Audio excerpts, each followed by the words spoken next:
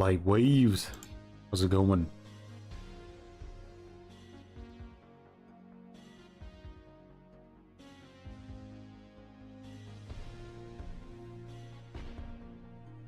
Solo queue is beyond unplayable. I feel you. I definitely feel you. You know what? Let's warm up with a solo queue game, shall we? Just get a nice little warm-up solo queue game cooking. Let's maybe throw in an insta heal because you know that's the world we live in. Oh. Hello, I'm here to say hi and then say goodbye. No. Goodbye, kitty. Goodbye. Floki. Welcome on in. We're just starting off with a little bit of a cringe solo queue game. We want to kind of get a taste of what the solo queue experience is like. I was trying to do some archive challenges yesterday. My teammates, guys, you don't understand the level of GlueSniff that I was experiencing, all right?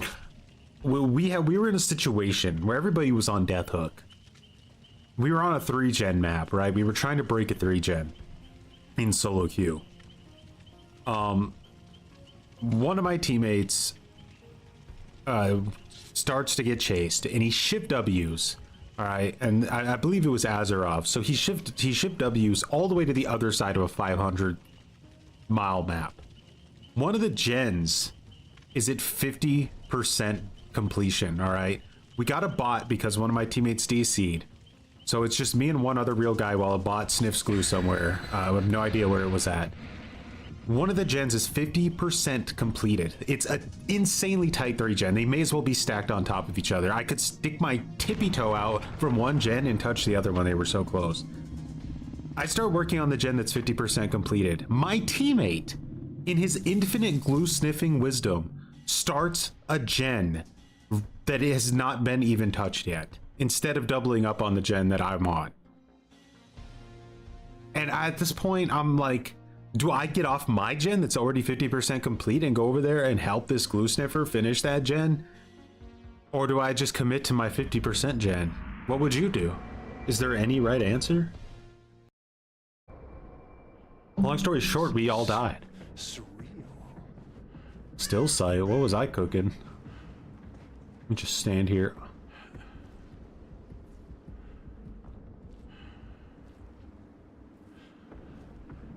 Alright, you know what? It doesn't matter. Let's just get on a gen. We're glue sniffing here.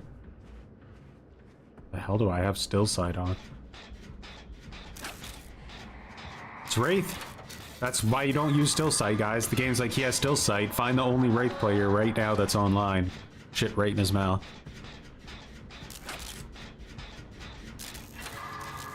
The 3-gen was in an absolute nightmarish corner. There was literally nothing there but a dead zone. So, yeah, once he forced us out, we couldn't get back in. It was impossible.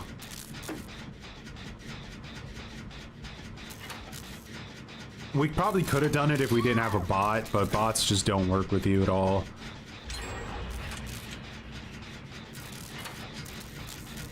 So it was essentially a duo trying to break a 3-gen at that point. Beautiful. Floki. Much appreciated for the 2 months of cringe. I hate Wraith. Did I tell you guys that? Like, I really don't like playing against Wraith. I think if I could pick one killer to never play against again in this game, it would be Wraith, which is why I play against him every time I play solo queue. What's up, Twix? We are doing well.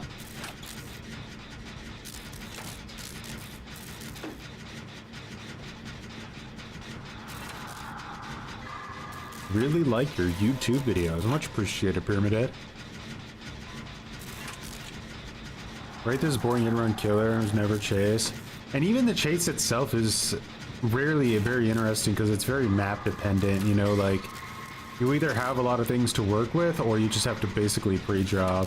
I don't know, there's not too much involved in it outside of that.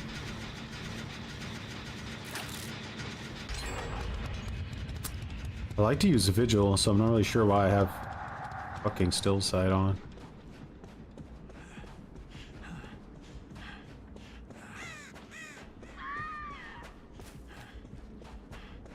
Wraith player worth their salt is also going to be running Bamboozle too.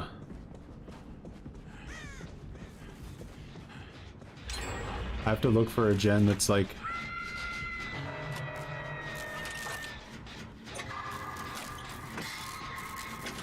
This isn't going to work out, is it? No.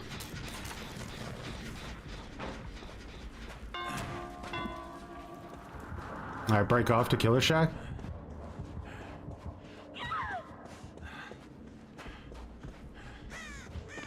Now he goes right back to the other hook. So my only real choice here is probably to let that person go second stage over there, right? Terrible choice to have to make, but I think that the Wraith is just gonna go proxy him now. So I gotta let this girl get unhooked so he goes back to that girl who just got unhooked now. Unfortunately, I can't use Shoulder the Burden on her because I'm not unhooking her. Alright, let's get our Sprint Burst 99 here. Bro. She had Kindred, by the way. That guy knew that I was coming and still chose to come anyway. It's pretty cringe.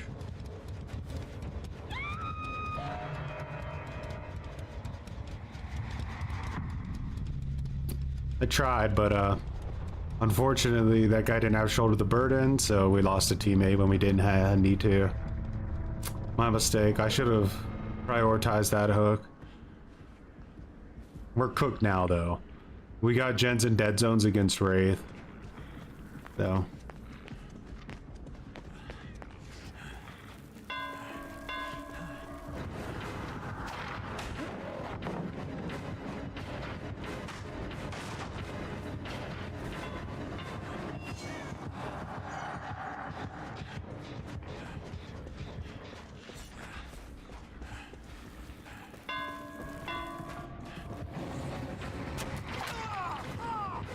I don't know if I accept that hit, but I don't have much of a choice, do I?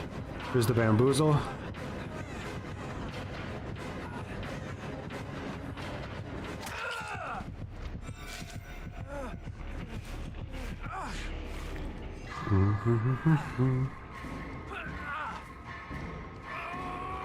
Twins is the most annoying killer to play against. I feel like with Twins, you kind of just need to accept that you need to be doing a lot of resetting. If you try to greed gens against Twins, she'll destroy you. Anytime somebody's injured, you have to prioritize healing them before you do anything else. So you're kind of forced into a match that's going to be very, very long. But as long as you stay on board with the plan, you can make it work. Does she get this heal off? I could have had Resurgence, you know, I'd have been healed in 2 seconds. Holy Survivor gameplay! We wanted to see what was going on in the solo queue spectrum.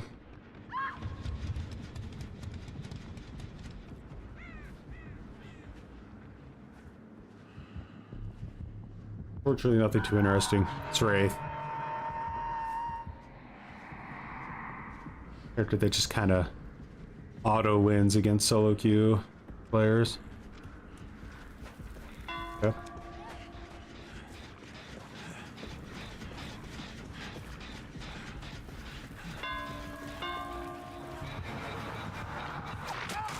Oh shit. Just go for it. If I die, I die.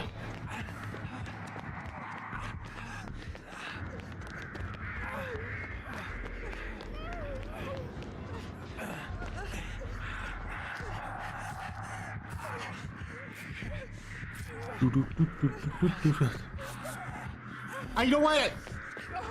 Screw you.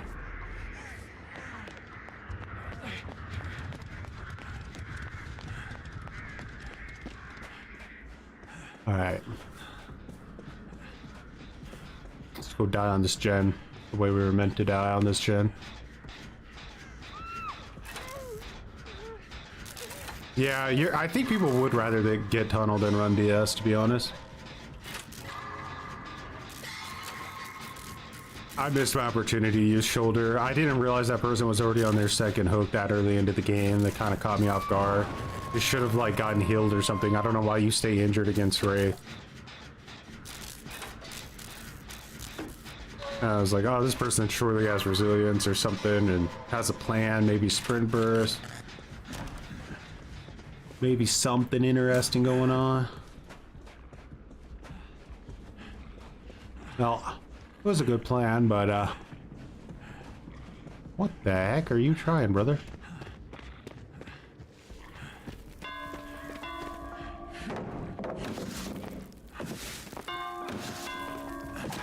He actually uncloaked all the way. I didn't expect it. Well, we're dead. Here comes the bamboozle. He goes through, right? No, he doesn't go through. Ooh, bad play on my part. Ripperoni.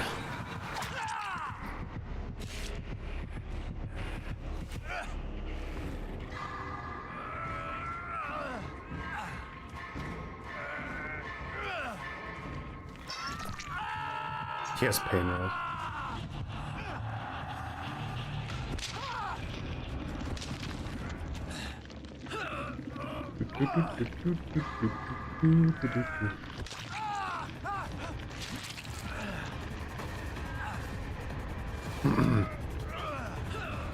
Well, yeah, solo queue. Good idea.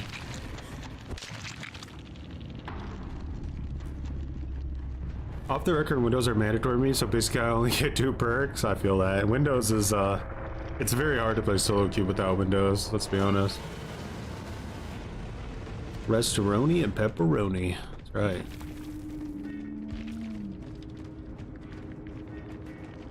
We got Eerie, but we just couldn't make it work.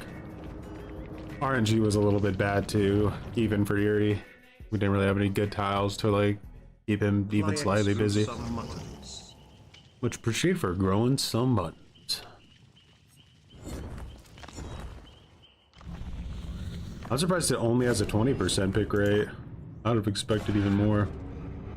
Alright guys, so here is the deal. We got 3 builds, right? We got 2 of mine and 1 of yours that you guys came up with on our last stream. So we're probably going to start with yours, and then we're just going to play them in rotation and see how they all fare. Now, the bottom one is your guys' build that you came up with, and it's pretty similar to my middle build. But yeah, we'll see. I mean, it's different enough. What's up, wins?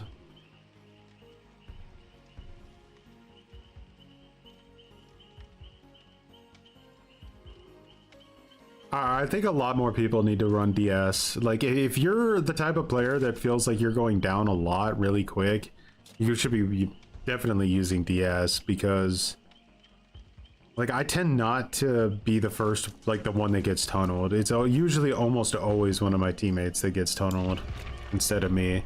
I mean, it happens sometimes, but not often enough that running DS makes sense for me. Like, I'm way better off running Shoulder the Burden or Reassurance or something like that to slow down someone else getting tunneled.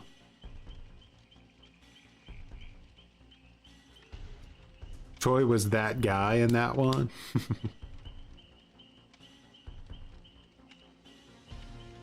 That's true. Caldro and Town watches Torch.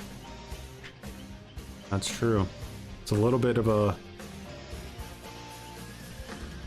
working against itself. What do you guys think? Do we keep this and we say, hey, it's worth it anyway? Or do we say, nah, swap out to Blacksmith's Hammer? Because it's your guys' build. So we can make that swap. Come on in, everyone. What's up, Kai? Why not Game of Foot? Game of Foot is on my endgame build. Or why Game of Foot? It's because that it's an endgame build, and Game of Foot is going to make it to where the person I hit, who has been in chase the longest, is going to get turned into the obsession, which will allow me to potentially instantly mori them. So that just wiped someone off the board completely, no matter how bad of a match it was.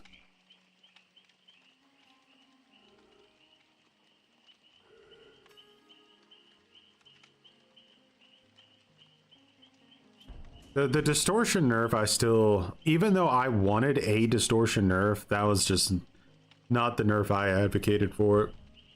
I think it ruined the entire, like, stealth mechanic of the game. Good swap for Broken Hill. It's true.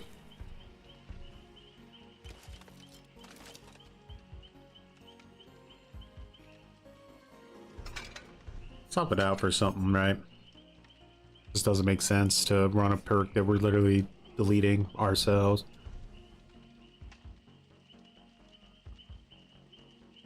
If it's not my favorite slugger, Choi. I'm glad to be your favorite. I truly am.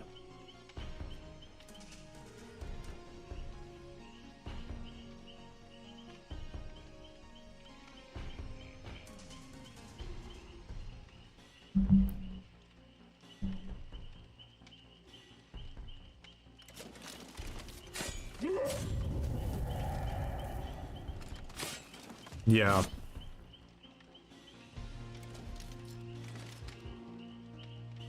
Oh, Troy, can I get a shout out?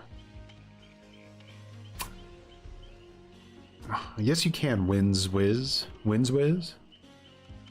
Am I saying that right? Do you think Blacksmith's Hammer? They're kind of very similar, right, in what they do?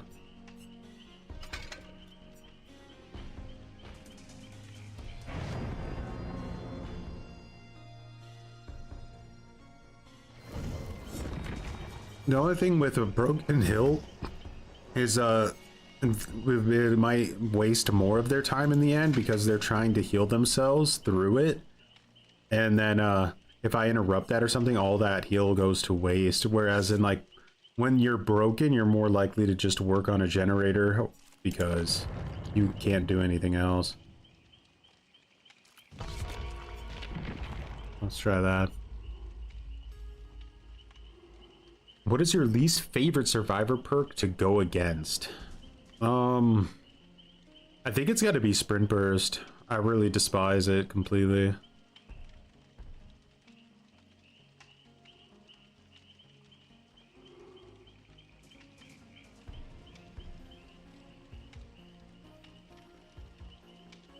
Absolutely despise it.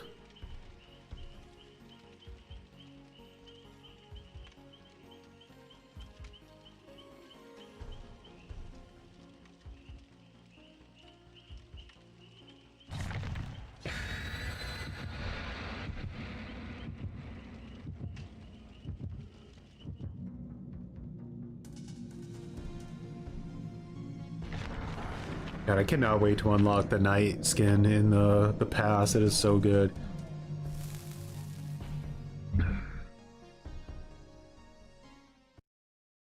All right, ready. Starting off with your guys' build and then going into a rotation. Off topic-ish, but I might use your stream to snooze. You've got a calming voice, man, and it's 5 a.m. I appreciate it, Death Ride. I do. Let it soothe you away, and if I get salty, I'll try not to screech.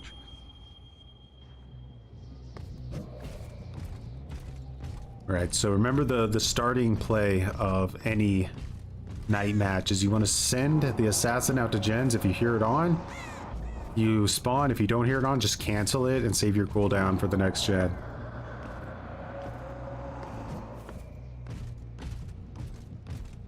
Okay, I have a feeling this one's going to be on here based on those scratch marks. Alright. Gotta get out of the way of it. I don't want to get... If I even touch that radius for like a second, then I'm already trolling. Over here to cut her off. She got away from it. It's impressive.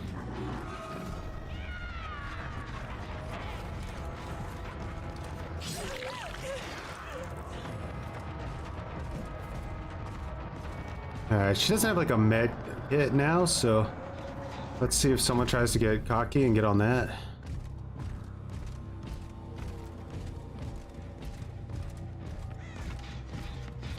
Alright, we are now in a chase. Kinda wish I had my Carnifex right now. She messed up, I think we get a hit. Oh, she had balance, that was on purpose. That was actually an insanely good play.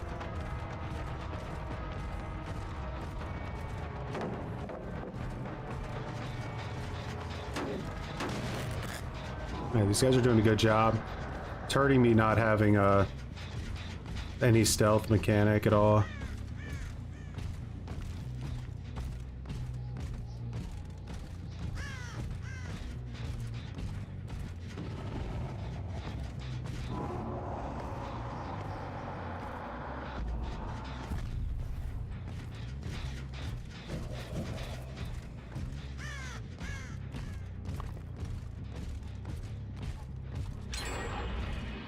Team's running circles around me. I'm not seeing scratch marks. I'm not seeing anything.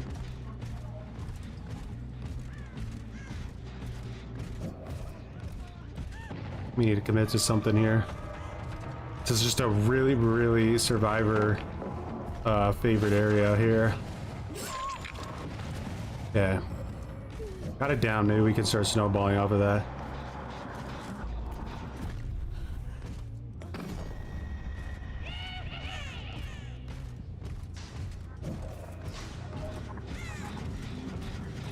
Maybe we protect this 3-gen. I think going back and forth between both sides of this map isn't working out too well for us.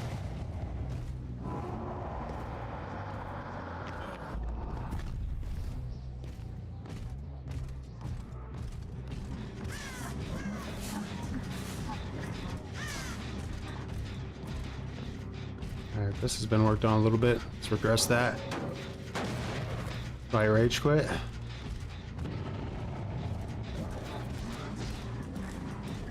She's gonna be close enough that she's gonna see this girl.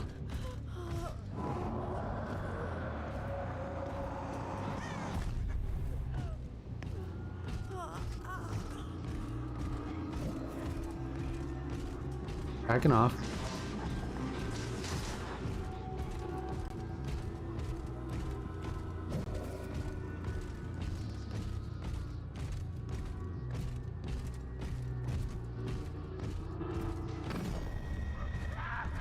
Alright, well, that's one chase.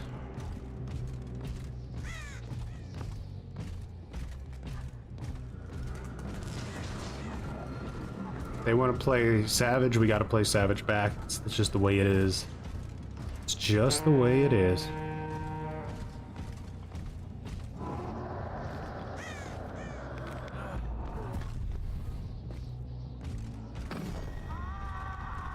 It was a bot. So we're gonna have 2 people down back here now.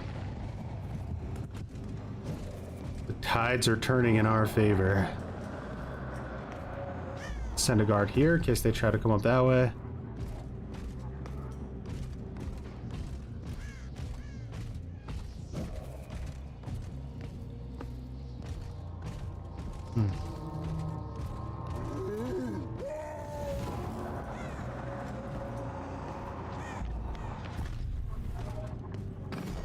Alright, we got a Michaela. Is she gonna... She's gonna run into us, so she's had enough. She's going for the unhooks.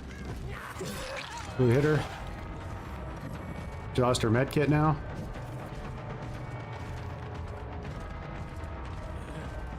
She runs right over top of the bot, not interested. Got a little bit of a speed up there. Not really sure where that speed up came from.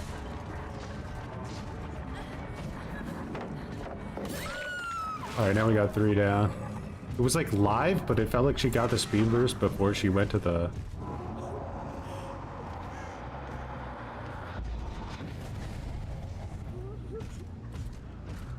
Alright, so we know someone's down there.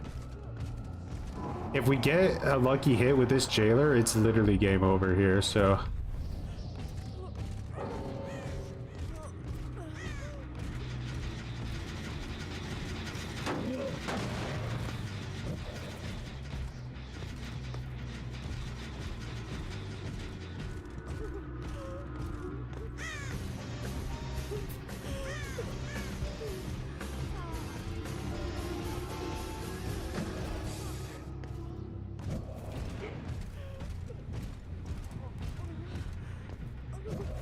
Tactical match. Fair enough.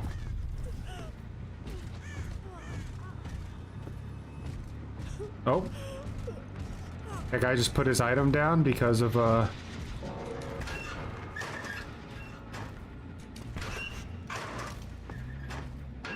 Oh, he had that on. Oh, unfortunate. But we're good now. It's over. So that was 100% weave, by the way.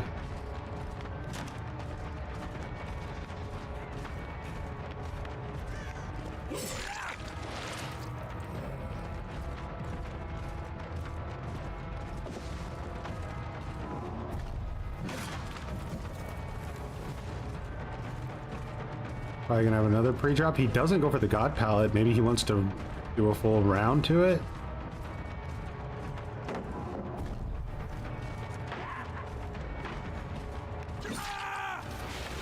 Alrighty. GG.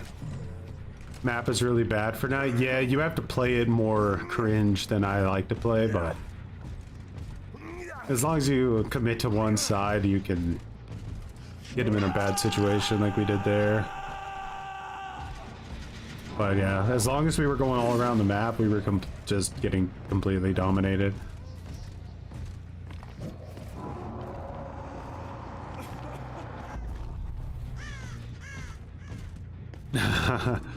Double XP TCM. Maybe it'd be a chance to play some victim in that game for once. Not really worried about picking up the bots. Their experience doesn't really matter, does it? We've getting that rat finder value, true.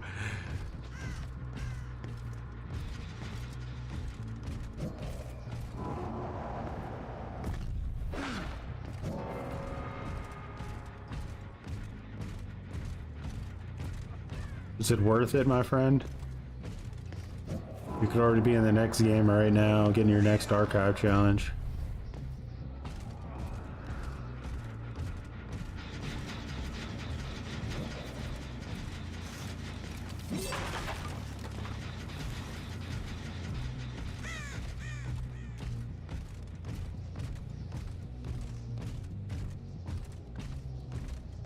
Wouldn't it be nice if survivors just instantly died on hook and there wasn't this stupid like 4% chance?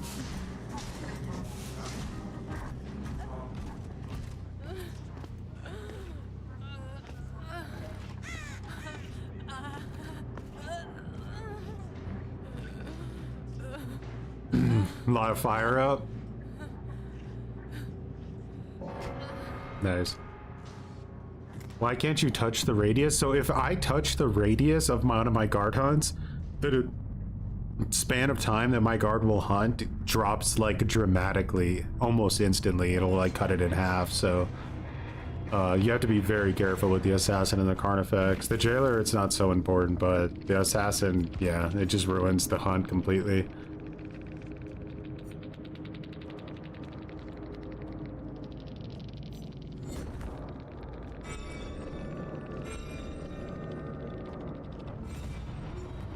Alrighty. Just like that, we are through the first game.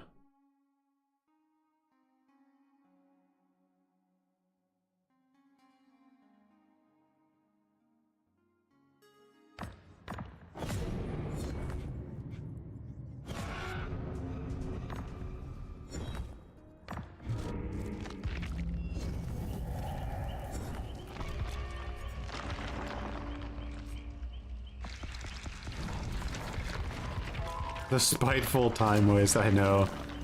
I feel like Killer gets blamed for that more often than Survivor does, but there's a lot of spiteful survivors on this game that will definitely waste your time.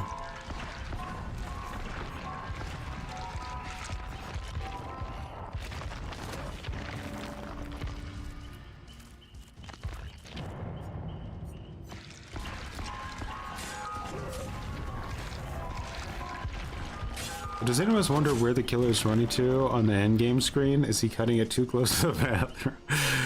I don't feel like I'm going to be able to unthink that.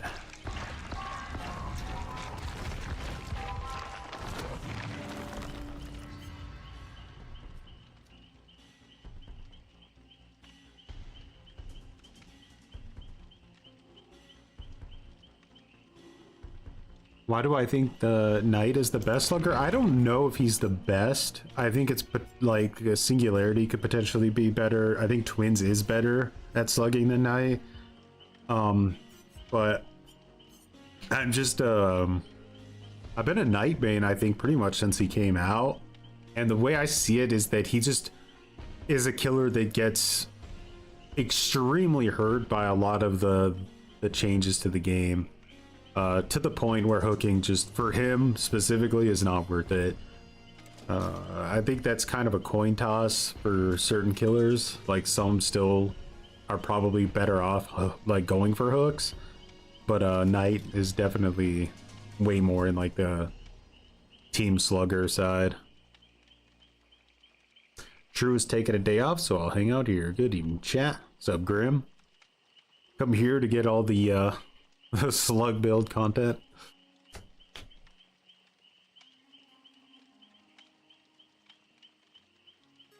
I was watching Mr. Tater, and I'm a follower as well, but he plays Survivor. We both were saying that Endgame is a lot of basically was looking for 4K, and I'm like, hey, that's me every time.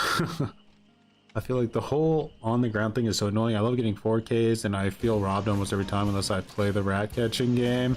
Yeah, it would be nice if there was something a little bit more built in for, you know, kind of wrapping up matches once they're really over.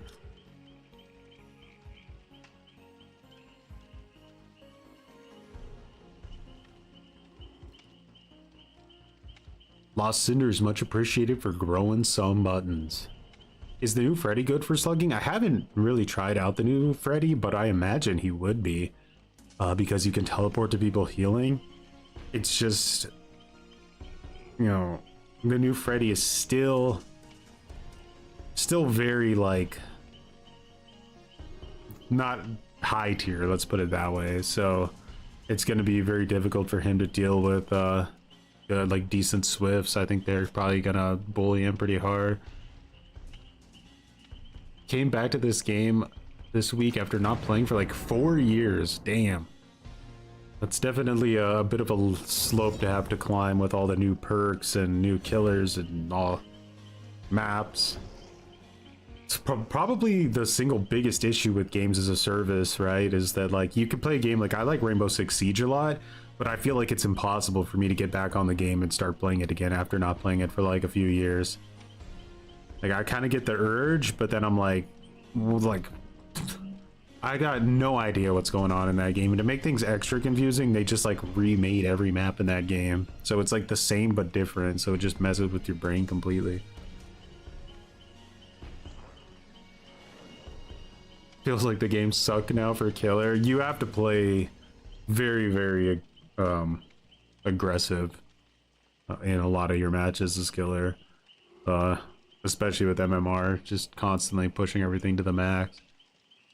It's quite a relaxing strat, not gonna lie. Yeah, I noticed it like almost immediately when Shoulder the Burden came out. I was like, okay, for me this is kind of like the straw that broke the camel's back. Like it's just I don't see any because I know what's gonna happen, right? Like I'm gonna not be tunneling, I'm gonna not be playing in a way that is unfun, and I'm gonna get somebody on death hook, and then later on when I have like 1 or 2 gens left and I need that survivor dead, someone in their Swift is going to use Shoulder the Burden on them and make it to where I don't have anybody on death hook and just basically, you know, screw me out of a win.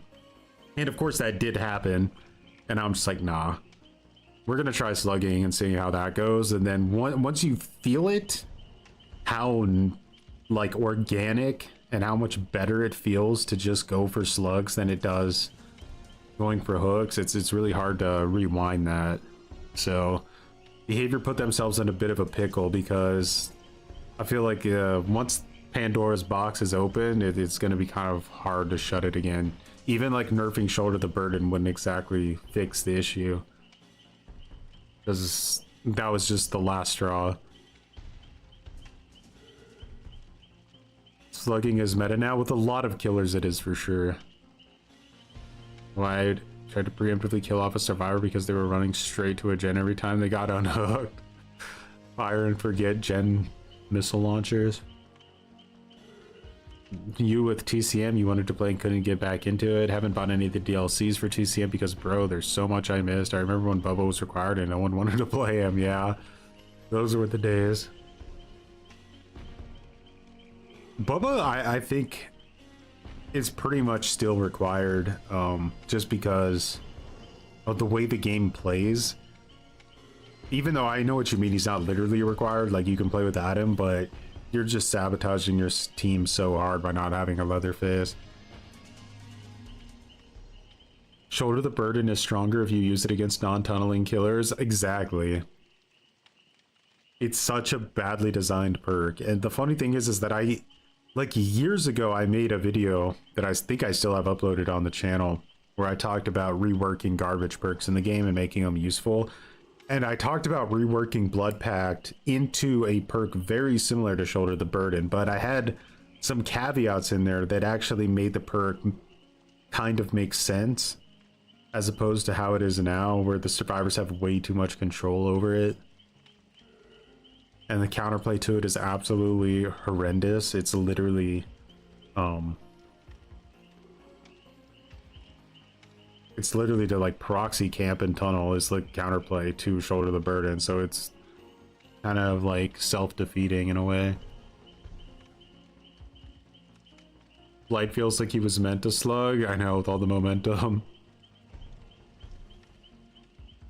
Yeah, being like a really tryhard Blight player, a Nurse player, you could probably obliterate lobbies pretty quick if you know what you're doing.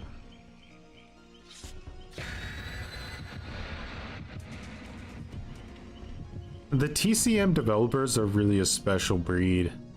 They really are.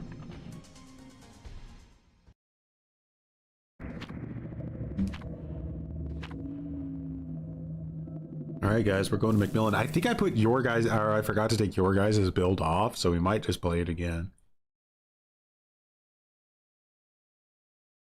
STB should apply to a survivor who was hooked twice in a row at the very least. That would be an idea. A real true anti-tunnel. Then they could get rid of the exposed effect, right? Because if you're truly like hard tunneling somebody like that, then the survivors really shouldn't be punished for using the perk.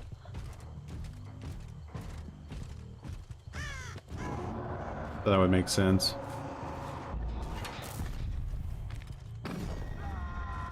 If you ever see anybody play Knight without call to arms, guys, please just show them the way. Let them know that they're making horrible mistakes in their life.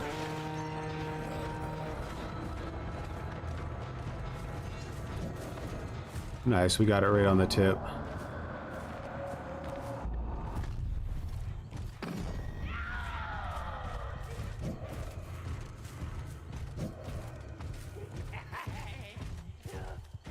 Does she double back? She could. I'd rather get the hit because now no more medkit, right?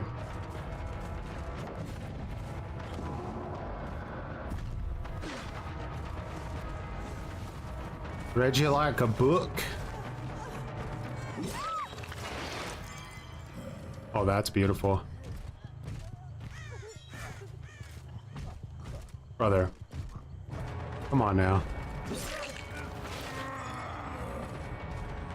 This is kind of a risky play, but let's go for it. See if we can catch him.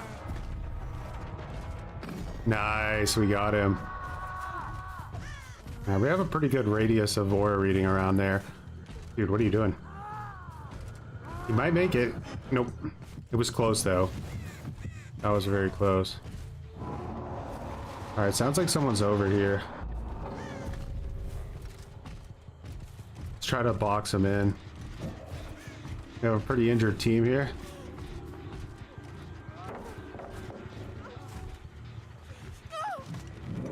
I didn't mean to do that.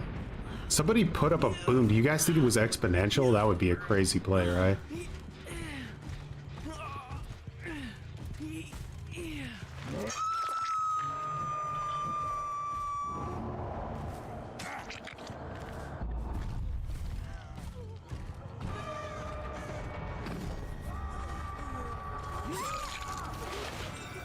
Now, Weave did so much that game. Don't run, David. It's over. You're hooking? I just did that because it was time convenient, basically. Ah. That felt like it could have potentially been exponential. How fast she's getting him up.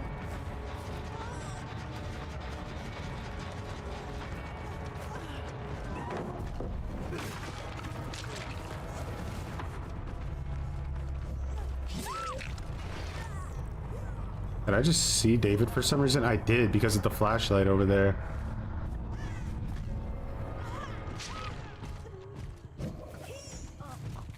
I don't think we're too worried about David, are we? He's a bot, you know?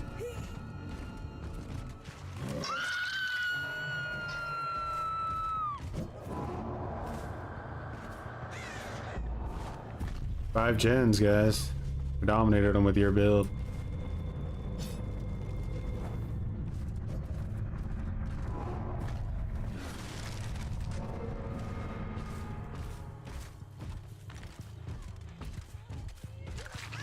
Look at him.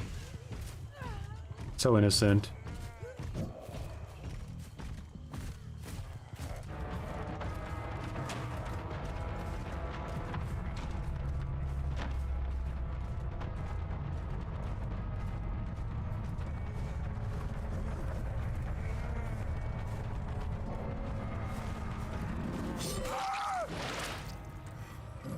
GG, David. Yeah, there was a decent amount of rage quitting. Shoulder the burden is powerful enough to where it should inflict broken for the remainder of the trial. Potentially. That's strong. I don't really like the idea even of the perk, you know? It's so disgusting. It's just yeah. If it was like some kind of thing. No, it was exponential. Nice. Yeah, she got up really fast.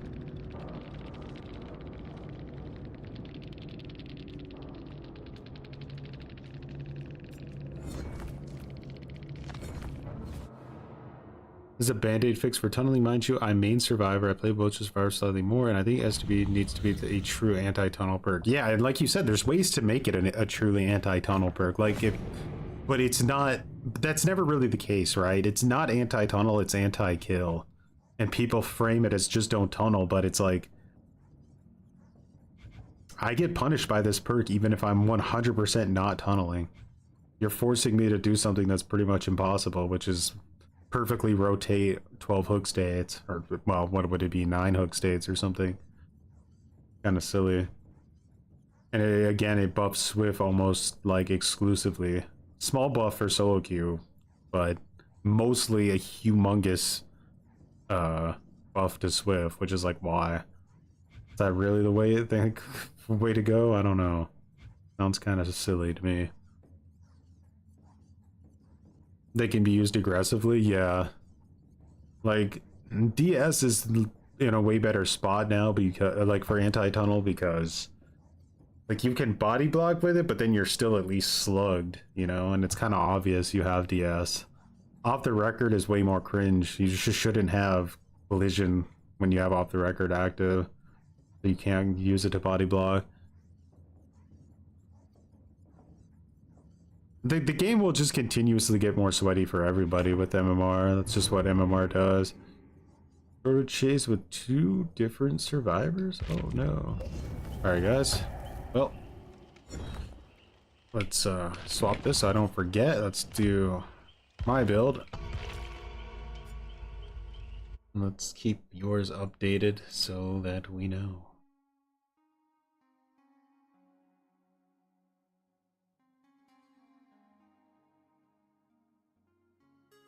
Maybe we play each build twice in a row.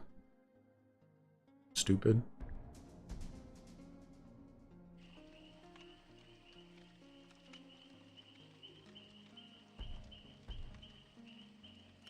If you're healed, you can body block twice. Why is that a thing? I know, that's so silly.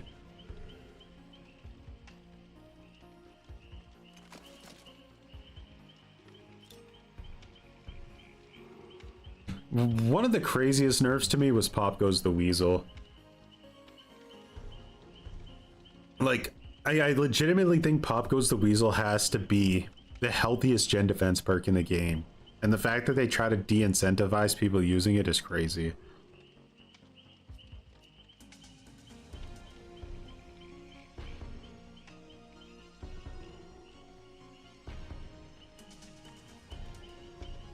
Not a free here. Let's keep this one person alive, especially in a coordinated swift. You can use it, for example, to keep your best looper or whoever alive with it.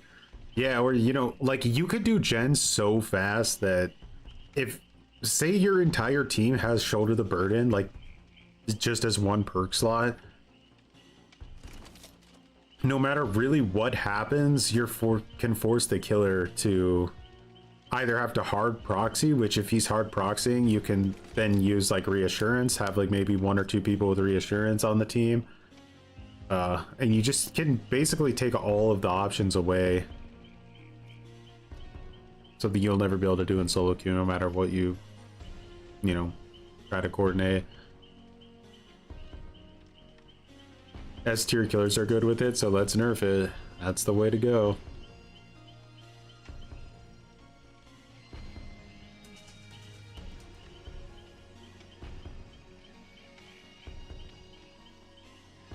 Did you get Salt already? I haven't got Salt, but I have gotten DCs in every match so far. So there's definitely some people being unhappy. One Unbreakable cost me 19 minutes of a match instead of 5 minutes. I'm worried him. Well done. I had one of the games I lost when we were kind of like doing a streak at the beginning of this was a match where I slugged everybody to death in literally like the first 5 minutes like that, and then one guy had Unbreakable. And the entire team reset, and I was kind of like feeling myself a little bit because I dominated them so hard. I thought surely, you know, there's no way they're going to be able to recover, and they actually recovered, and I think got a 2-mana scale. Kind of wild. So I'll never make that mistake again.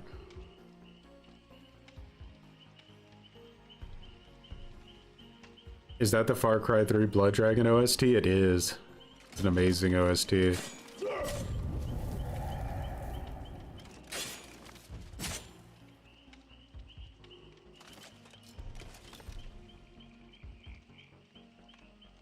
I want to learn Nurse, but it's hard to learn. Being matched with survivors with way more skill feels kind of bad. Feels like I need to make a new account to learn her.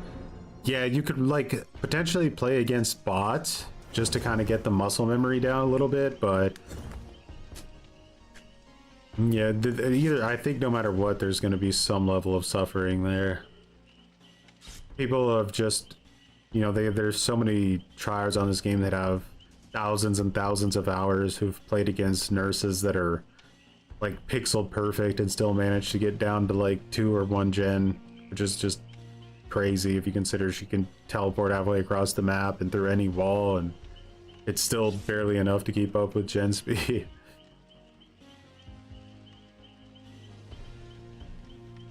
Go hard or go home, as they say. Yeah. The Swifts can cover literally all of their bases if they really want to, and the massive tryhard ones will do that.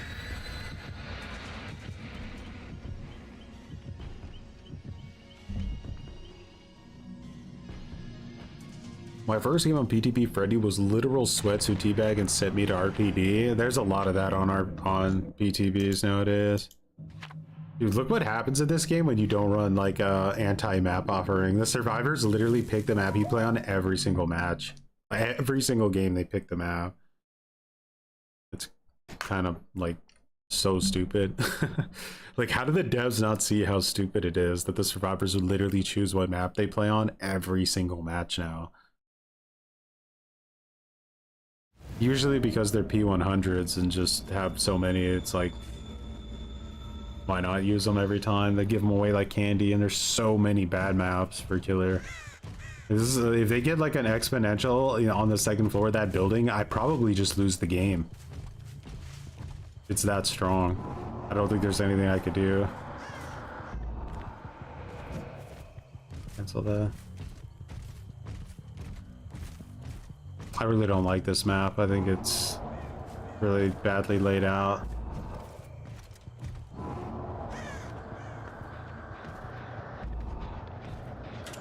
Unfortunately, I got caught there, but it might have been invisible, so it shouldn't matter. Alright, so this is my build, right? So I have no terror radius, so now I'm gonna try to... Oh wait, he got instantly caught again. Let's go up that way. Alright, so now I have no terror radius again. Let's get to this gen, see if we can sneak attack somebody.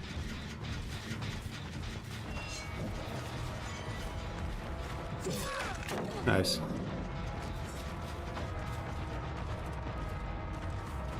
There was someone back here too, so we're getting a little bit of a snowball. Didn't hear her turn around on herself like that.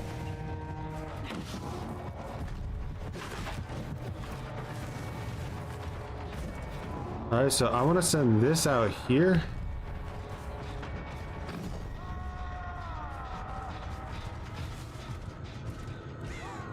Where'd that Sable go?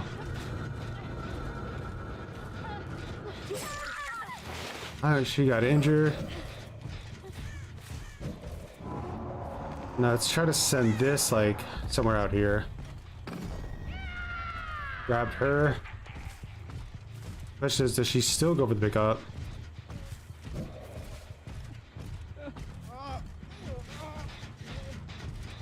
What's she trying to do? She got down. Alright, so we know the last person is headed over here. Maybe we can panic him. Alright, let's hope none of them have Unbreakable.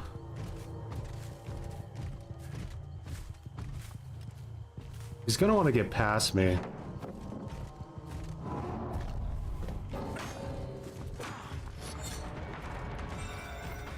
Remember, I have force hesitation here, so I'm actually not gonna hit him because I don't want him to get further ahead than me, right? Like, if I hit him, he gets too much distance, but if he goes for the heal on her, and I hit him, I recover. Unfortunate, I thought I would have an extra second, but... Oh, that's really unlucky.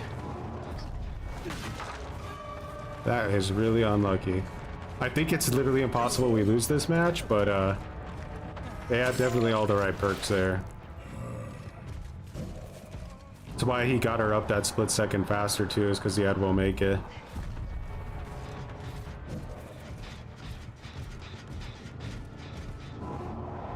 He drug it out. I don't know if I agree with that decision, but he definitely drug it out. Did they all leave over here? No.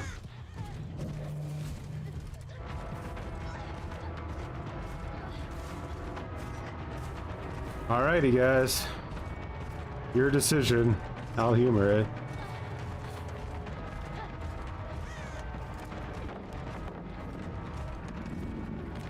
Not letting me spawn my guard for some reason. It's annoying.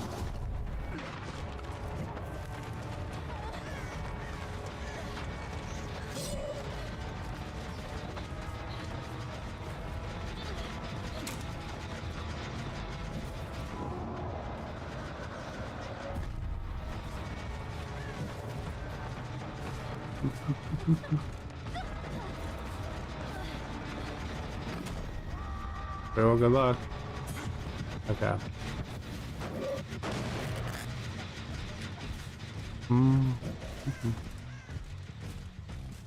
think I heard Elodie.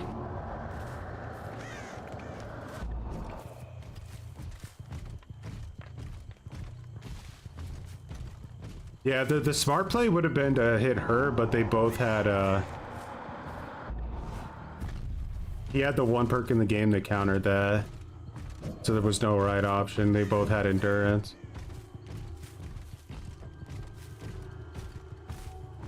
They're gonna want to finish Killer Shack because they're probably desperate. Need to stop that heal. Alright.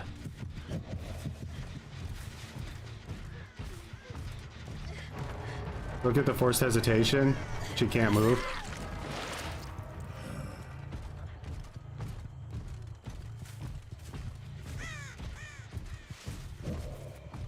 These guys are probably gonna be popping a gen here soon.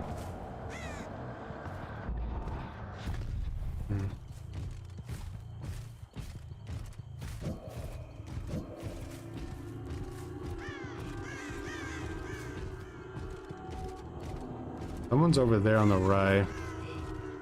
Anyone over here on the left? There's the gen pop.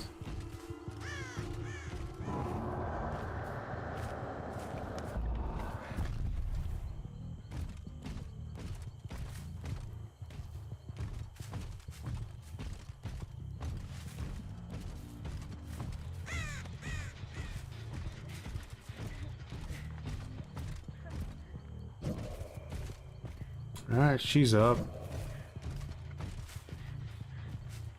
Mr. Dracula boy doesn't want this match to end.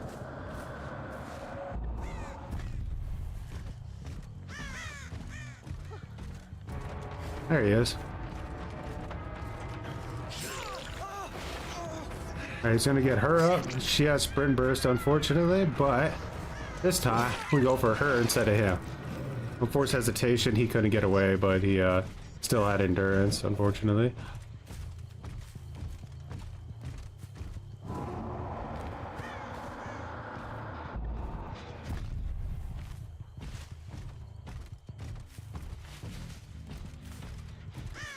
What is that? Is that Jake? It's Jake. He gets that.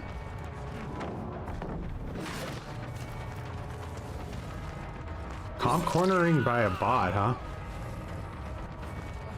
That might be one of the most disgusting things I've seen in a while.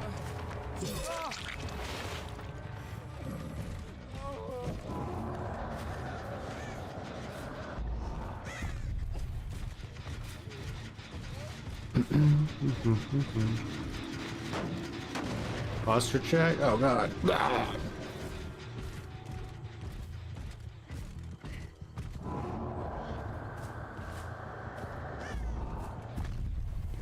Yeah, we saw him over there.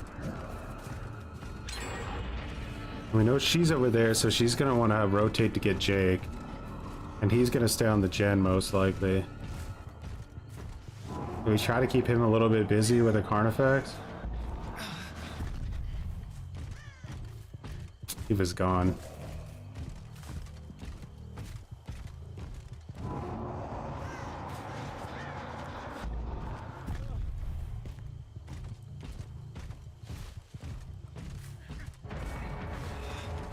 Two, 3, 4, 5, 6, 7, 8, 9, 10.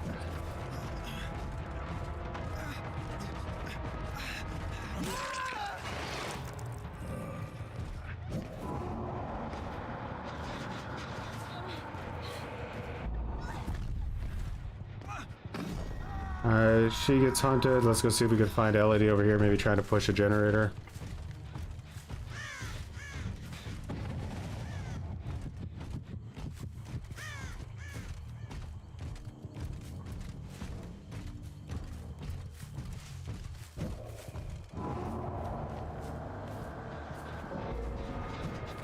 Jake is dead. We need a slugging guide.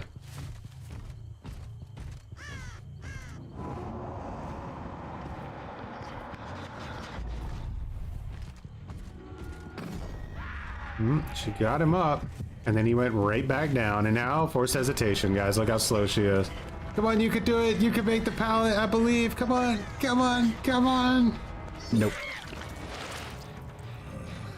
And yes, that was toxic. All right, let's hook him. They're gonna be dead in 5 seconds anyway. Just saving my time.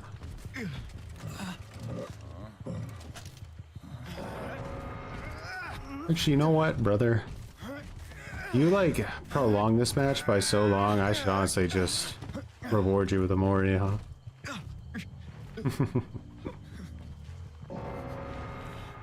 I got tunneled out today because of holding W with leader, provincial, and streetwise. That was fun.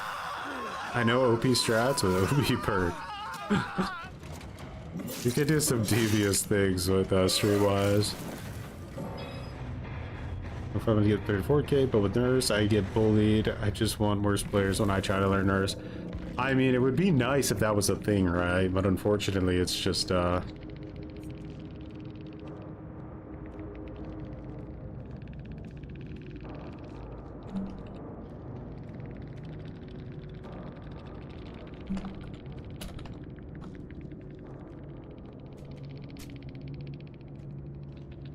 I believe Jake left him like that, guys. So cringe.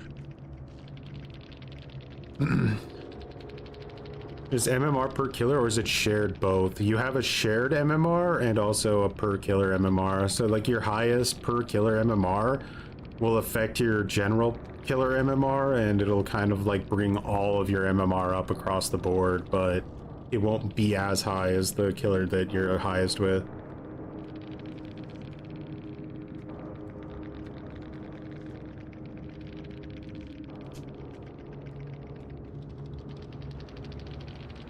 I think the night animation was always like this, if I remember right.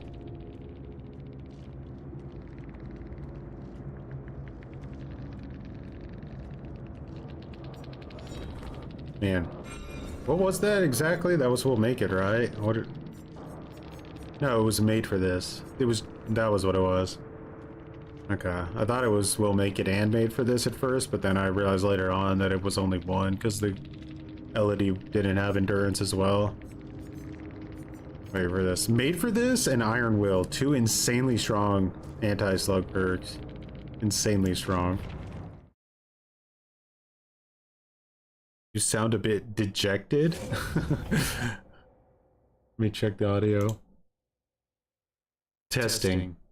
1, 2. Cringe. Sounds okay.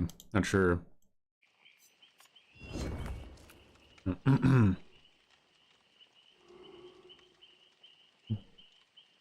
Oh, congested. Is that what you mean?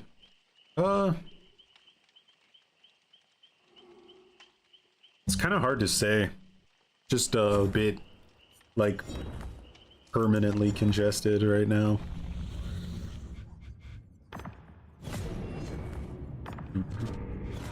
Fairy survivors, what the cringe?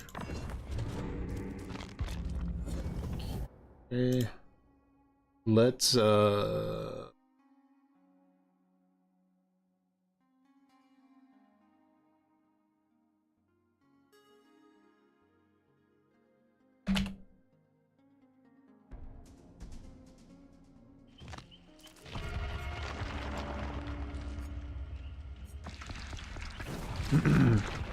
almost held 3 hackers and a PlayStation player swipping with them hostage for an hour. They suddenly all decided to leave after I said to PS player mid I'd be fine sitting in the game for an hour.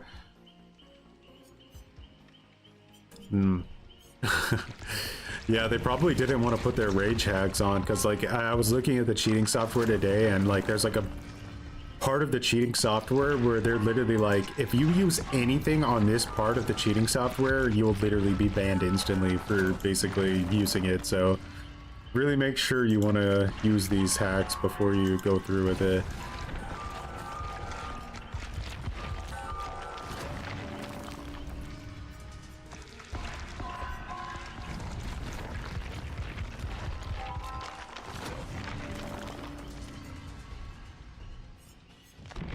So I have 32 sacrificial wards again, so we can start running off. I mean dejected, as in down in the dumps. I think it's because I'm used to your video when you're always full energy. Aw, how's it going, guys? the YouTube like video narration voice. Yeah, we get a little bit more lazy for sure in the streams, especially when it comes to like during matches, because like 80% of my brain is so committed to, you know, the 4v1 and trying to win the game that I only have about 20% left over for other functions, including speaking, breathing, not drooling on myself. Why are my stream times so varied? Because in Germany, like, you guys surely have this everywhere now. But we have like this rotating shift, right? So it's like you work like 5 a.m. to 2 p.m. and then you'll do that for like 3 days, and then you'll work from like 2 p.m. to 10 p.m. and then you'll do that for like 4 days, and then you'll work from 10 p.m. to 6 a.m. So you just are on this like constantly rotating shift, and it makes my streams shift around with it, basically. I'm not German, but I do live here. Take advantage of all the delicious Germaniness.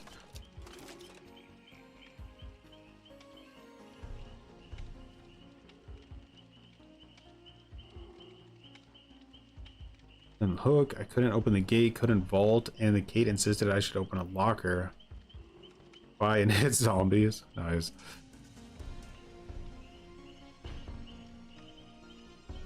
Ooh.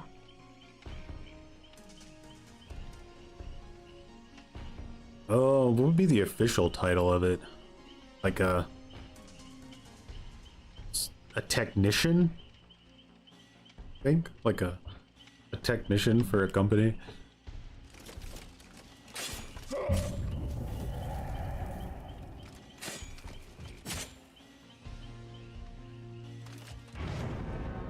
He was the PSN player I messaged her after I noticed I couldn't do anything like, hey, do gens so you can leave, but now, heck, a hacker made a PlayStation account, just messaged me like, what happened?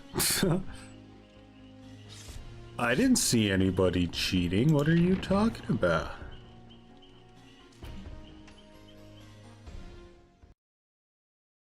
Like, I had a match a few days ago. I actually have it recorded. So there was like a situation like that where there was one person left standing up and the other three were slugged, and I was chasing them, and then all of a sudden it was like impossible to catch them, but it was Leary's, so I couldn't see them, but like all I was finding was scratch marks, and I was like, what the hell's going on? Like, how does this person keep resetting everybody over and over again when I have them like cornered? It doesn't make any sense. I thought they got to be cheating. And then, like, finally, they just went full-blown rage hacker and started speeding around the map like 100 miles an hour. Drug out the match for like 20 minutes. And then when the game was over, I was like, man, like, that was boring that you got, like, drug the match out like that. And, like, all of the people on the team that weren't hacking were like, what do you mean there was a hacker? I didn't see a hacker. I'm like, guys. There's no way you didn't see that your teammate was literally speeding around the map at 500 miles an hour. I reported him and he got banned the next day, did you?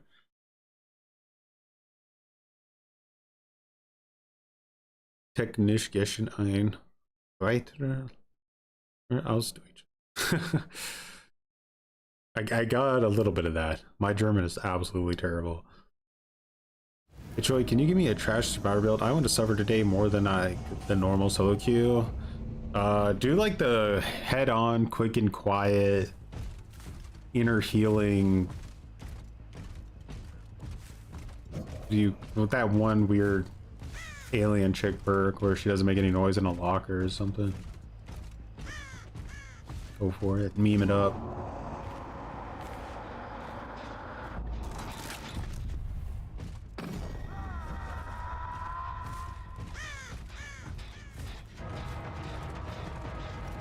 She got hit over there.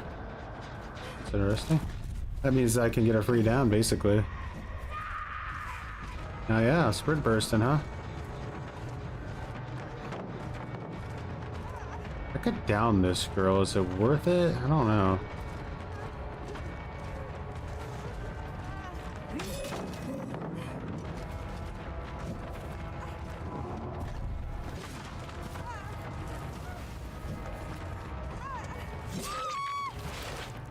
Alright, there goes, I'm gonna get this guy off of this one, to be honest.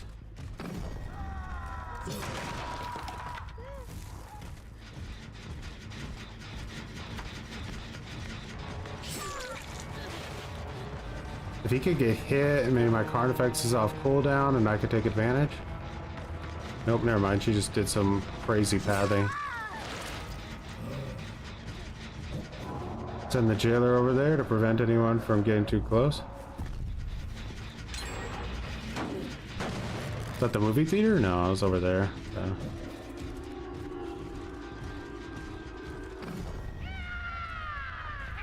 Okay. Who's here? Yeah, get the hell out of here, Ronaldo. Oh, they're both there.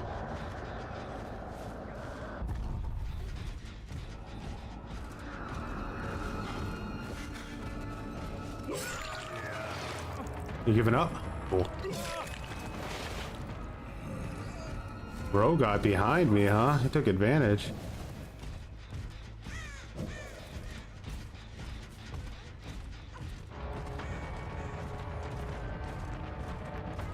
Got a knockout on that girl back there. You realize running back here is actually worse for your team than if you had just gone down right where I downed you, right?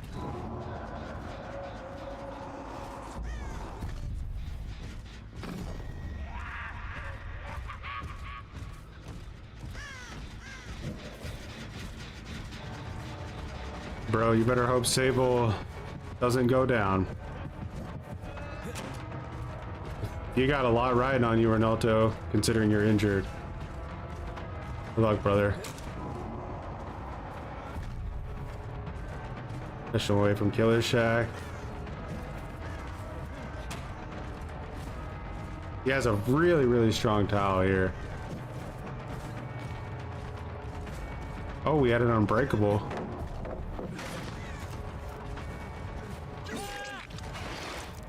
Well, the game continues then.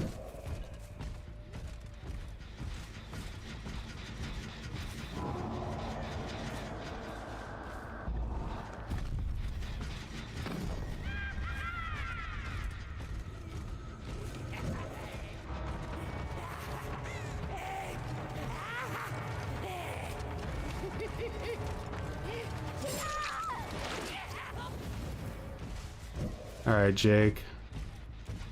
Who are you, huh?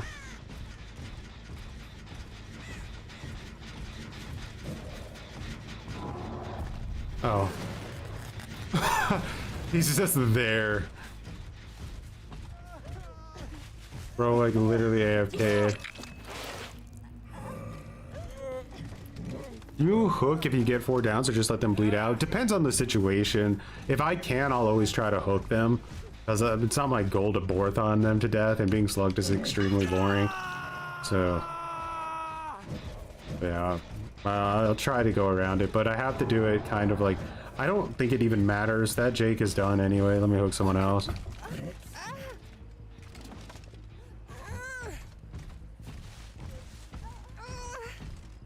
Yeah. Like, if there wasn't a possibility to Kobe and drag out the game for another 10 minutes, I would definitely hook everybody really fast, but unfortunately we've been in that position sometimes where they'll Kobe right now, reset, and then drag it out, and it's really uninteresting.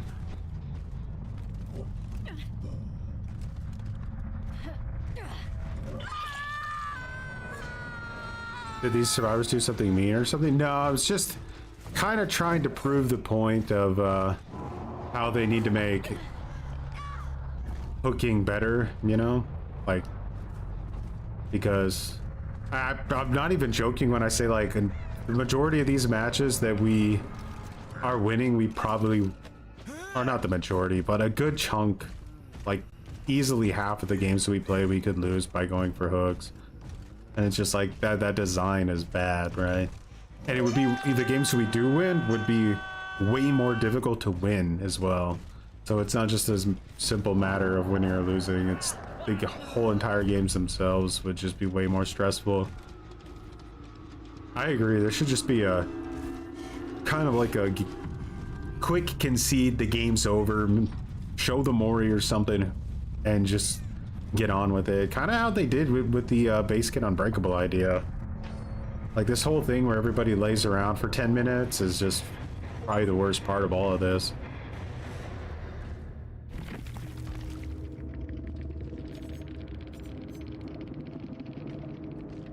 Alright, so they brought an Azerov's key and a Crow's Eye. I countered that with the Sacrificial Ward. This guy had Deliverance, Decisive Strike, and Dead Hard. I countered pretty much his entire build with by not hooking, right? I also countered his flashlight because he can't get a flashlight save if I'm not hooking. This person had Breakout, so they were going to try to maybe body block or something to help someone get off during a hook. I countered DS here, nothing crazy. This guy had Soul Guard, right? Like a extremely strong anti-tunnel perk. This was an entire anti-tunnel build this Sable was running. The only thing she got value out of was Unbreakable. So that's just how strong it is, right? Like this build, I always say these anti-slug builds a lot of the time will do way more damage to me if I'm not slugging than if I am slugging. Because here I just burn through this like it's nothing, right? But if I'm trying to play normally and there comes a moment where I need to slug somebody for pressure and they have Unbreakable and it means nothing, then that's like massively detrimental to me. But in this situation, it's just barely an inconvenience. And I have no hacks, right? What if there was at least an experiment game mode event at 6 gen start and there could be 4 gens remaining nullifying 3 gens? I would be down for all kinds of experiments. I kind of wish that behavior would go that direction a little bit more than rehashing, you know, Chaos Shuffle and Lights Out and stuff over and over again. Like, let's just keep trying like things, you know? Yeah, maybe try out something that maybe would work it well in the main game mode, but is a bit too risky to just implement without first trying it out in like an event or something. Hook 2 survivors in a single... Bleh. Get to that at the end.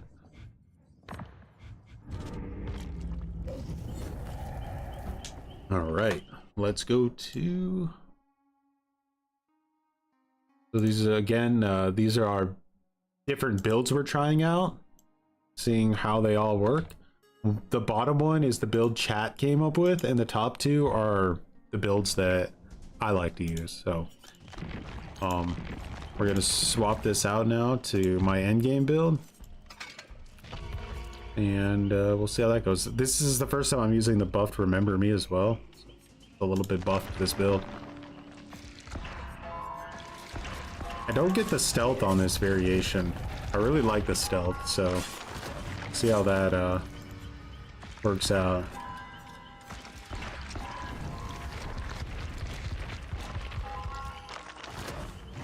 Current Corrupt should be base kit for all setup killers. I think just in general Corrupt should be base kit. I think the only like real arguments against it are that, you know, Nurse and Blade are too strong, but that sounds like a Nurse and Blight issue.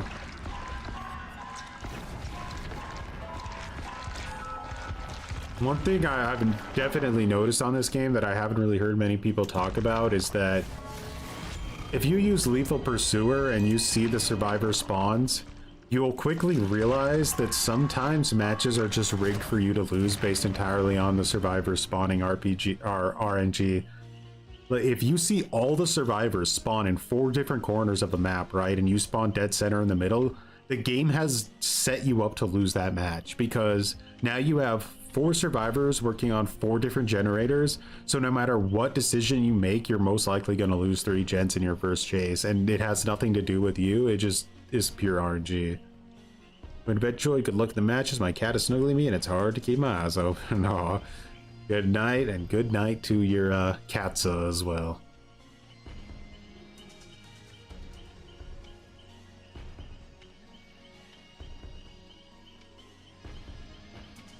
Like how it's always S tier killers that ruin perks or playstyles. Might as well delete them. Yeah.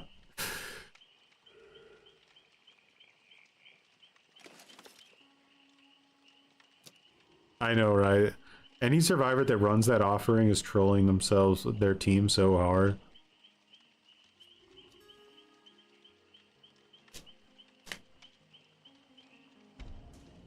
That's what PTB should be for. It's true, but it's just, it's so hard. It's so hard to get valuable data on PTBs. Very difficult. Her name is Lilith and she's a black cat. Nice. I have a black cat as well. We didn't name her. She just came default named Stormy, but it is what it is. Just chunky and delicious.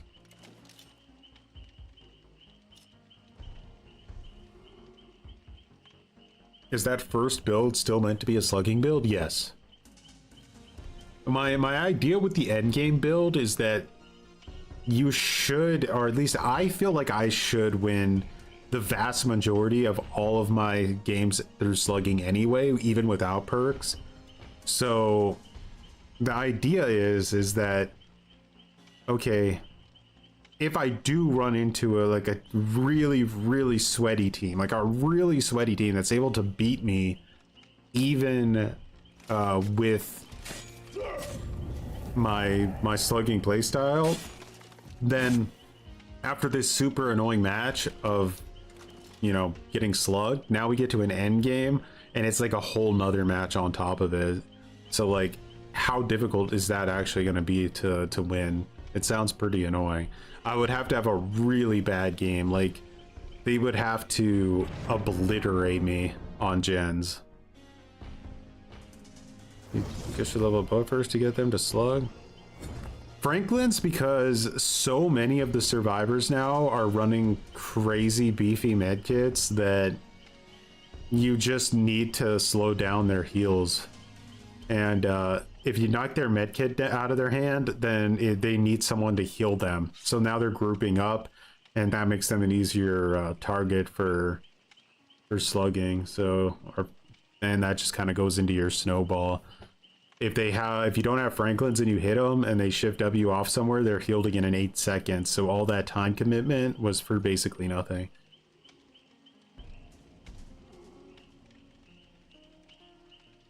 Yeah, that's game of foot. Good morning, Spookish.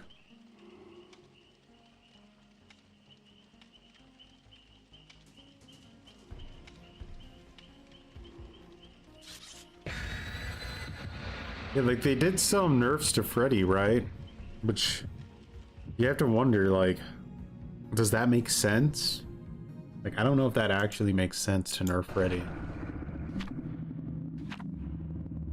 It's just weird because I can't really get inside the mind of the developers, right? It's like they'll look at Freddy and they'll be so careful with like the cooldown needs to be 7 seconds and this and that. But then they have another character in the game that can just phase through every object and instantly kill you. Like, it's like, what? This doesn't make any sense. Why are you so cautious over like a killer who's super mid? But then you have this whole other killer that's just a tactical nuke that you could just bring into the game every time. And that's never, it hasn't been an issue for 9 years. Like, am I on crazy pills? Like, are you really that addicted to your data? I hate this map so much, guys. You have no idea how much I hate this map. But I will say that with the night, it at least becomes like somewhat playable.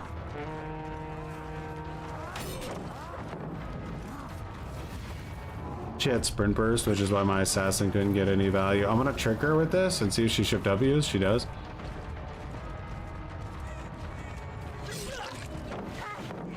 Alright, so she still has her medkit now, right? Because I didn't commit to anything crazy with this build.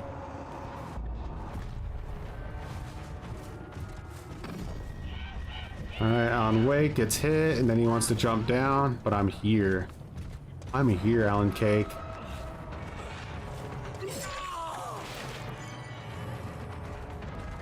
She should have gone for the stairs. Not really a good play to make there, no matter what, but she should have gone for the stairs.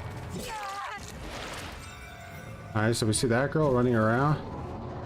We got a DC, delicious. Make sure to harvest the tears and put them in a bottle so we can drink them later, or put them maybe in a hot bath.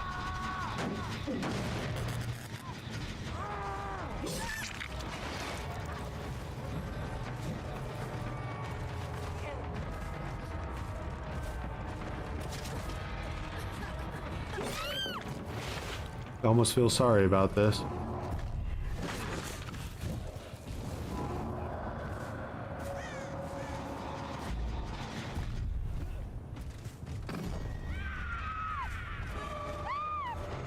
Alright, Leon's gonna be getting chased for 100 years. Let's go get him. You see how crazy this is. Alright. That Fung had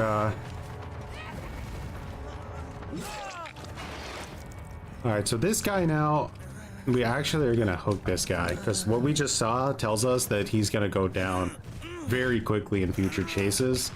And we want to start moving the dial, get one person dead. But he's the only survivor I'll hook. No one else.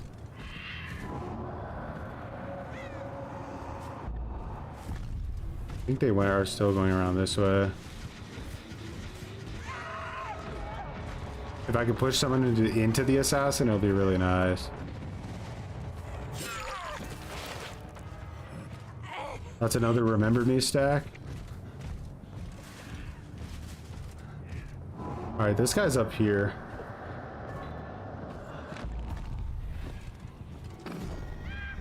I've given him basically no options. He has to come around here. He might drop down, I don't know.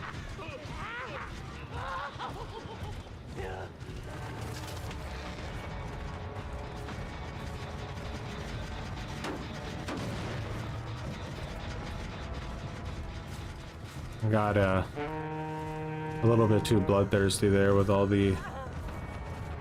I'm just gonna hit her. Sprint burst. Okay. Alright. Now we're kind of tunneling two people at the same time. We're doing a slug tunnel on this girl, who's a bot, and we're going to exclusively hook the Leon player. All three of them on that. That's crazy.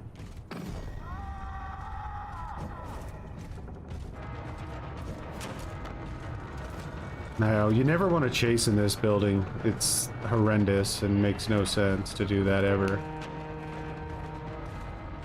Alright, let's just leave. It's actually probably the most unfair tile in the game. You should never humor it.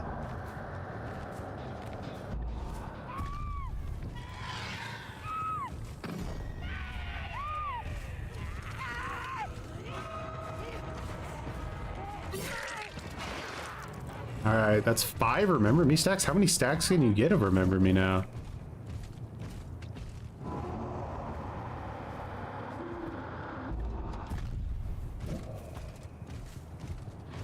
Leon might be on this gen over here. And he was. Alright, Leon's going down. We knew she'd be back here because she's just bloodthirsty to keep this game alive. As soon as Leon goes down, I probably... He actually got the banner. Massive respect. I don't know how he did that. He had to have sprint burst or something. If he would have gone down, I would have sent my jailer back here to stop this from happening, but... Fine.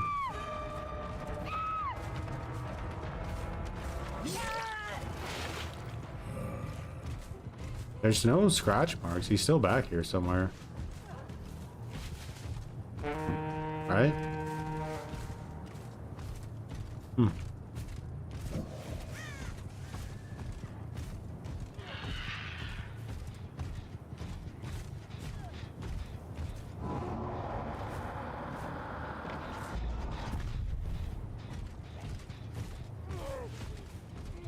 Just bleed this girl out, so that's one left thing we have to worry about.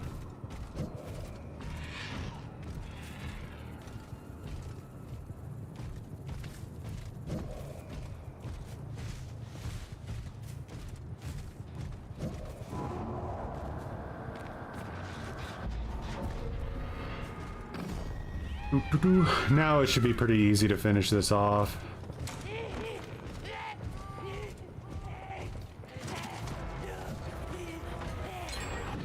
They're both up there.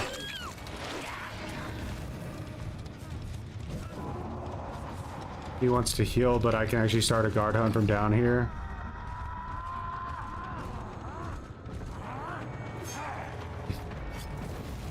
Swap to the Carnifex.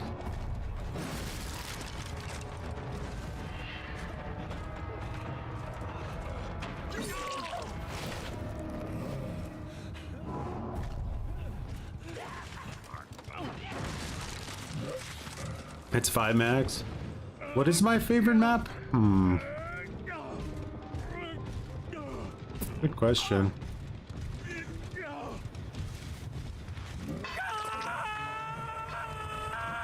I fully reset.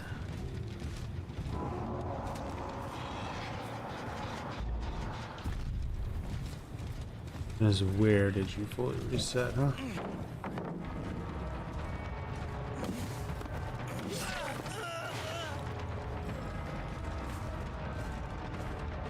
Well, if that's the case, then we kind of know. Oh, she was right there.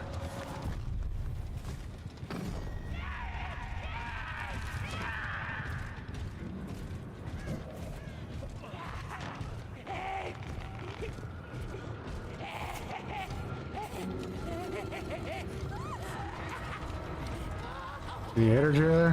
What do you think? Nah.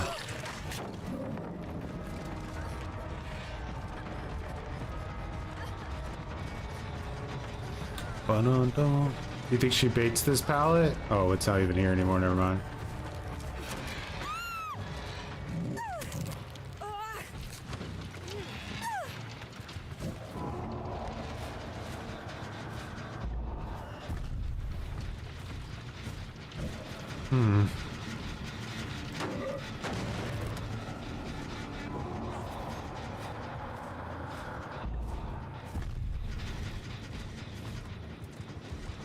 I hear him over there.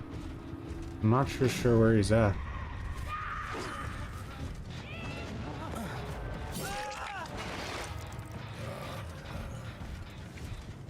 My own cake, do you really want to do this to yourself and your whole team?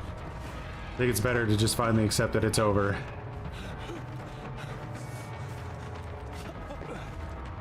Okay. He knew what was up. No knockout on a slug build? Yeah, I have. Okay, so basically the idea is that, at least with Knight and everything I've seen so far, I think that if I'm running a real slug build that helps me slug, I win my matches faster, but they're matches I'm gonna win anyway. So if I want to go, like, really remove the risk of losing a match altogether, I think my strongest move is to run an endgame build that's really, really strong after playing as sweaty as I can for the entire game. That's the idea.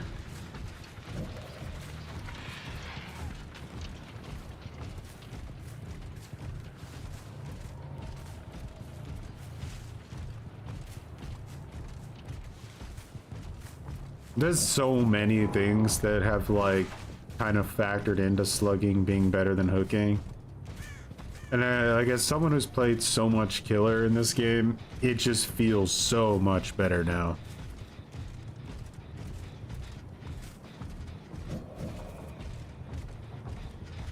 But yeah, I'm definitely not a fan of a lot of maps in this game. I would say some maps boil down to, like, what killer I'm playing as, how much I like them. Like this map I despise with a lot of killers because the main building is completely broken and bullshit, but Knight can somewhat just shut it down, so not such a big deal.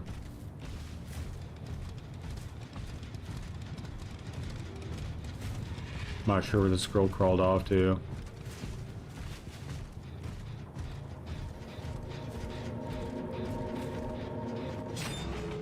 Well, no adrenaline cringe.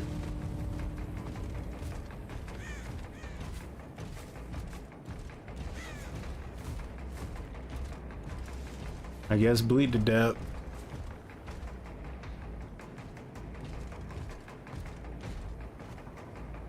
You don't like the D&D map? I don't mind that one too much. I know a lot of people really hate it though. And it, like, screws my power over almost completely, but if you just ignore half the map, it can actually be somewhat decent.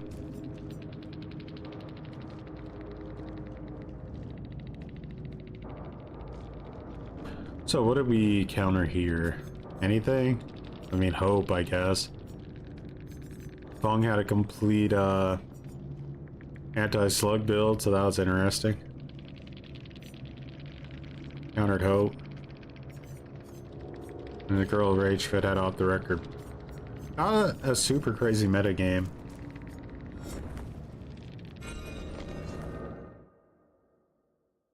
Deerstalker? Deerstalker I would say is like training wheels for slugging. It helps you a lot if you're having difficulty staying, or you know, kind of aware of where everybody is that you've downed. Like obviously there's situations like that Endgame there where she's just gonna crawl to somewhere and bleed to death, but that doesn't really affect the outcome. The Forgotten Ruins suck. These ruins should have stayed forgotten.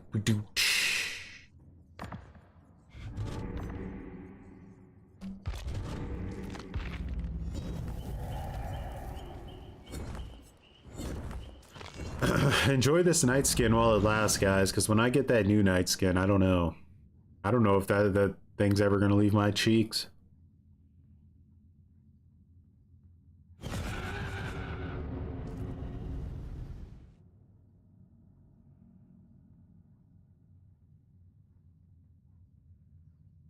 Yeah.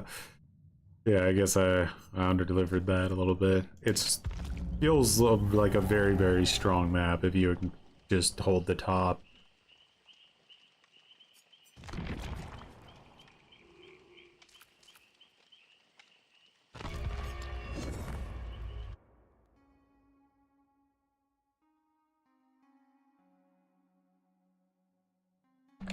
No losses yet today. We're at a little 5-win streak here. I actually don't know how long of a win streak we're on now. I can't even remember the last time we actually lost a match. Like, if you went back and went through my streams, I legitimately don't know how long it's been since we lost.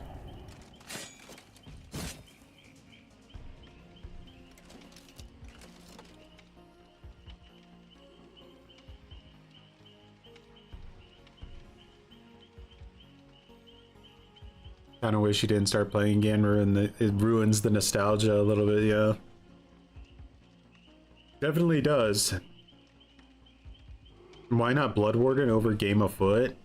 I think Game of Foot will do more damage because I don't want them to open the Exegate, right? Because most tryhards will 99 and Exegate, and then when they open it, they'll just leave. So here my whole goal is to just keep them from opening the Exegate as long as possible. With Noed and Rancor and Game of Foot, there's a good chance that the first person I hit literally instantly dies because I'll insta-down them, they'll become the obsession, I'll be able to mori them. Eric, much appreciated for growing some muttons. Then I got the then I got the iridescent banner, which is going to make it to where anybody who does manage to open an Exegate won't be able to leave. So that's where like the Blood Warden could come into play, but hopefully more like what would be better is if I could just mori that person right there and then. Otherwise you might get into a situation where you hook the last player and then they sit on hook for 58 seconds, you know, and then use Deliverance or something and escape. Or even Kobe and escape, which I have done before.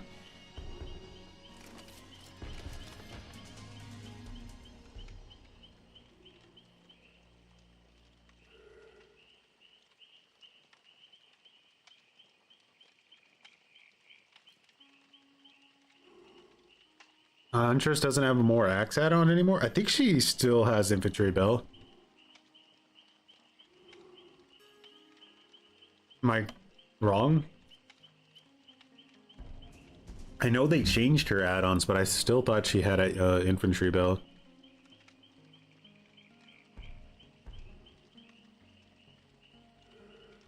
Yeah, what people I've seen do with the Iridescent Huntress Hatchet now is instead of running double Eries to get the little bit of extra speed boost, instead they'll run the other add-on where you become undetectable every time you reload. So they'll just go and constantly reload and then try to get sneak hits with their axes.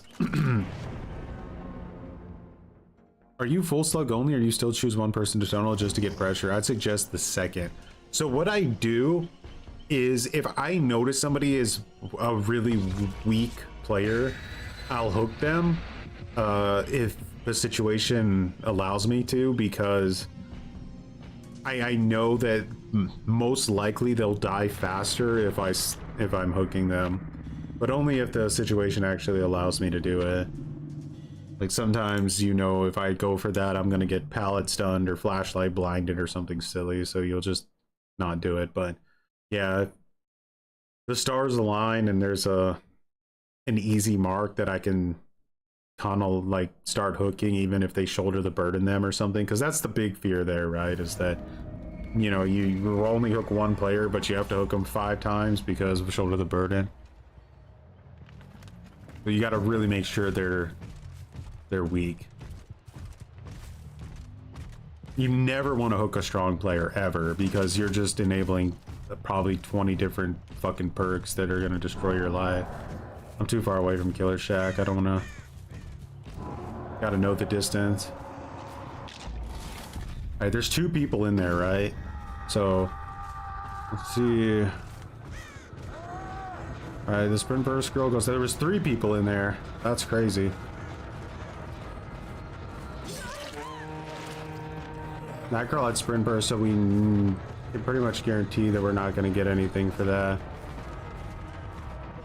Now, she got hit, but it didn't go down. This is an absolutely horrendous main building that we got here. One of the most unlucky ones in the game. Really cocky of them to stay up here. Let's go for Jane. She's in a really bad spot right now. We'd be silly not to take advantage of that.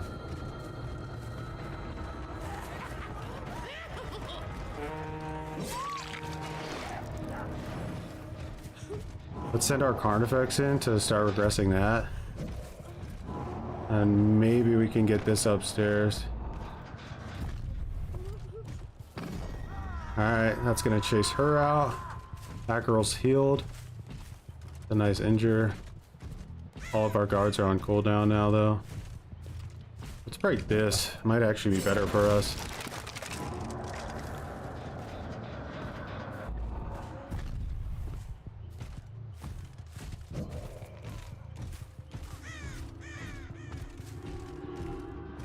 We have a pretty decent 3-gen back here. I think we should try to make them come to us and forget the carnival side of the map. We hit that right at the tail end. That's awesome. Like, look how much line of sight we have here if they try to get past me. Really good.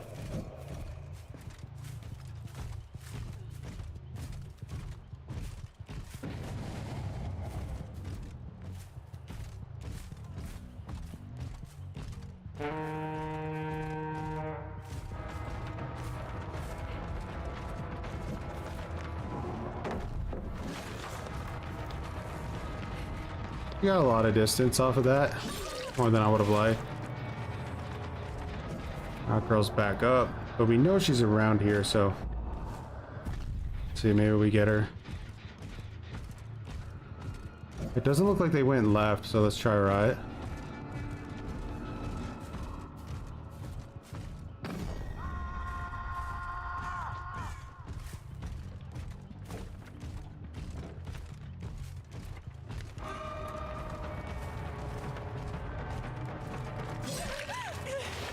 Alright, she's our obsession.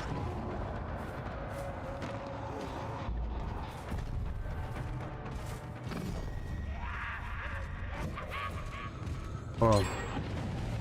Okay, they're all over here. Rancor's helping us out a little bit.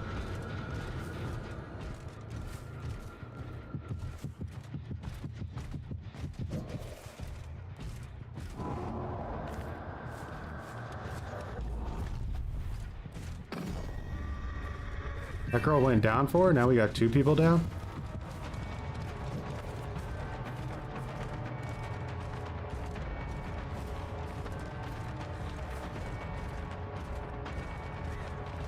Get a hit.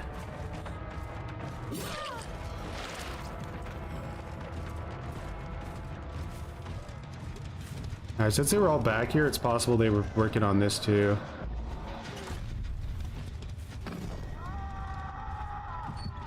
He just took the down.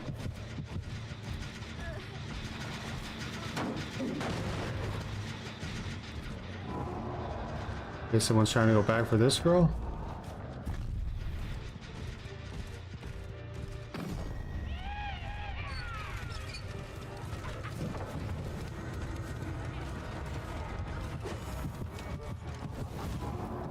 Okay.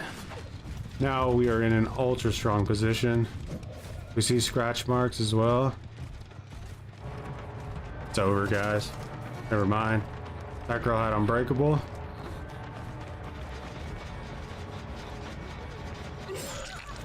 Alright.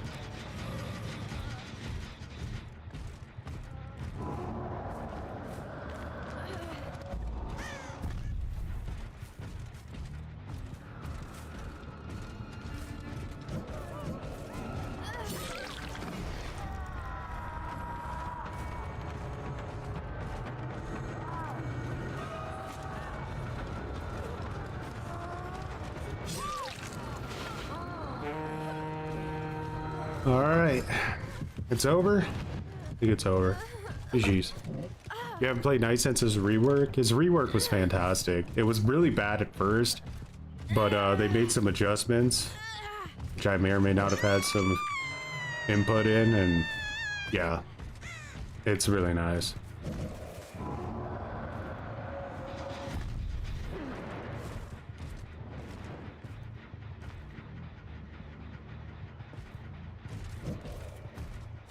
Which is a good thing that he's good at macro play, because I feel like good survivors are all about macro play, you know?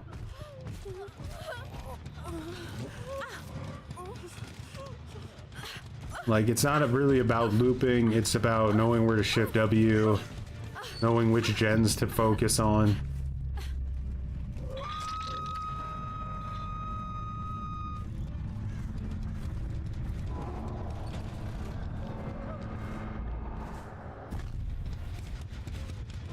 That kind of stuff.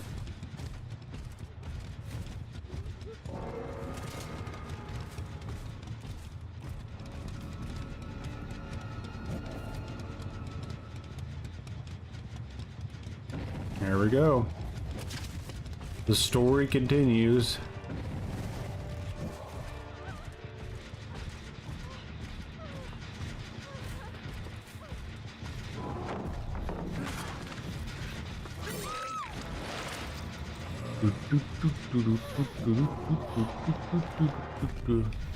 I disliked Knight when I first played him, but nowadays I think he's maybe like my top 5.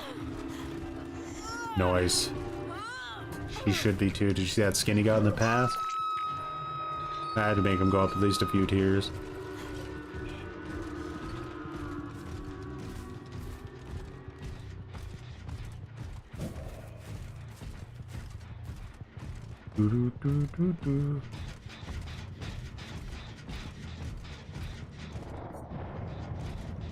Denied their map offering, but I didn't really get sent to a better map. And it's always good to deny their map. Makes you feel a little better about yourself.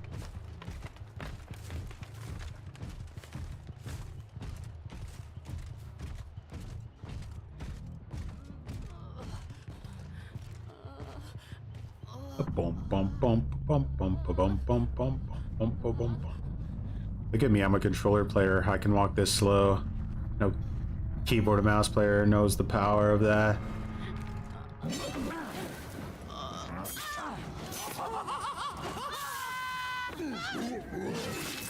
You have to be willing to 2v1 a lot.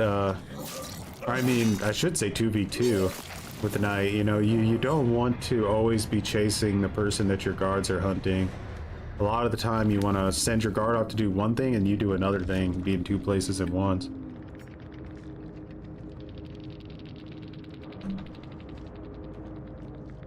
So, look here, we gotta shoulder the burden. Get out of here with that shoulder the burden. Resurgence.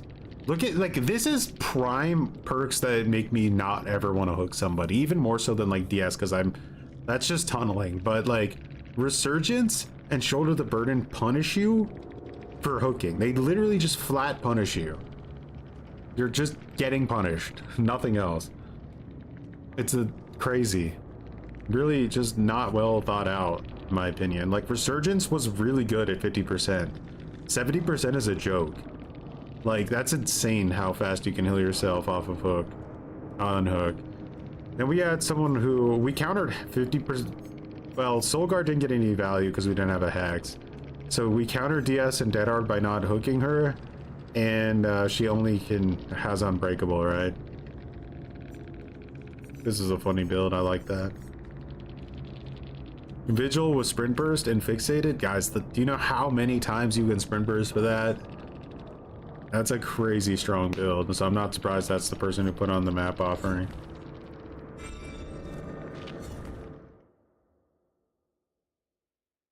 Dumb devs. Very dumb. But at least you get a little bit of like an endorphin hit from looking at all the perks that didn't get any value just because you chose not to play into like the silly game that they're trying to make you play, you know? It's like, look at all these perks that hurt you when you turn right and then you just turn left instead. Like, oh. Okay. Boring. It's always the like response, boring. Why don't you let me get value out of all of my perks?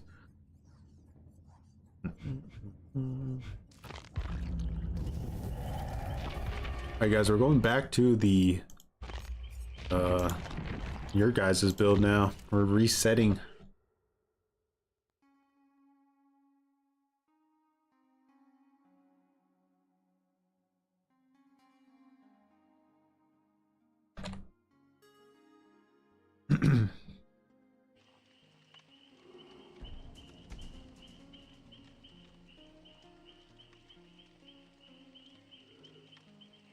Close to a 20-second cooldown with Vigil now.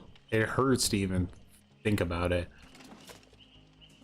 I remember one time when I was playing Survivor and one of my teammates asked, which map do you want me to burn? And me and another survivor burned Sack Wars. Instantly TC. Peace nerd, I'm out. Hope we can TCM during the double XP later. Later, Fang.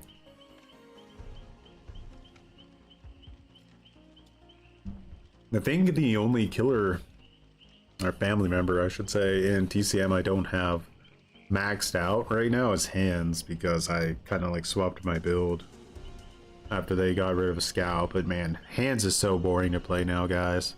What they did to that character is so stupid.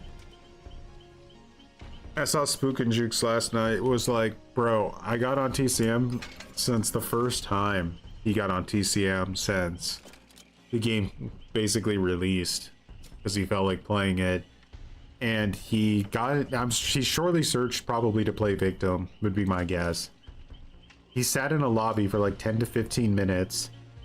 Nobody was joining the lobby because it was obviously broken.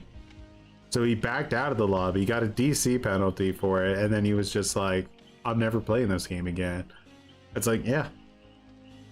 Because the devs are so stupid. Like, they're so stupid. It's crazy how stupid they are.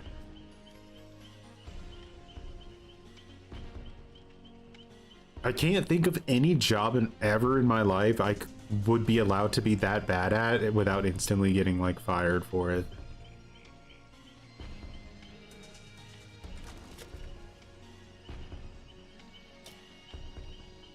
Have I tried swapping Forced Hesitation for Surge? I think it's better to control the game. Surge is like, can be either amazing or it can be worthless, you know? Like, there's no in between. But what I've noticed is that the really good survivors, they tend to be very macro heavy, so they'll always shift W away from the most important gens, and you'll just get no value out of it. So it's like a perk that helps you a lot with the weaker survivors or potentially on a smaller map like the game. But with like the stronger survivors, it's really hard to get value out of it because they're so good at shift Wing away from the gens. Forced Hesitation is a little bit more difficult for them to play around, depending on how you play the killer that you're playing. You would take that job? I know, right? Just do whatever dumbass thing you want to do and then just move on with your day. Crazy. The weirdest thing is that like it's like the TCM community does Gun's homework for them. They don't even have to really put in any effort. The TCM community will be like, okay guys, here's the thing. If you nerf Ripstall, which is like Hans's main ability that resets objectives. That's what everybody complained about, is that the cooldown was too quick, so you could reset objectives too often, and that didn't feel fair. So basically, unanimously, all the victim players and family players said that let's nerf the cooldown of the character. And instead of just taking the homework that we did for them, they decided to just keep Ripstall how it was and nerf his ability to walk instead. Like, oh, okay.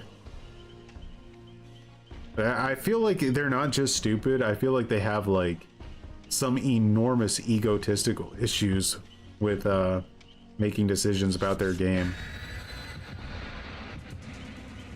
Because nothing else really makes sense to me. They will pay you for being a dum-dum. They definitely will.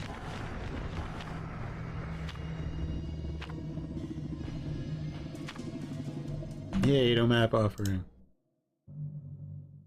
Also, any news on the week-long quest for the MMR thing? I got my MMR, but a lot of other people, I'm assuming because I made that video, have not gotten their MMR yet. But yeah, I'm still waiting for some people to get their MMR. What I've kind of come to the conclusion on, and I've worked with a data miner to kind of help me out with this a little bit too, is that the peak MMR that you have, which mine was 6.6, I think,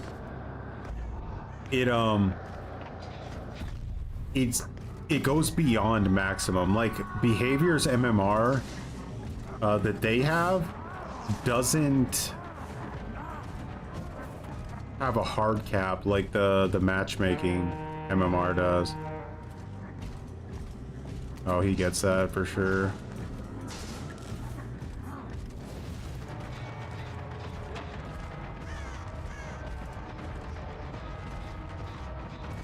You are a sneaky little shitter, aren't you? I saw someone heading to this gen, so I want to send that over there. Hit them. They'll probably run this way because they don't want to get boxed in. No, they're staying there? Might get hit if they do that. They did.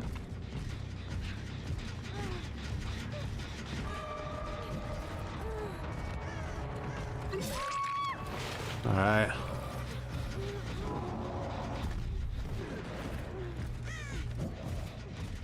Let's go over here and kick this. I kind of like to hold this area on this map. It's really strong.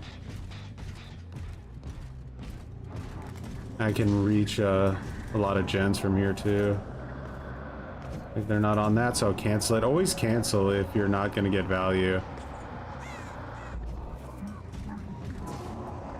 Okay, so they're back there. Fucked up. Jet unbreakable.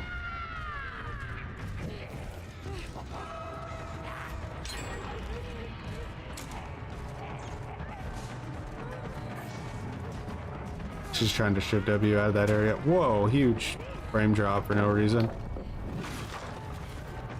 She's running back in. That's good for us.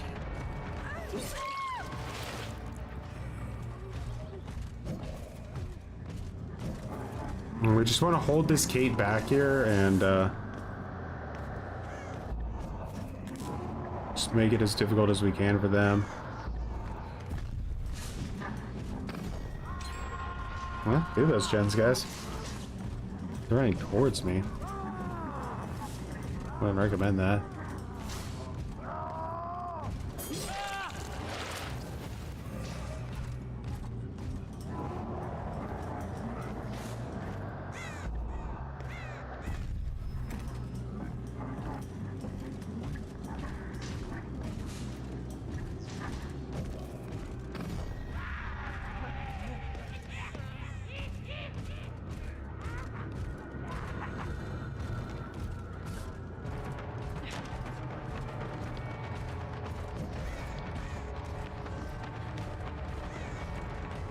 They might go down back here again.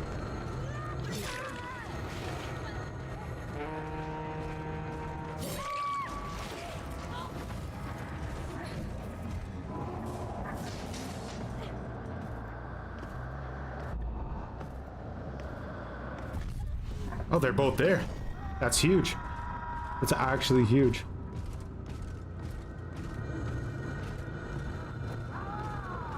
And they run together, huh?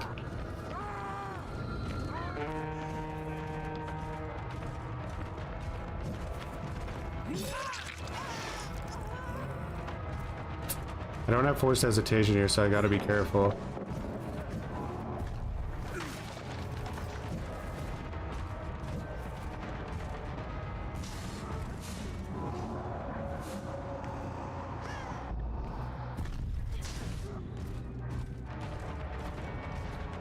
Oh, he was so silent. I heard him only at like the very last second.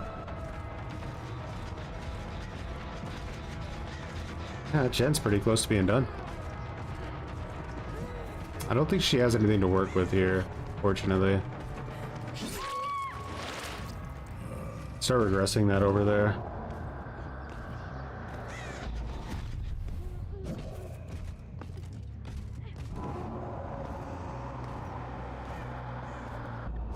Now let's do that again. I want to get it on the gen because I think they're on it. No, they're not. Interesting.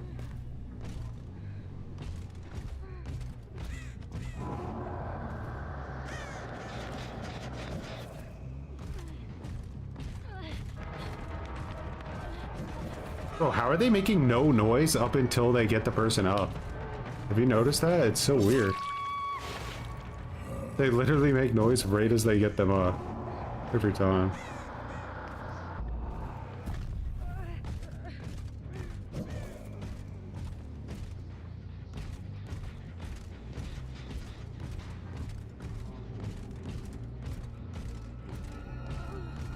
I'm a little afraid they're rushing this gen over here in this corner. They are. I'm gonna lose my 3 gen, potentially.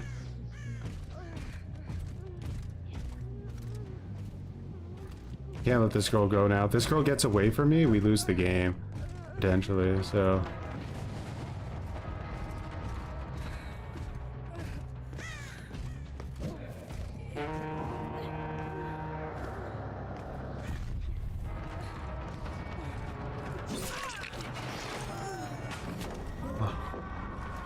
Alright, she's got the assassin on her instantly.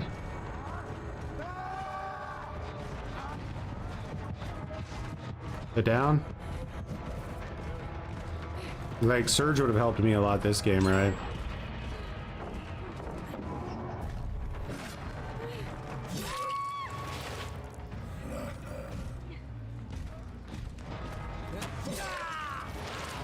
Good fast vault.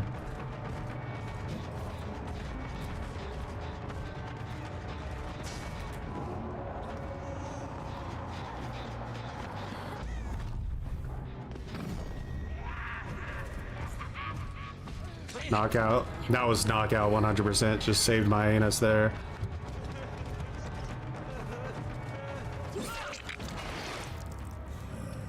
Whew. You know, this girl. The desperation to save that girl. Whew. Feisty team. An insane amount of help from Weave though. Holy God. Broke our 3 gen in that too.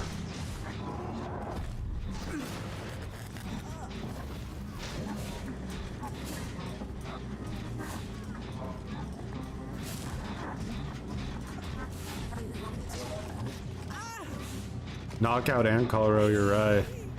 You have to think that's pretty savage.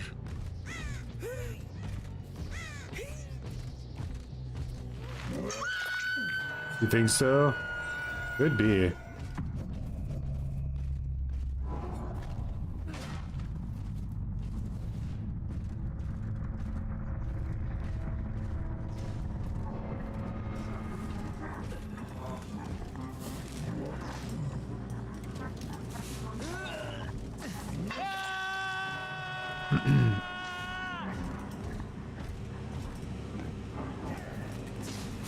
The number stopped being relevant at a certain cap, but you personally can still go beyond that cap to a video, I think. Don't know if that info is outdated. So the last like update we got on it was that like the old hard cap of MMR was 3,000. You couldn't go past that, but realistically nobody made it to 3,000 except like killer bot hackers, right? Because like it was virtually impossible to get to that level of MMR, because I think around like 2,000 or 1,900 or something, you hit a soft cap, so your MMR gains started to become like nothing, and that's why it was so hard to get up there. So yeah, then they lowered that because it was making matchmaking times too long, and we went down to like 2,000 MMR, I think, becoming, or 2,100 is the new hard cap, the last time we had a data mined, which means nobody can go past that. But you, in your raw data, you can still go past 2,100 MMR. It just doesn't mean anything when it comes to matchmaking. Your matchmaking in the game caps out at 2,100. So what we're trying to figure out is like, okay, if my MMR are like, we call it the what was it, the Phi Sigma Mu MMR, the raw data magic MMR, that we're trying to figure out kind of like, okay, where does that equate to the game's matchmaking? Like, when are you hitting the, you know, hard cap? That's kind of what we want to know, and it's difficult to figure that out. Is Knight worth picking up? I mean, I love Knight, obviously, but I would definitely say the killer's not for everybody. I could see people just not enjoying it. Yeah, very macro heavy. Kind of like Skull Merchant, but it feels like less boring. Like, I felt like Skull Merchant was always pretty boring to play. I feel like I'm very active when I play Knight, and I have to think a lot.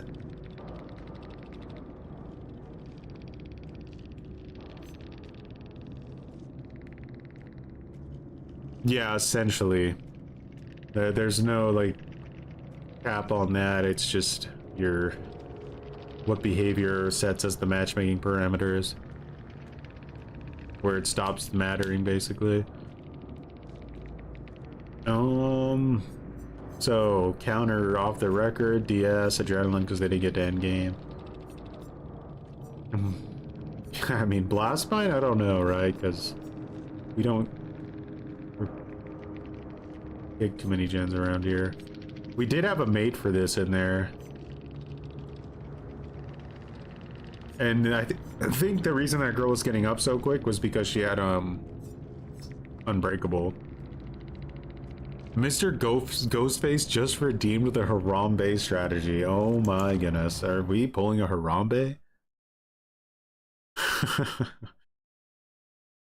Well, you asked for it. Now it has to happen. It has been a while since we harambed around here.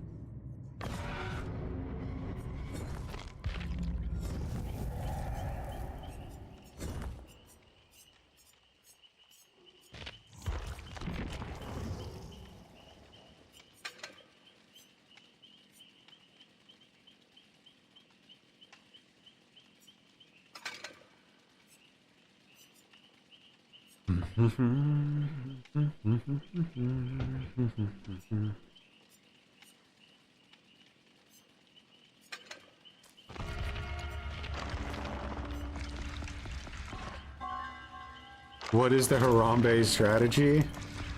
Well, in honor of Harambe himself, we down one survivor and then we claim that survivor as our own, and we don't let the other survivors near them. If they attempt, then we'll get very aggressive.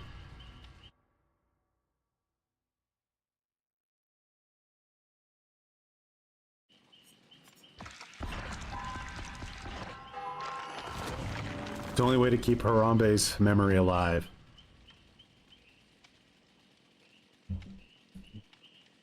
In the latest patch, they fixed a bug where guards prioritized reaching windows instead of survivors. Didn't the devs say that that was not a bug but counterplay? Yes, and they still actually stand by that. We all know 100% that that was never intended to be a thing and that it was a bug, and then to make themselves kind of feel smart, they pretended that it was like real intended counterplay. I don't believe them. I'll put my hand in fire that that's a lie. But apparently the guard's AI was being worse than intended, and it was going for windows even when survivors weren't going near the windows. So they fixed that bug, but if the survivors still go to the windows how they're supposed to, then the guards will still prioritize the windows. It's just they were prioritizing windows when they shouldn't have been. That makes sense. Glory to Harambe. A prehistoric slug strat. Harambe truly birthed the new meta. Indeed he did. Hands up for Harambe. Could you play with Nurse? I'd like to see when someone who knows how to play. I actually don't know how to play Nurse. I've never liked her. I've never liked her at all. I thought, like, she committed the worst crime a killer can commit for me, which is that I don't feel proud of myself, really, when I get downs with Nurse. Like, there's no, like, oomph to it, so I kind of just don't have the urge to get better. It's like, I feel like if I get really good at Nurse, all I'm doing is reducing the survivors to kind of being like AI in my single player game. And I don't know, not a huge fan. Who's my main? Knight is my main. Other than that, I'd like to play Pinhead, and I used to like to play Sadako a lot, but Sadako, I don't know. Her spot's a little bit weird right now because they correctly, I should say, incentivized her to hook survivors to lock in their condemned stacks, but since hooking punishes you so heavily right now, it's like, it kind of sucks, so I haven't played her much. If hooking becomes strong, then I think Sadako will be really fun again. I've never done a Harambe strat before where I could talk to the survivors in Endgame chat, so let's see how this goes.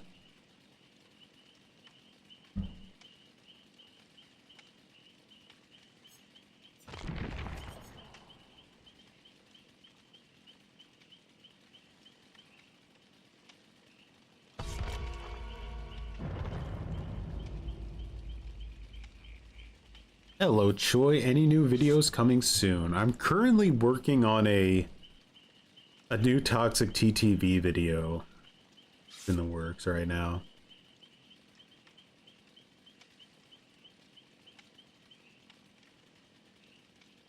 Originally I was making it in like a David Attenborough style where I was acting like the toxic TTV was some kind of wild animal, but I'm just not sure if my David Attenborough like narration voice really pulls it off.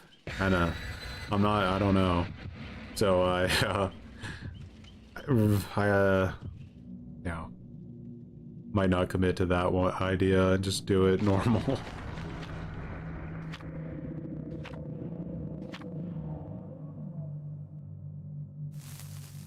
I miss Chucky's dash speed. Feels like running through quicksand now. Like, are they ever gonna be done with Chucky? Like, why don't they just kill him?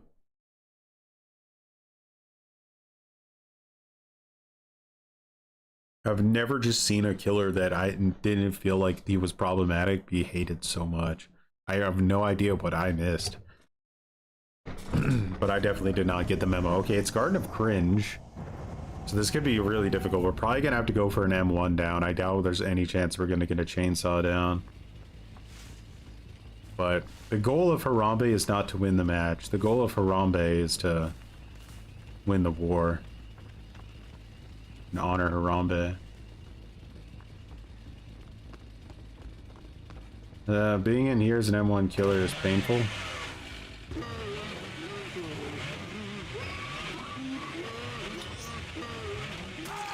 Alright, looks like it's gonna be ace. Now, I usually like to break some pallets before we get to this situation, but this is just the way it's gone down, so...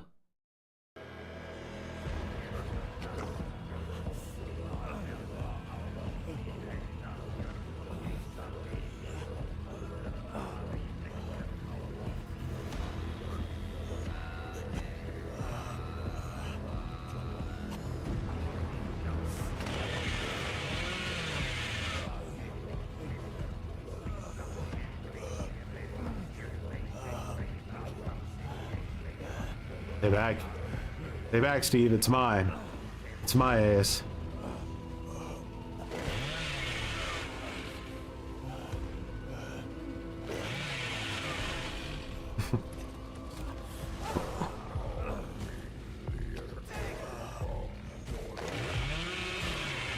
Man's got some balls of steel.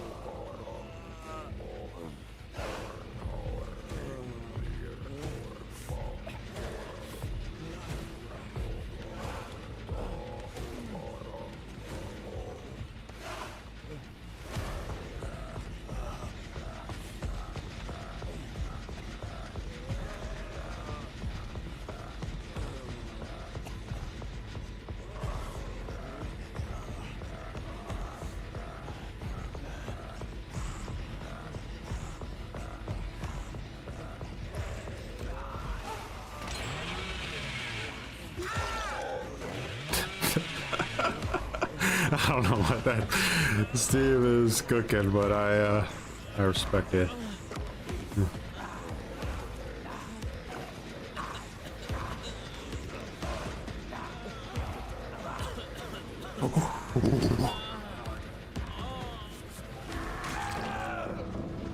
Don't you roll back on me. Where's my harambe? Get back here! Touch my harambe? You want to touch my harambe? Ah! Away from it. Get away from it! No!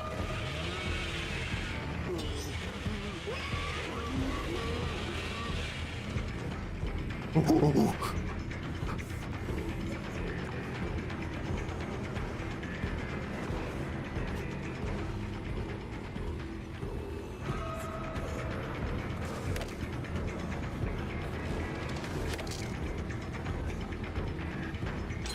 My harambe.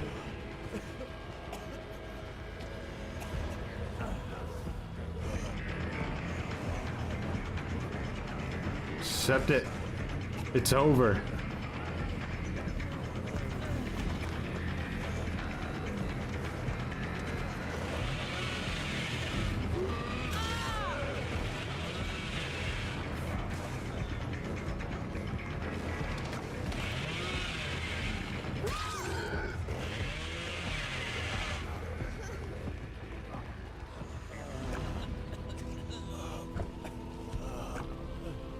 All right, guys.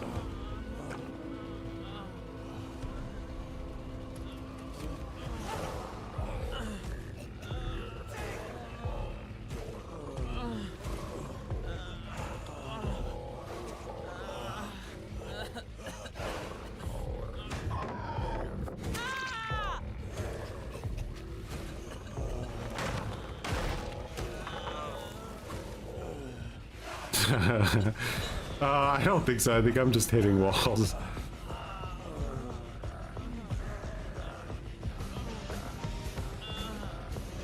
Harambe has been completed, yeah.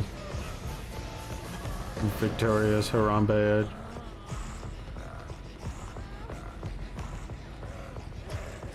What's going on up here, huh? You have the right? You think you have the right?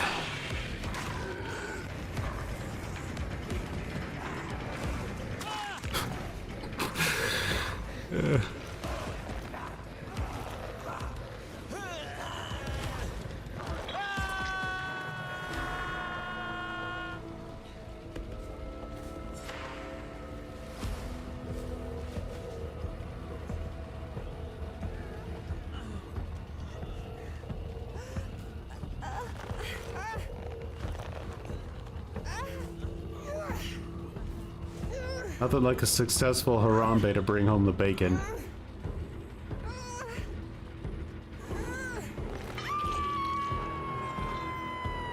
No, Blazer.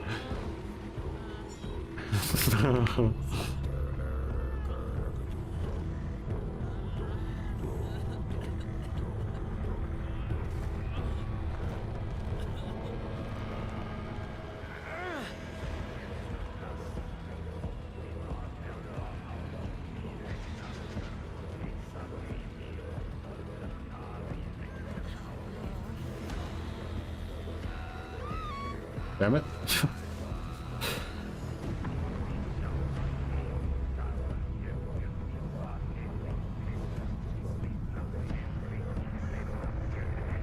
Fatality.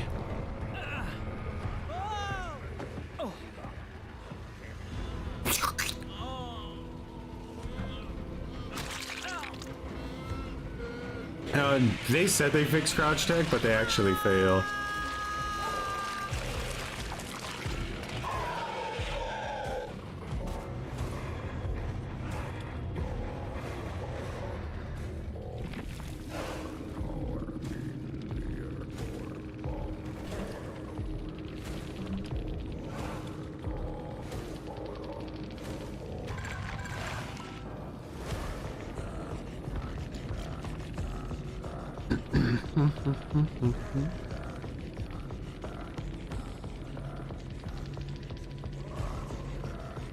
Yeah, in a way they actually did make it worse, that's true.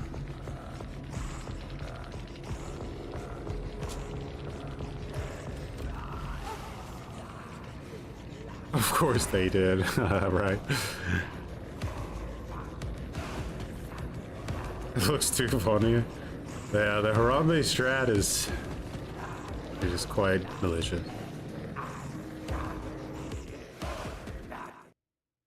Alright, well. They didn't have much of an opinion on that one.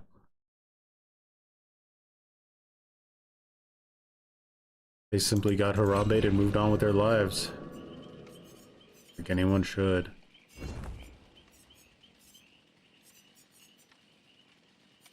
Feels so garbage.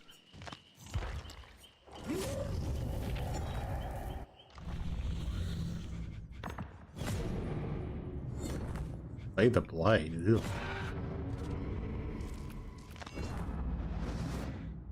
What is the harambe strat?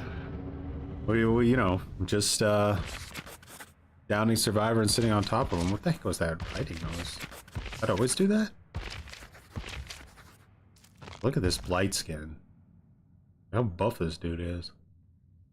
Look at this face that goes with it. That's crazy awesome. Yeah, it's almost like they wanted to do a Cenobite skin pack and just couldn't get it, so they just were like, well, we don't have to call it a Cenobite skin pack, we can just make our own versions of Cenobites. What are they gonna do about it?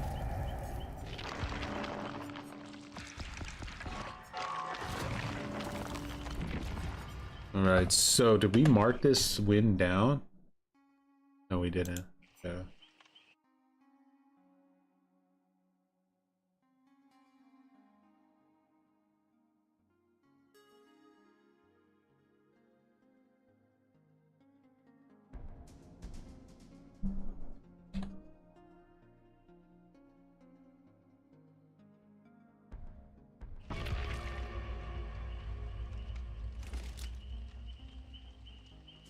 The Seno Knight. He camps his slugs like the gorilla protecting his pet toy human, that's right.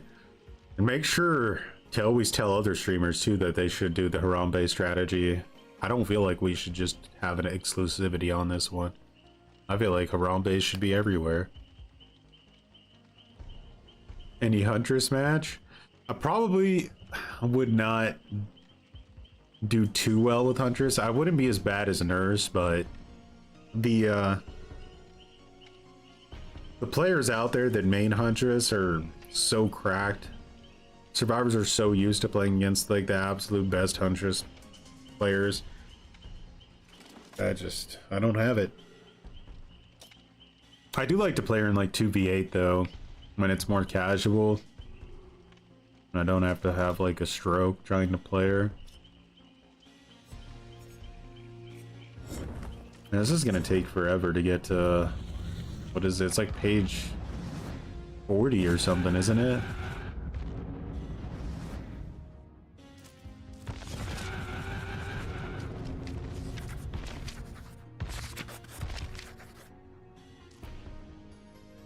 Yeah, you have to get to 48 to unlock the whole set. That's painful.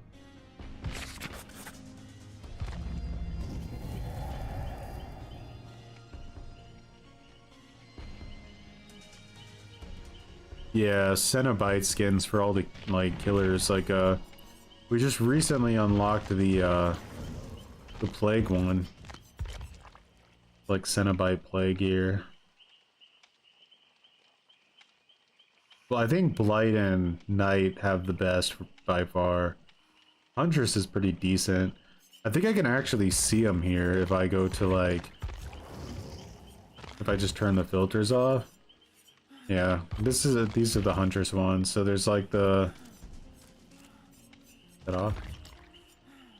There's the Deep Rift, which is like a little bit more red, and then there's this one. Pretty wild. Like Huntress skin. Then we got the Blight one is amazing. That's actually kind of straight up scary, not gonna lie. One of the coolest designs I've seen. Deep Rift doesn't look too good on it. He's got a nail in his foot, dude. That happened.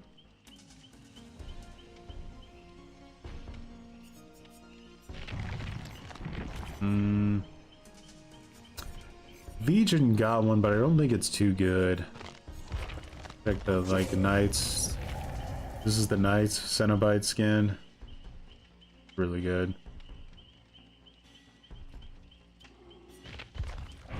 Deep Rift on that's not too bad either.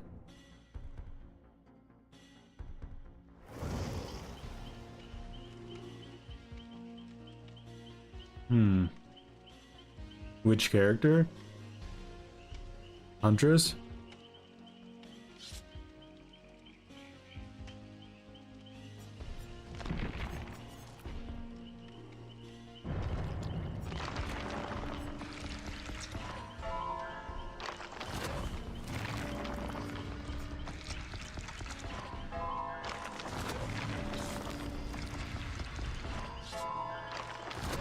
But yeah, guys. Just make sure that if you're going to play Knight, or if you see anybody else playing Knight, try to convince them to use Call to Arms. Like, the character actually doesn't work without it. It's that dramatic.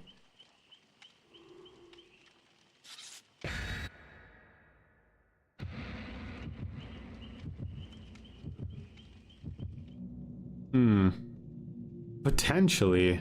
I'm not sure. There's surely at least a darker hood. Alright, so they tried to send me to Erie, but we sacrificial warded it.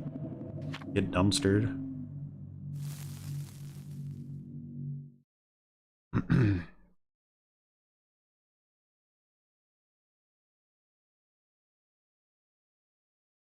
Insidious harambe.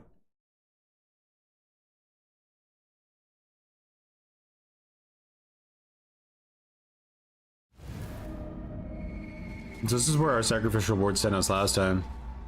Behavior sending me there anyway. No. I saw that True video where they like did 4 RPD offerings to make sure he had no rights to go against it. I'm like, bro, Swift is even overpowered in the like...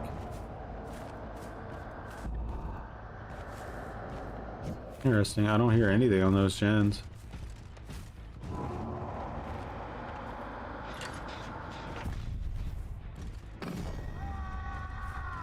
We're gonna go, huh? That way, okay. Someone is still up there.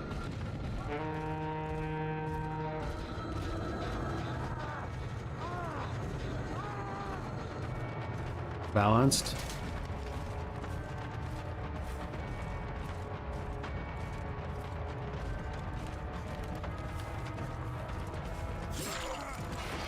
Alright, medkit eliminated from that guy.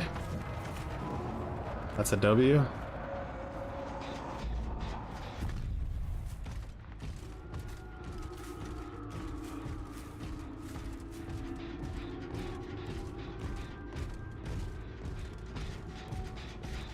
Oh, he went that way, huh?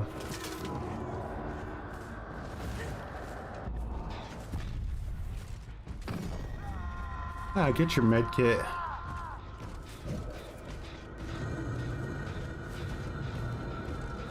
I think he goes down. Alright, so now this time we're gonna do like a reverse. We're gonna hold a 3-gen on this side of the map. Just gotta make sure none of these are being worked on. Yeah, should be okay. Alright, so that girl just set her medkit over there so we know we're playing in a Swift, right?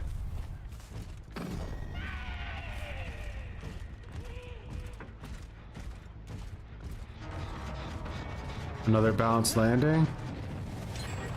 Yep.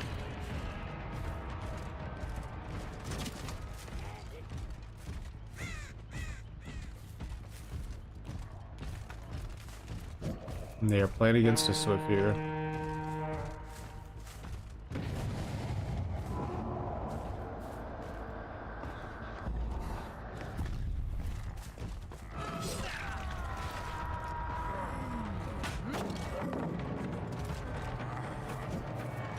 Let's wait for the assassin to do its business. We're in no rush here.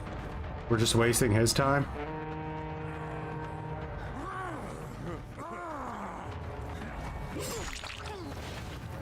Right.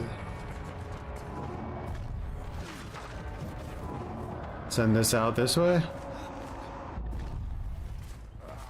We saw her.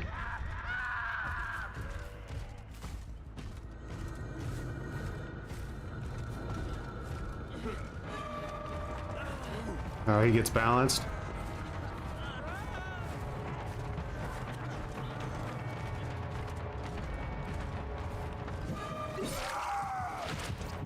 If I had forced hesitation, that would have been really big. I unfortunately don't.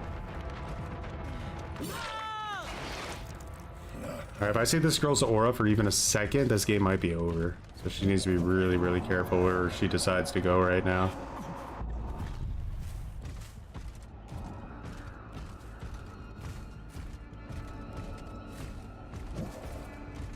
So we're here. Does she get him up in time? No, she doesn't.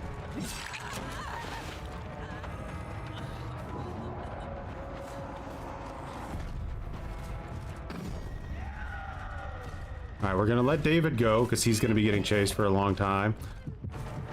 Never mind. GG's. They might not be happy because they're a Swift, right? Oh, wait, it's not over yet. All I have is the card effects to try to stop this.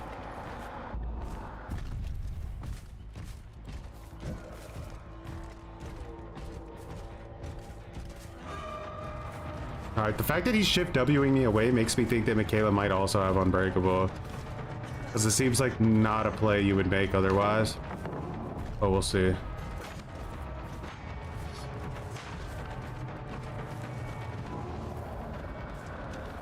Nope, he's just going for it.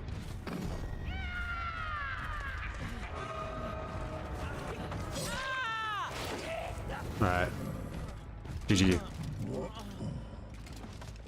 That is weave. So any item that's on the ground, they're going to they are basically going to please don't Kobe. Okay. Have an aura like around it, creates like a radius of aura reading. We got our last archive done here. Pretty sexy.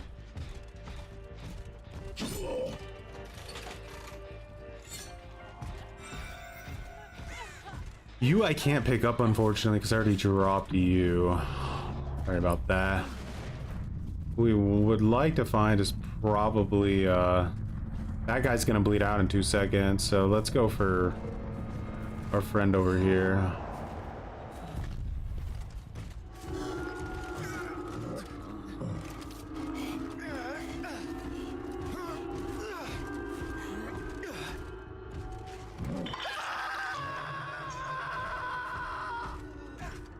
Do, do, do, do, do, do.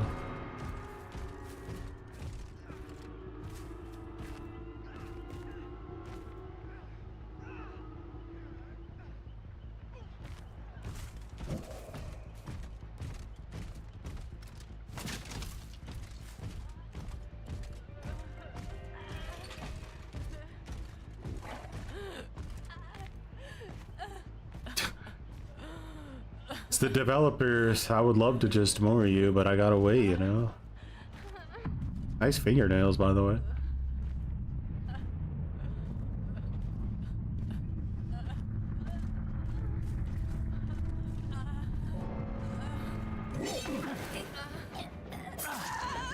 Can you imagine an alternate reality where the option to Swift never existed? Balance would be so much different. Killers like Nurse would have no excuse to exist, and solo queue would be a bottleneck to Survivor. Yeah, it would be a completely different game for sure. Is it now meta? I know, right? Boring. Congrats on your 3K and your 18 BP. Thanks.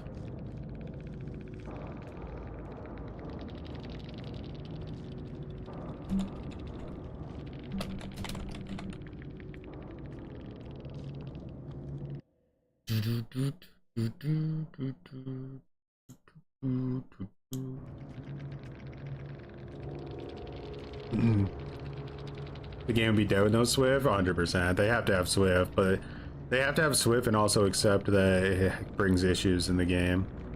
And they're not really willing to do that. But you got a 4K? That's true, I did get a 4K. But here, guys, let's take a look here. All right, they said boring, right? They had shoulder the burden off the record, right? So deja vu to do gens extra fast, or like that's boring. Doing, you know, for me, right? Balance landing. They wanted to go to Eerie of the Crows as a Swift, so they could just run to main and then jump off over and over again with balance landing. That's boring. That's not fun for me.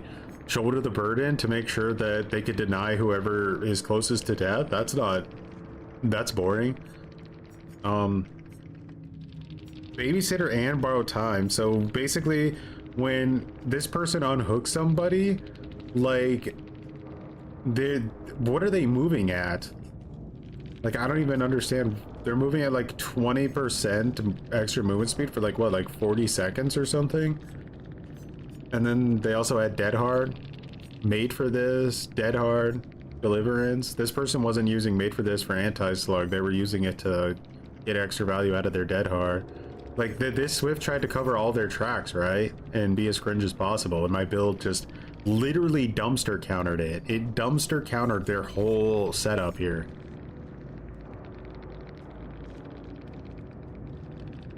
So that's where the salt comes in. Yeah, my night MMR is apparently my highest MMR according to the data miner I gave my data to. Like, if there isn't a better example of how slugging counters this garbage, I don't know what it would be.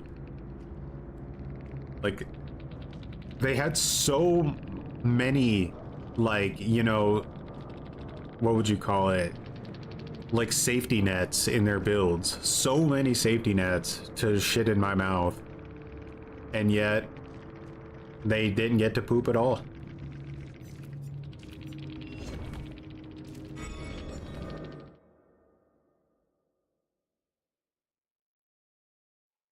That was with your guys' build too. Get off the game, go to the bathroom, and take a shit. Second chance simulator. Yeah, with Swift it really is. I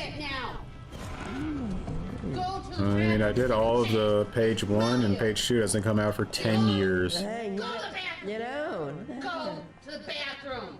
I can smell you shitting yourself. Get up and go to the bathroom. Now. No. Get up and go to the bathroom. Not yet. Go to the bathroom. You're shitting yourself. Not yet. Go to the bathroom. You're shitting yourself. Not yet. No. I will rip everything apart. I swear to God. Go to the bathroom! You're shitting yourself! Not yet. You're shitting yourself! Poop is coming out of your fucking asshole! Go to the bathroom! Not yet. Go! Not yet. No. Go to the goddamn bathroom! Not yet.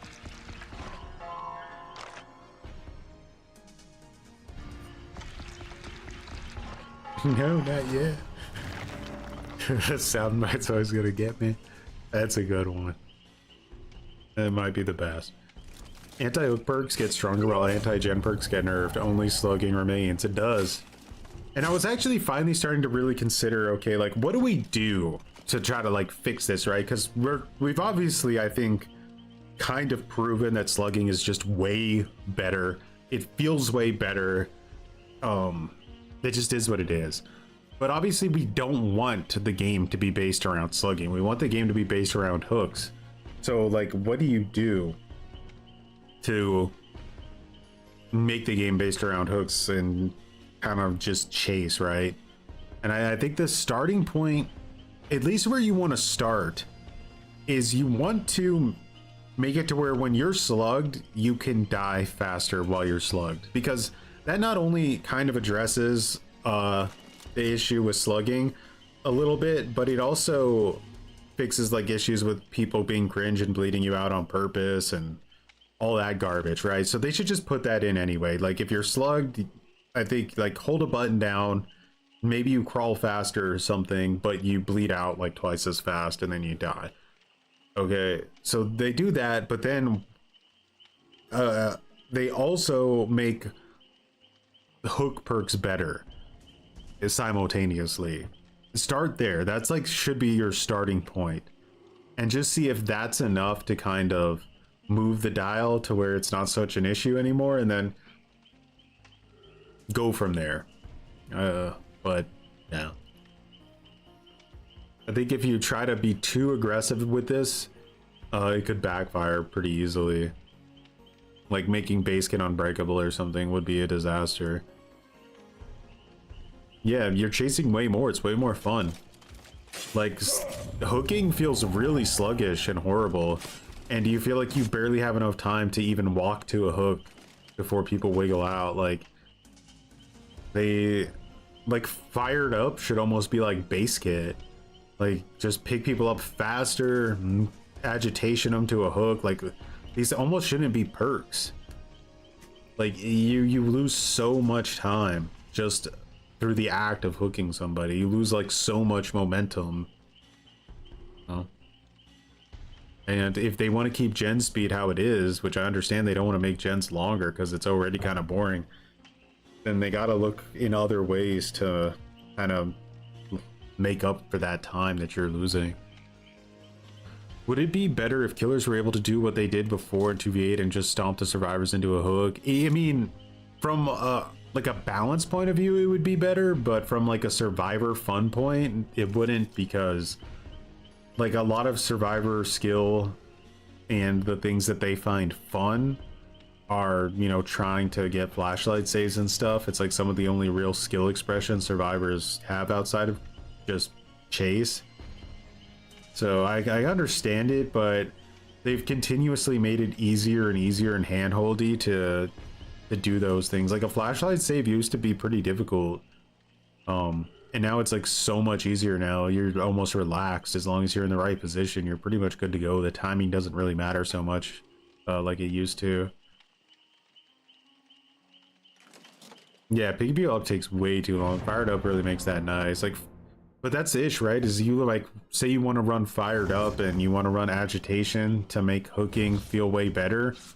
Now you have like you don't have enough perks to defend the gens with, so now you just kind of lose in another way. Very difficult situation. Rat King, much appreciated for growing so muttons. Like, if slugging wasn't the meta right now, I'd probably be investing all my time into like Pyramid Head just to cage people or something. Cause like, I don't know.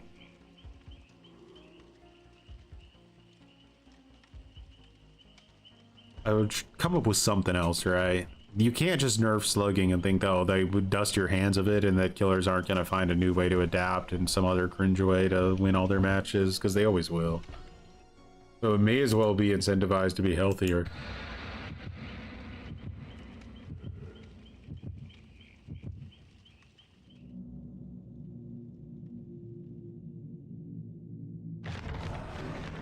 I think it might be a bit of both, Trash. Like, the survivor unhook perks are way too overbuffed, and the killer hooking perks are way too nerfed. Now, obviously, my currency system would kind of remedy all of it, but probably will never happen.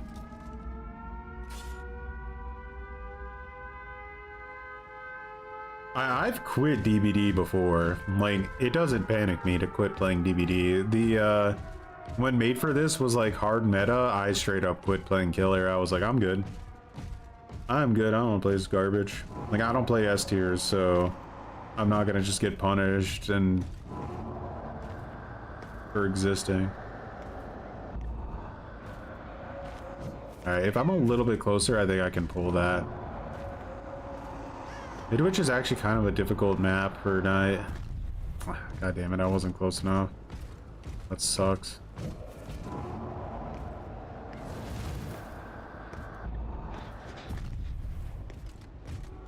Ah, they left now. Oh! Get rid of these doors.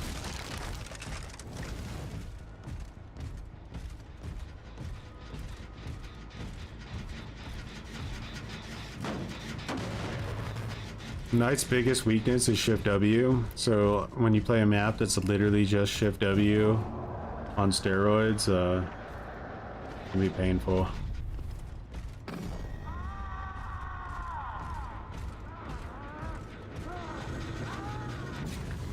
Plasma.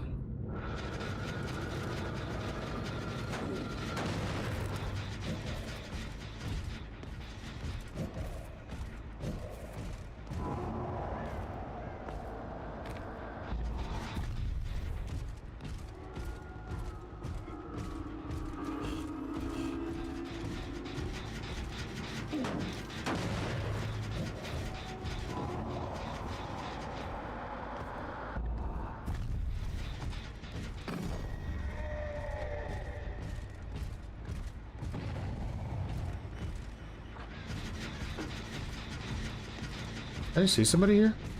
Bro. How did I do that? It was so weird. I like literally saw some like flicker there, but because I saw this girl, I could have just gone for her straight up.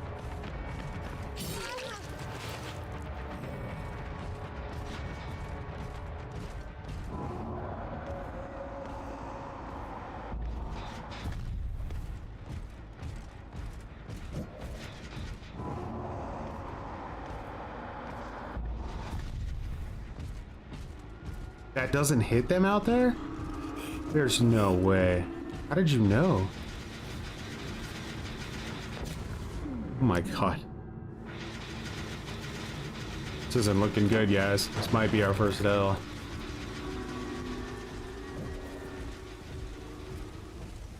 Luckily, with the night build, you can always make comebacks, but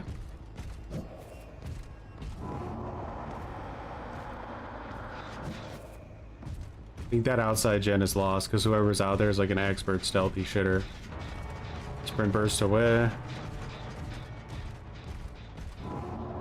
Just not getting any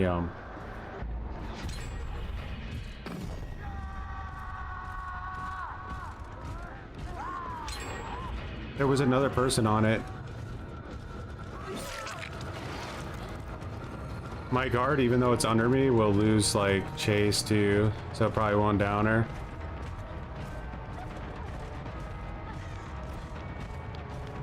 The Sable should be cooked here.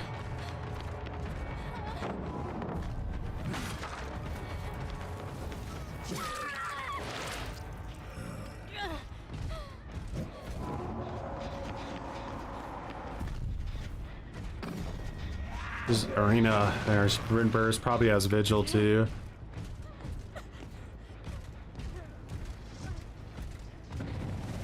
Need to get some momentum going here, big time.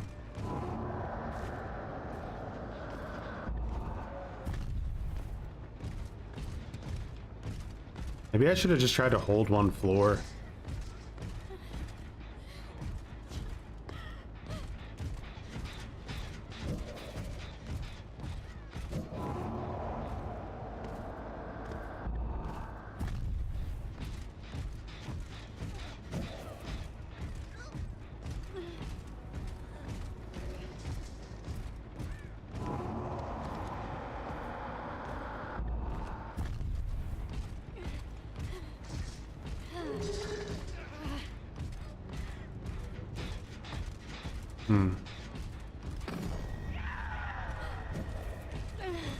That girl's busy now.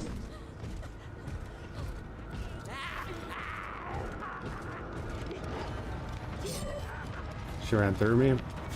No big deal.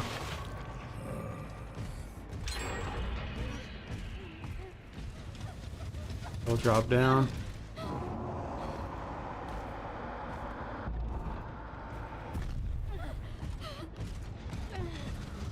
Not good.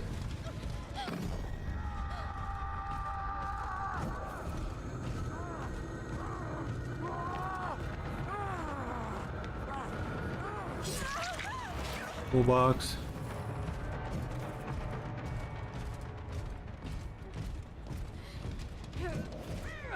Let's assume that they're probably gonna go upstairs for this girl now. Maybe I could get this guard up there, but I'm banging into everything.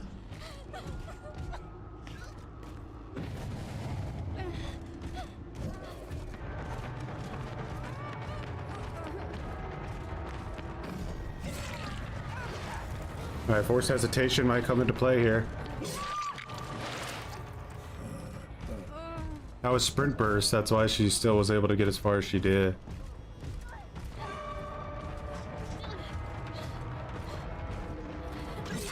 Yeah, force hesitation helped us out massively right there.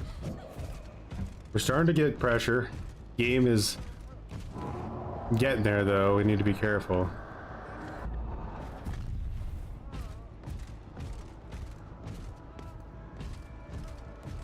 Gonna go for a bit of a Hail Mary play here.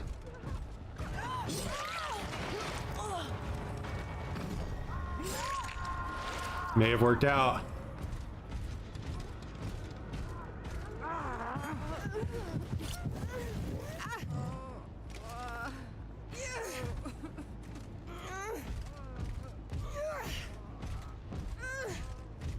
Big play. We'll see. Might not be over yet.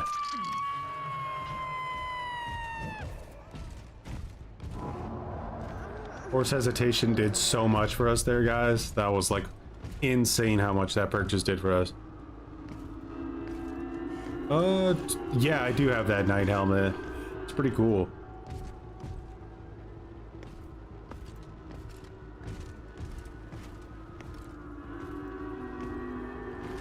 It's just that, like, that's the thing, right? Imagine I was in this same situation, but going for hooks. I would have like one hook right now. Then I would be like, I can't win this match. It's unwinnable. It's over. I have one hook. But through slugging, I'm in a situation where at any point I can snowball and win the game. So so much of the pressure on you that you have when you're going for hooks just isn't there. It's just gone. Because you know that one good swift run of momentum and you can just win the entire game. I think they did fix that bug, yeah. Cheech finally tried to Kobe.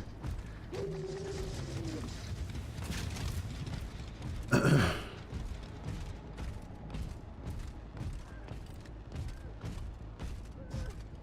crawl off too, huh?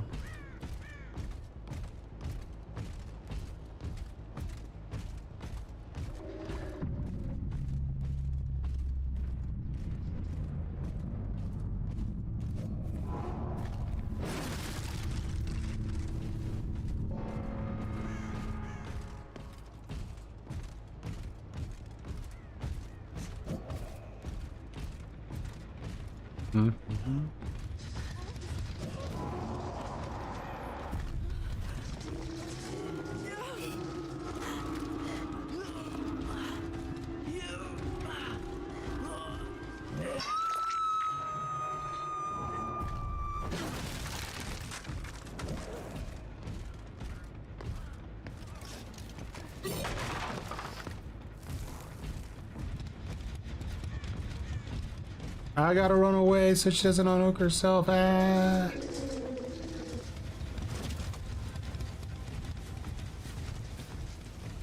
Purposely not going to do it. I mean, it would have been smart, but no. Gonna get lucky today.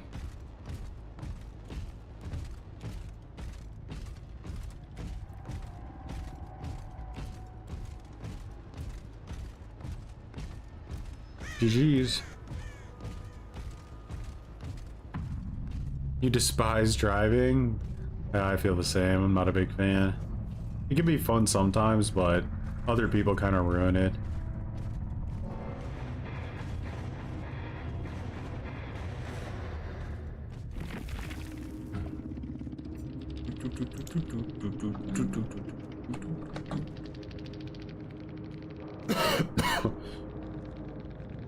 So, what was that toolbox? Just worn out? Okay.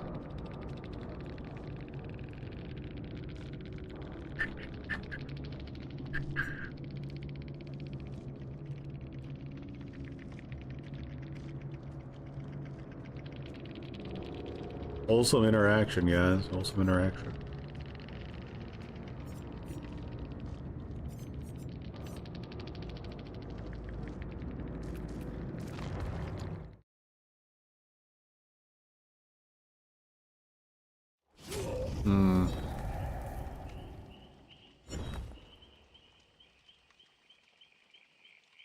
Parking can be really annoying too, depending on where you're at.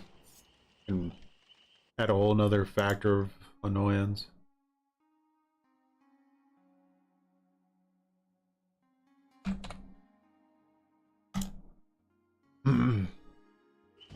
Hard starts on Midwich. It's very awkward going up and down and trying to figure out which floors they're on with your guards.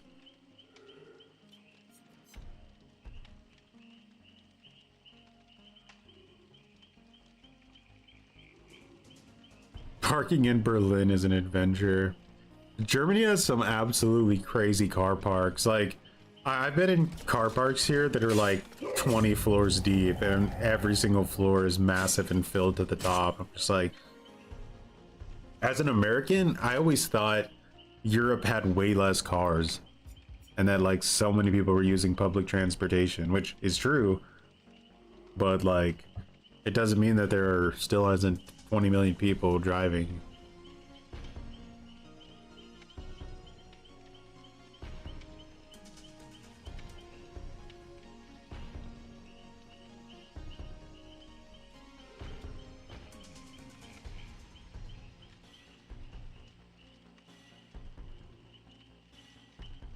How do you guys feel about Legion being in the next the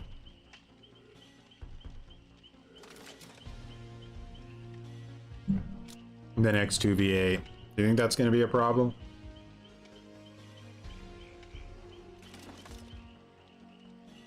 You'd absolutely take trains everywhere. Yeah, for real.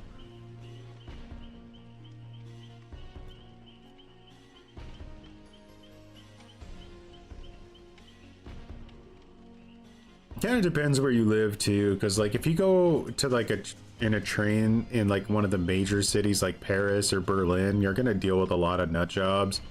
But if you're just using like the trains outside of like the capitals and stuff, you're not really gonna have a...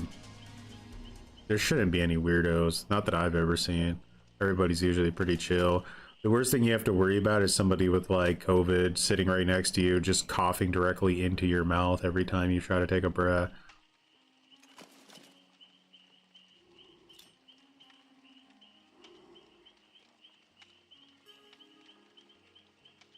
One more BS killer has to endure in 2v8. It's funny. I wasn't here for the last 2v8, and I don't think I'll be here for the next one either. They've scheduled them perfectly to side troll me, but I guess at least I won't have to sit through 500-year-long queue times. What I was doing during the last, like the first 2v8, was I was just playing Texas Chainsaw Massacre on my Xbox during the queues, and then like when we get into a game, I would just swap over back to DVD. Probably would have done that again. You don't think I understand how much you hate cars?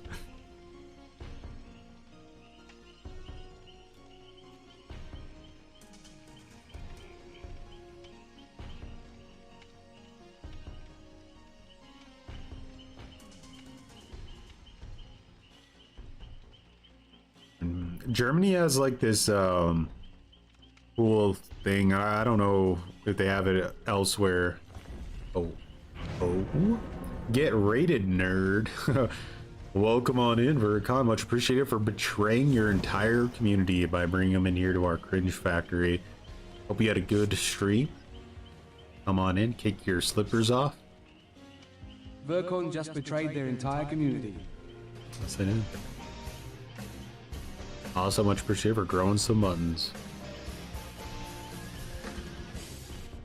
I live like across the street from a Ford dealership, so they're obviously not as common as they are in America, but there's a lot of certain American type cars here. Just kind of depends which dealerships you're living next to. There's like 10 trillion BMWs, Audis, Skodas, Mercedes. How's it going, Sergeant Care Bear? We're doing well. We're doing well. We're just we're slugging, and we're having a good time doing it. Winning all of our games. The only thing that's missing from this situation right now is a delicious glass of apple soft. Salsa? I always get it wrong. Sour. What's the word for juice in German? I always forget. I always think I'm saying applesauce by accident instead of apple juice. Sauna or something.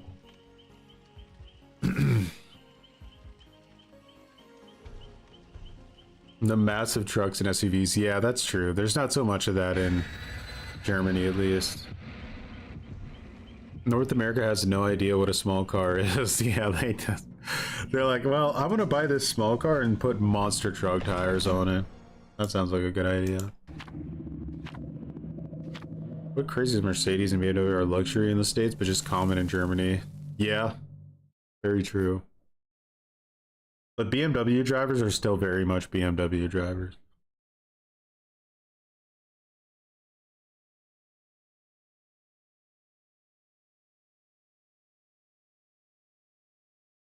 Fix camping and slugging. Take components from the 2v8 and inflate them into the norm. Killer downs the survivor, they get stomped and put into cages like 2v8. However, when being slugged, survivors can either pick themselves up with a very well base kit, or after being slugged for victim their decisions, be automatically put into cages. Now, that would 100% be better balanced and healthier for the game in every way, but at the same time, we know, based on how the game kind of goes, that survivors will never accept that option because they want to get saves all the time, which I get it, but it's like they're really pushing this gen, huh? Ah?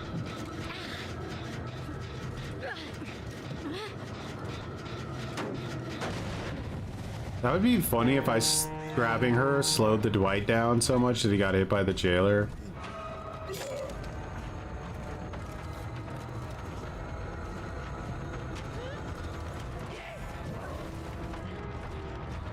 Oh, gonna get the hit, you bastard.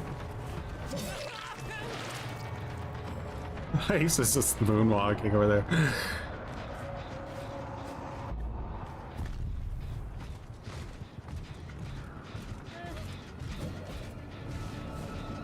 Can I like?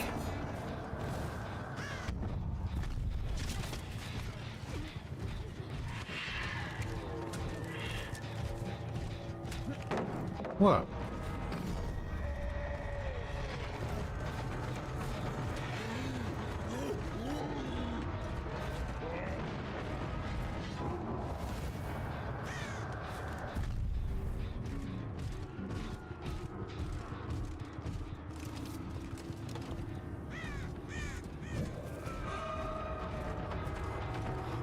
What's it gonna be now, Ace? You know you're cooked.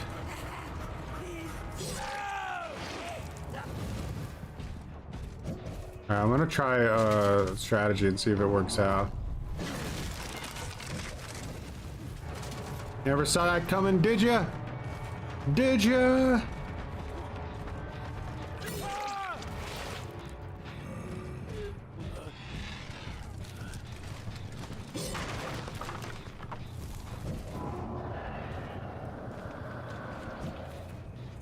Check on some other gens.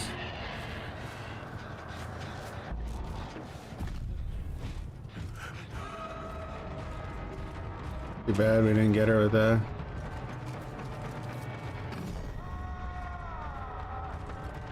Good luck, Ace.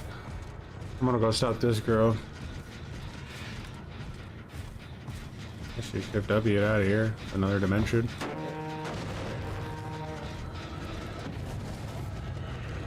Bro's trying to get away. Then do it.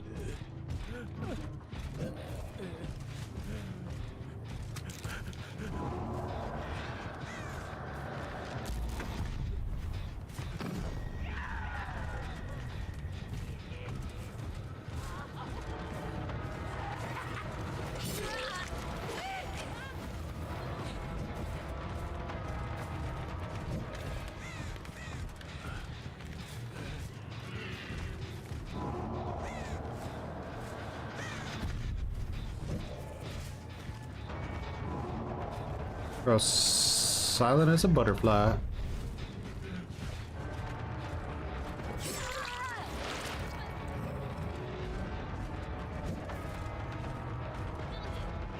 My laggy? What the hell's going on here?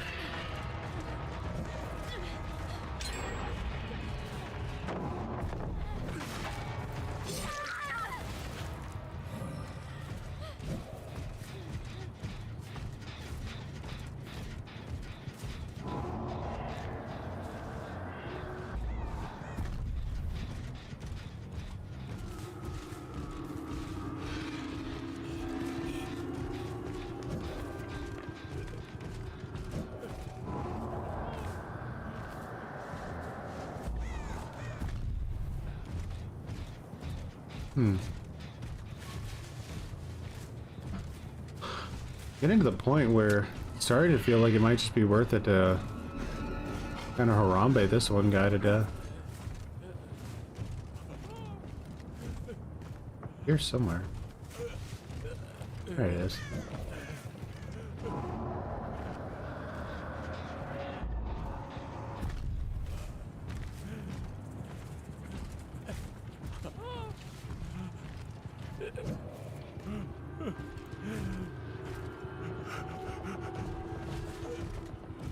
Might have this guy dead here soon.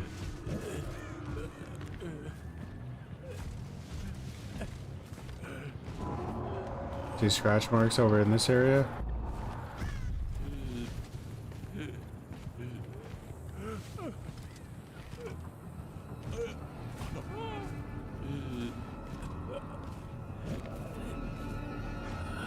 It's over, my dude.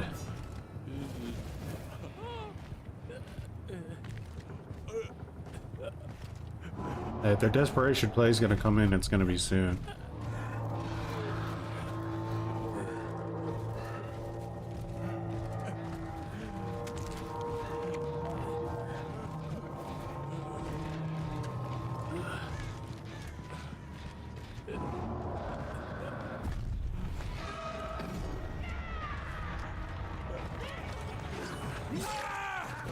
I respected Ace, and I'm so sorry.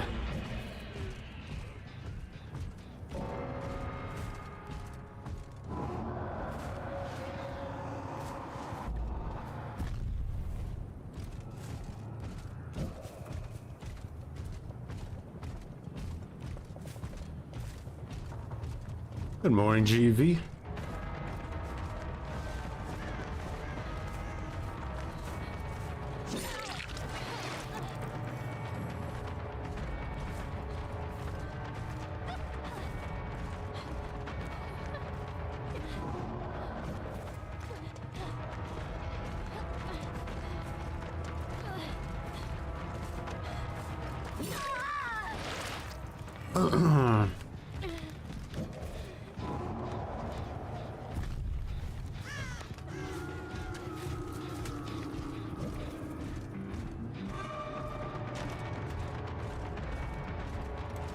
You drop down? Like, what do you even do? You do drop down.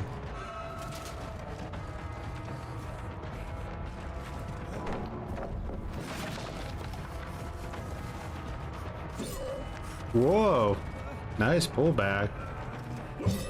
Okay, guys. My career's over.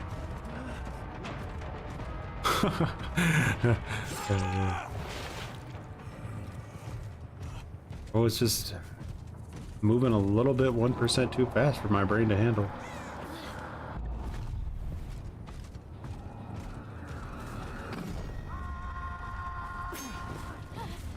What? Okay.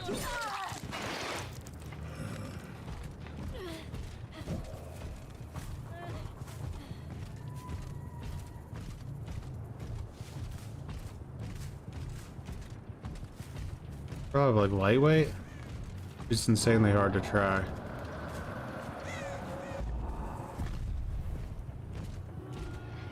Let's see if the jailer finds her back there. He did.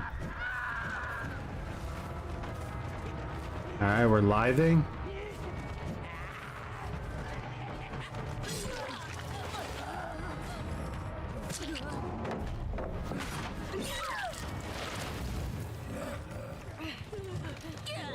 Engine's gonna be salty.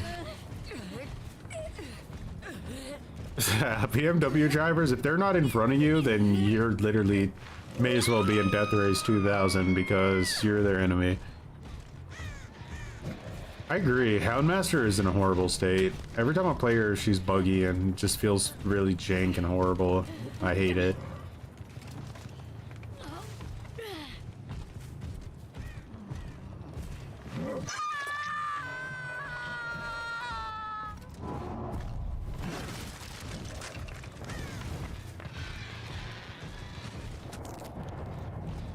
We sacrificial warded each other.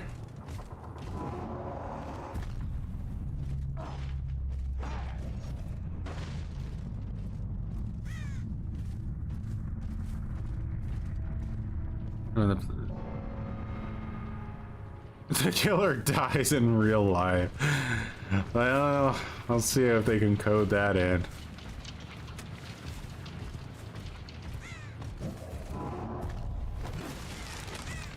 How about this, alright? Let's make it, like, reasonable. When somebody has DS, you can see they have DS. Like, there's an emblem on them that tells you they have DS, so you know you can't pick them up. But if you do pick them up and they DS you, you die instantly as the killer. They just shoot you in the face. I think that way everybody kind of wins.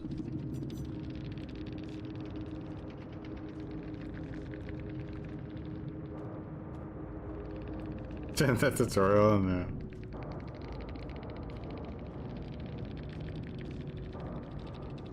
People new killer who don't know how to play.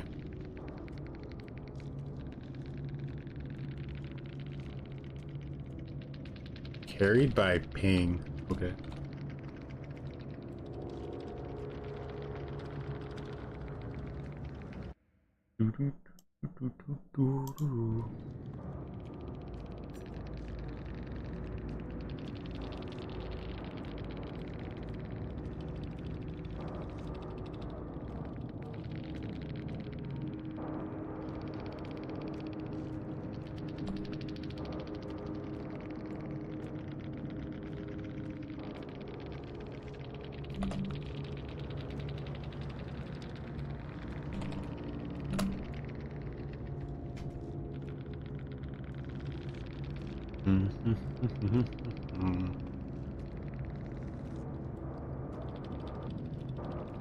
Shoulder the burden is a killer perk.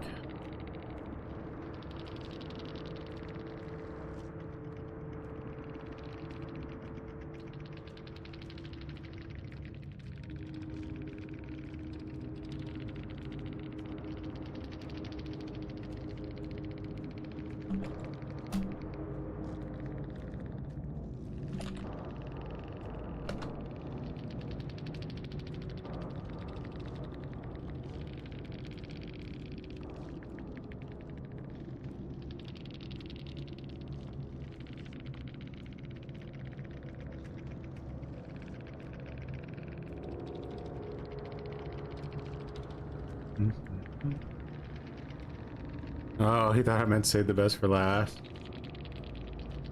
I'll say the best for last. I need to slug them because I'm afraid.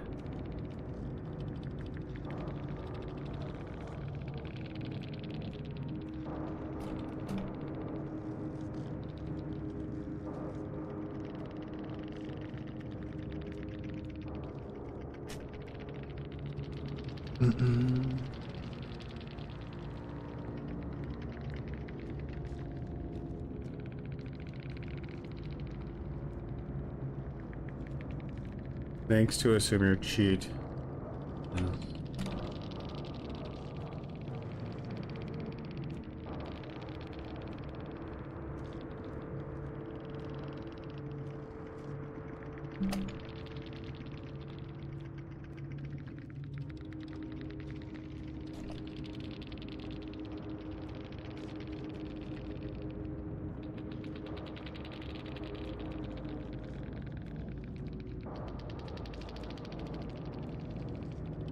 And how you find me in last proves again your cheat. Plus, you assumed your cheat? Huh? Okay. I mean... Are you insane?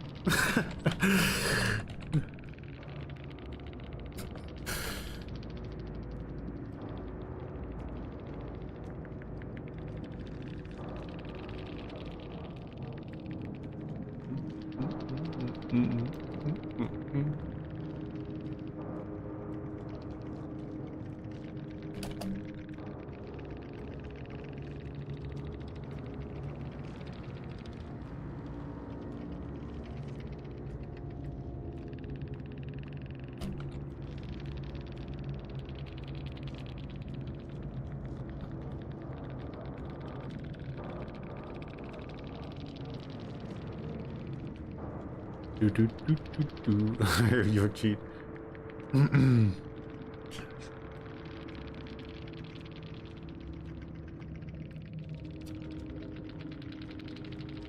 Cheat assumed.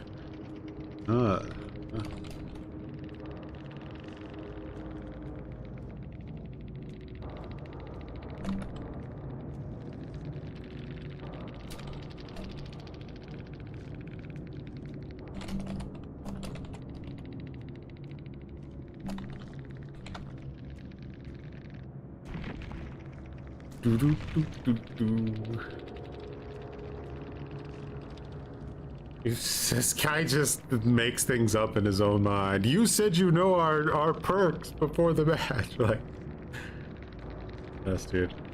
Yes, that's exactly what I said.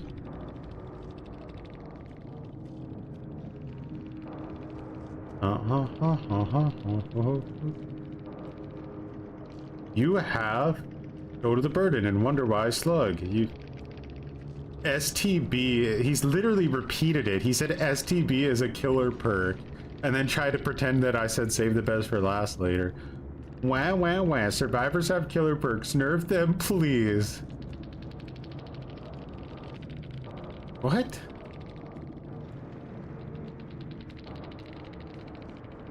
It's shoulder the burden. And he said, you said STBFL. Like, bro. Like, oh, what is this guy on about? Oh, you know our perks before the match thanks to assume your cheat. Like, I understand that English is surely not this guy's first language, but there's no way it was this ridiculously dumb. One, shoulder the Barden. God damn, shoulder the Barden. No, guys. I've been assumed. Now commencing the assimilation. Post-game schizophrenia update.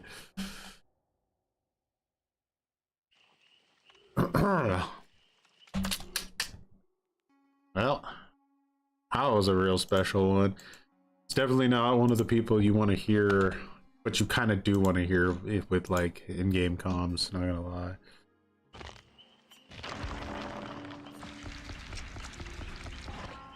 No death threats, I'm disappointed. Sometimes there's things in life worse than death, like being assumptioned.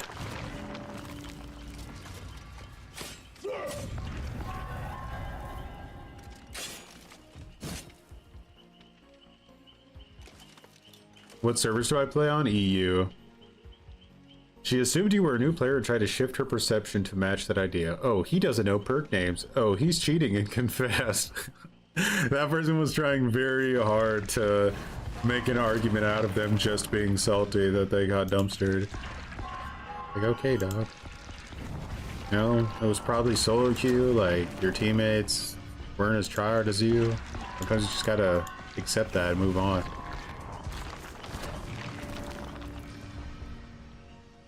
But here we're breaking out the assumptions.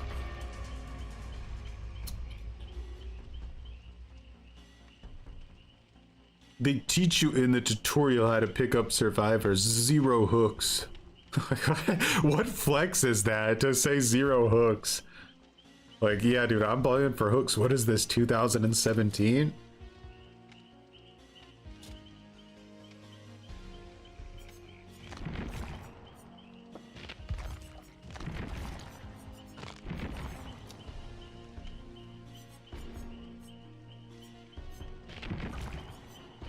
I'm going back to the end gamer. Undefeated so far today. Imagine DBD had proxy chat and these kind of people are in your match, dude. Oh,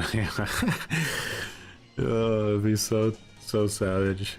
I wouldn't be able to help myself though. I'd definitely be laughing.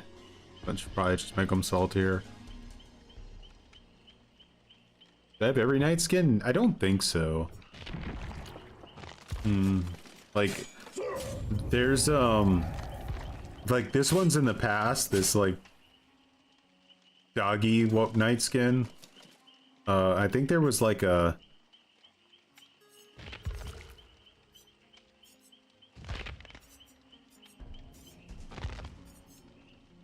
no, I don't have the like base version of it. This one, I just have the battle pass variant. I don't have this skin. I'm not a big fan. I think it's probably his worst skin and it's pay to lose, so wouldn't recommend that one. I don't have this one, surprisingly. The arrow to the knee Draugr one. I don't think it's bad. It's just, I don't know. Gives me good Skyrim vibes. Still not a huge fan of it. Never really was. I guess I have all the like exclusive night skins though. I also have this like this helmet here, which is like a rare helmet you can get. Wonder how this would look with like this. Pretty decent. Fits to it. Armor.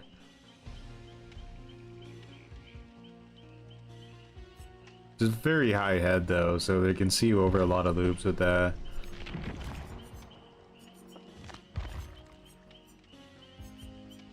That's why this skin here is probably pretty bad to run because it's definitely a huge pay to lose skin, even though it looks really cool.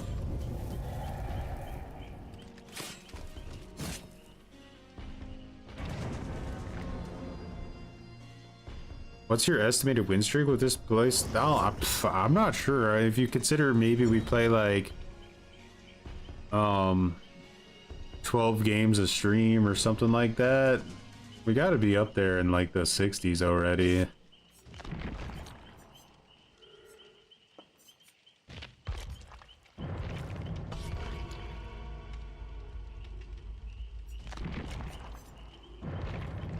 Tunnel Sable.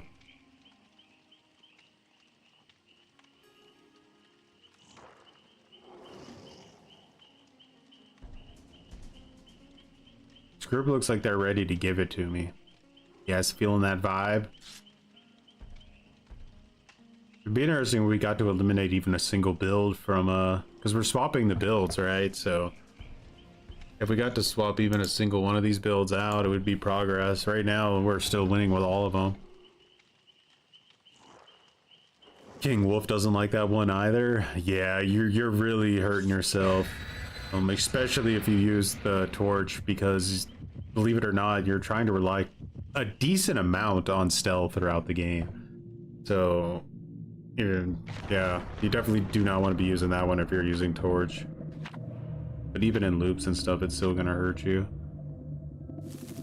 He's wearing spandex. Oh, is that the red one? The red one's really dumb. You making survivors rage? Some people are super chill. They're like, GG, well slugged, best slugger EU 2025. And then other people are like, I'm gonna assume you right now. So you never know. You're either gonna be congratulated or you're gonna be assumed.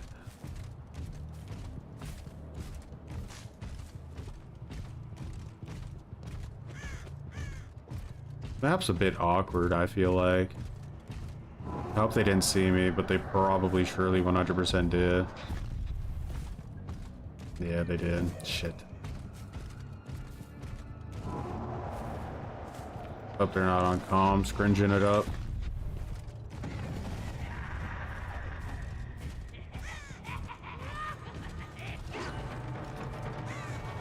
Meg with a very, very strange pathing. I think a body block here is coming in. Comply with that.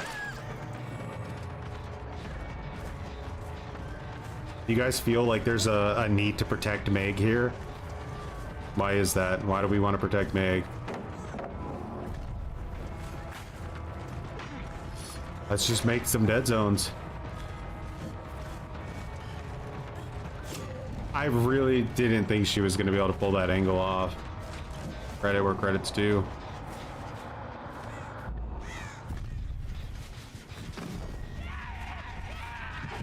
Alright, Meg is down. Let's kick this.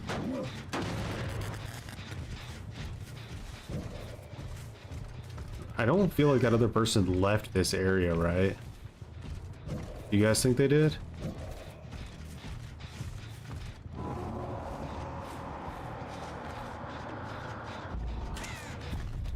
Start a artifacts hunt there. Okay, sprint bursted away.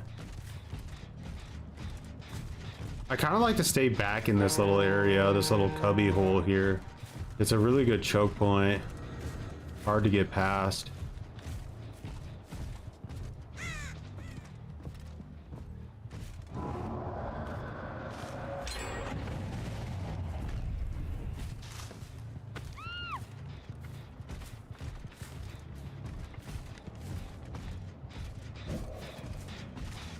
There's Meg. Is she still back here? Yeah, she's back there.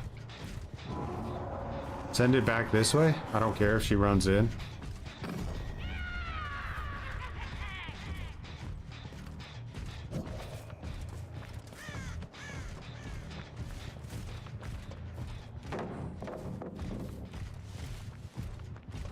Just keep that other girl busy. You're still busy? That's good.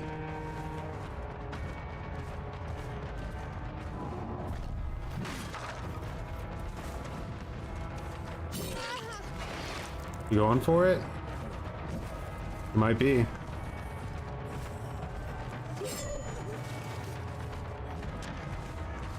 Luckily, when you make a mistake like that, you can kind of read what they're gonna do in retaliation to it.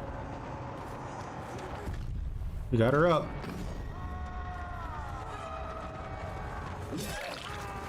She's going back down though.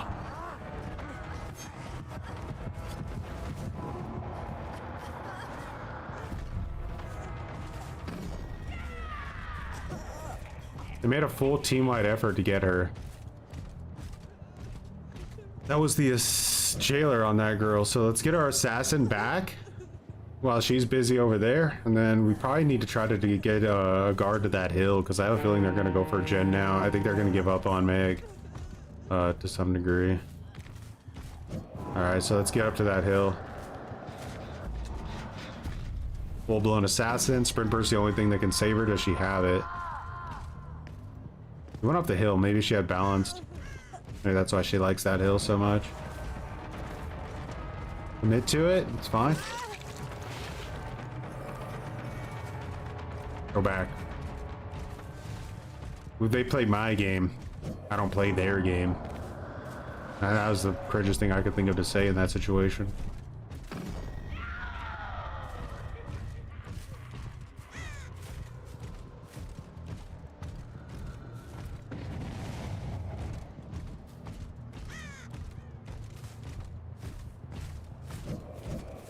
I'm consistently keeping one person busy, then that's a victory in its own way. Right, so let's send this back up here. Hopefully we get back before her. One was right here.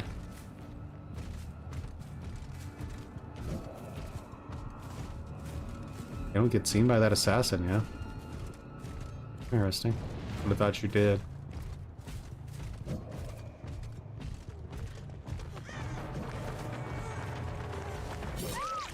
Alright, so now this girl's back in my trap, and I think this Meg is probably too bad of a looper to get out of this area. So we're just gonna send that out, and then that's gonna get her down in 2 seconds. I'm sorry.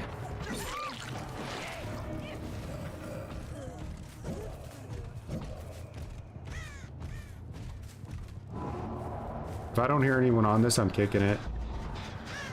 Kicking it. Okay. Now we can push out, right? Because we know they're probably just trying to push gens at this point, and they're pushing them injured.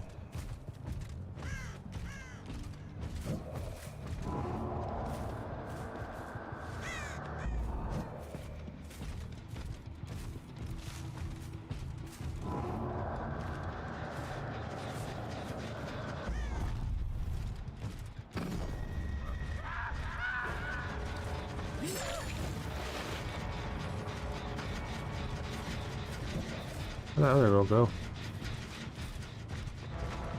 Iron Will, man. So strong.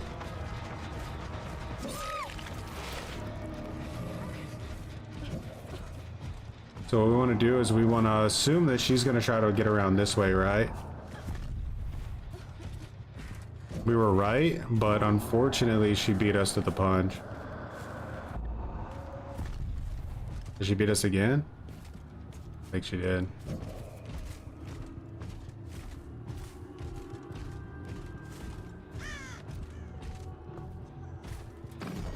No. Might be over here.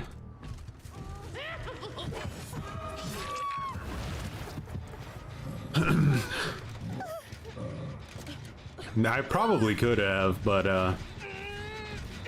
it all worked, dude.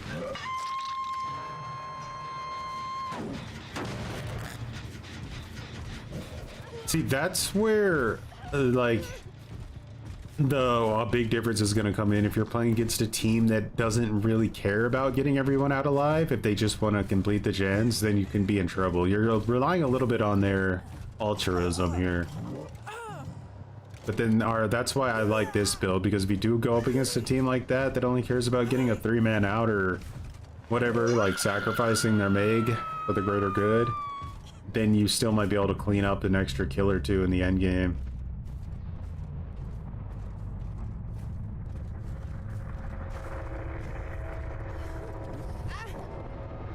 To believe in the idea to not use the vocabulary of survivors. You didn't only when you killed them. You didn't slug anyone. You forgot where they left them.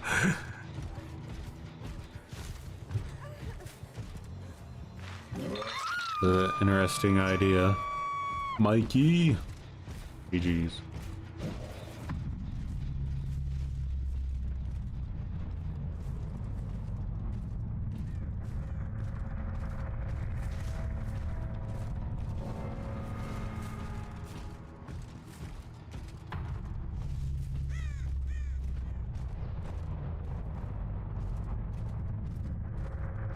When DVD feels like a chess match instead of like a killer chasing survivors game.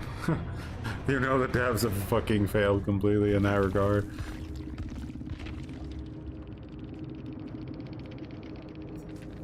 Damn, bro, you really had fun locking someone into one corner? Rude. Yeah, I did. Kind of. Yeah. Here, man.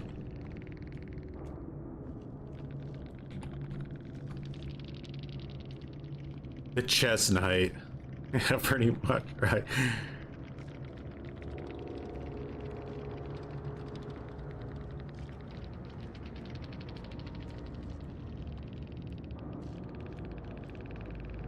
Just like a flavor of salt. Slug 5 gen?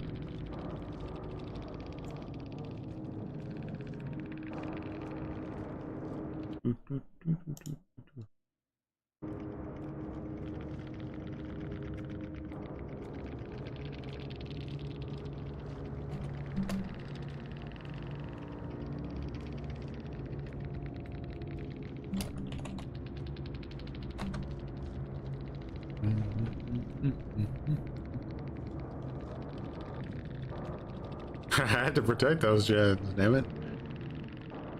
When you have more gens, there's just more gens to protect. You gotta go even sweatier. I would slug it 10 gens.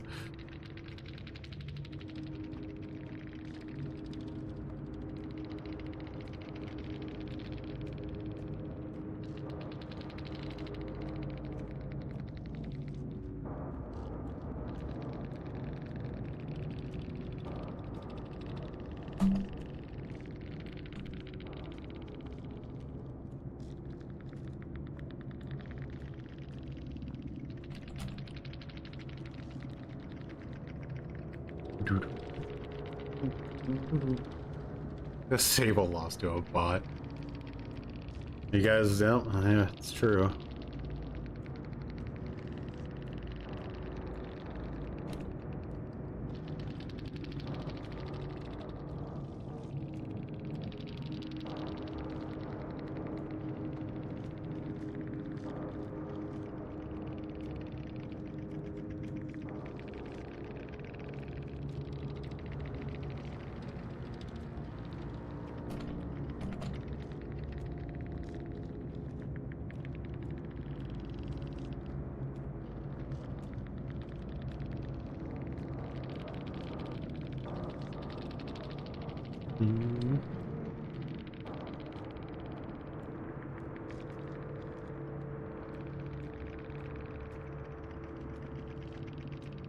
Are we done? Salt collected. You like that Terminator line? I'm a cybernetic organism sent back to collect salt. Alrighty, let's take a look at the build, shall we?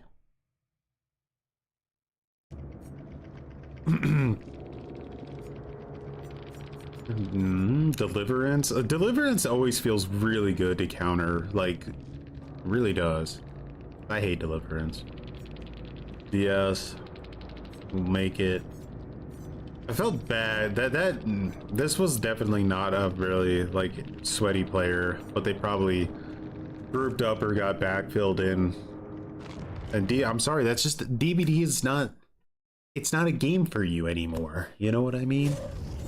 Like, you either strap on your premium deluxe Pampers gamer diaper and shit your pants while you play, or you don't get to have a fun experience. What's the idea behind this build?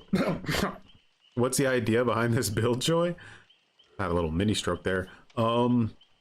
Just basically that I think I can beat most teams except the like really top tier teams with slug only knight, and I think the difference maker will be an endgame build that allows me to beat those really insane sweaty teams that I can't beat with a normal build. Like if I'm using like a build like this, my fear is that if I get to endgame I'm screwed and I lost, right?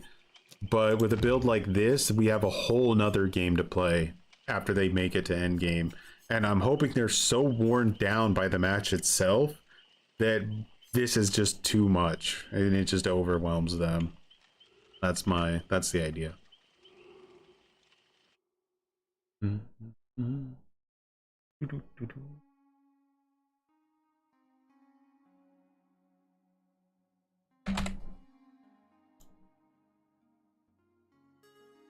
Will we get the perfect 4-4-4? That's evil. Do it again. Oh, I'm doing it.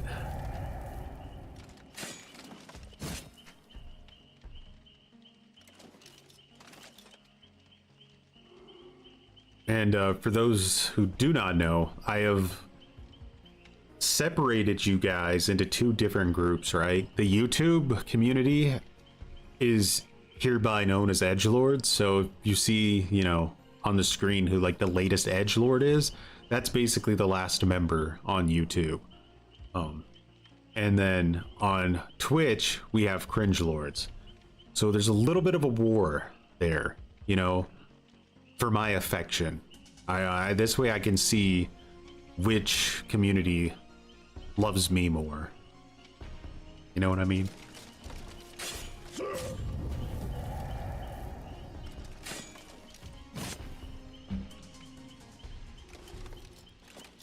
It could do something like that, but I don't know, I kind of like this style of it.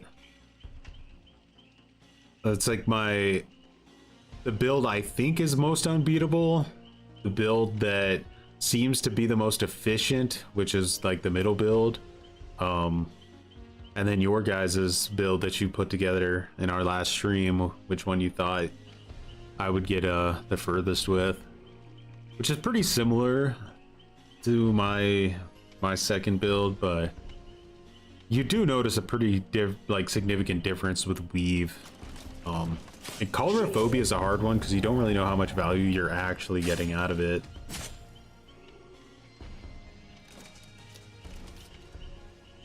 What in the Satan content did I fall into this morning? We're just really exploring the deliciousness of slugging survivors to death as a strategy. It's a lot of anonymous people in there.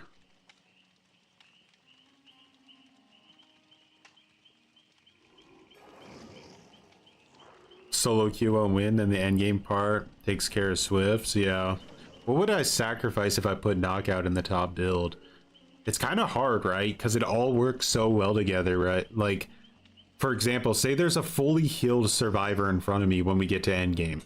If I hit him, I have no ed. So I'm going to instantly down him.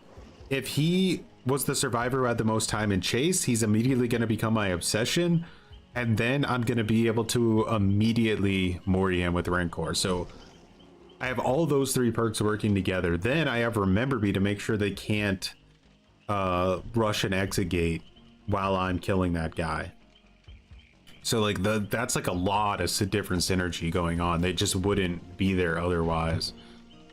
So it's hard to say like what I would give up on the build. And since I'm not hooking, No Way Out doesn't really do anything for me. It would give me like 12 seconds, I think, which is pretty terrible. Remember Me is, especially with Knight, because I can push him off the exit gates potentially. Like I could be mooring a guy and defending an exit gate at the same time with Knight. That's a lot of macro gaming going on. And then if they do get the exit gate open, I can still almost have a guaranteed kill on somebody as long as I start a guard hunt before they get out. Lots of different factors.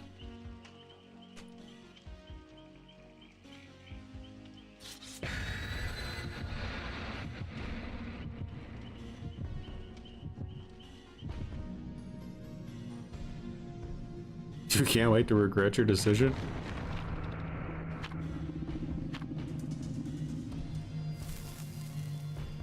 Does the guard get canceled when you start a Mori or no? I don't think so, but it's possible. I don't Mori people that often. It would be weird. Like, I don't feel like your guard should be... I'm pretty sure I've Mori'd people with a guard watching. Like, going back and forth, like a jailer. So I don't think it cancels it.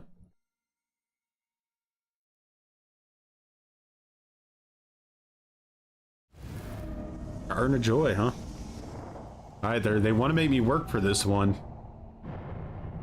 Spawning me in the middle too, so I don't know where they spawned. I'm gonna assume Killer Shack because it's the furthest, but they could have spawned parking lot as well. I think I see a scratch mark over here. I'm going in. Was that a mistake?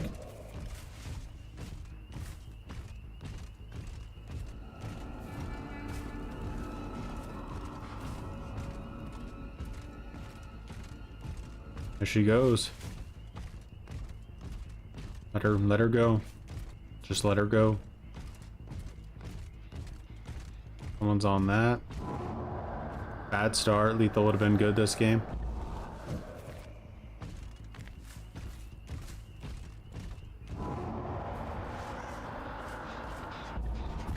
Does she see it? No. Yeah, so at least we have that going for us. Does she try to double back? What's the strat here? You double back. Okay. Unfortunately, it's Jailer. We got the hit because she double backed like that. Oh, she wants out of the game. I'm actually gonna hook this girl because she wants to just die, so there's no point to slug her. Some people would like go police officer route and say, hey, no, he deserves to be tortured, torture her, what are you doing? But I don't feel the need. Alright, now that the teammates might want her to not do that. 2 gens are almost done already though. That's crazy how fast those guys juiced. Okay, she's out.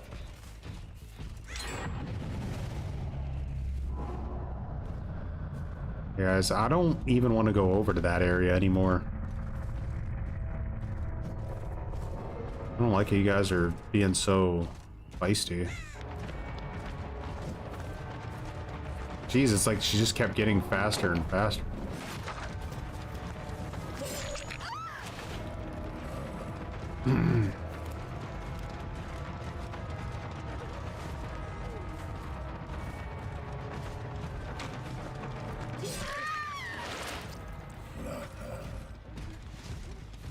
Keep her back there. Keep a little momentum. I mean, it's 3v1. Does it even matter? She saw a knight. She knew I was the alpha. She gave up.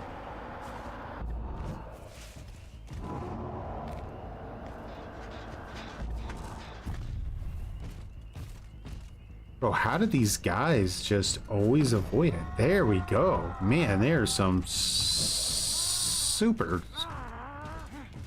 Oh, feisty shitters, aren't they? Feisty little shitters. Can I, like, bait you with this? No, you just stand there.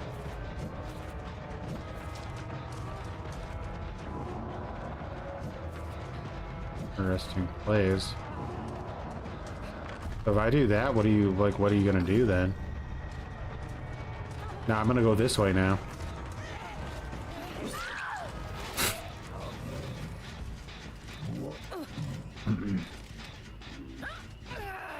A 2K is a loss for Survivor Streak, so it makes me wonder if Eternal would lose to this build. Because I don't think that you're gonna beat like any comp team, like a real true comp team playing competitively, because you need, like, as far as I know, They have like 10,000 restrictions on those players in actual tournaments, and they still win like every game. I don't think it's really possible.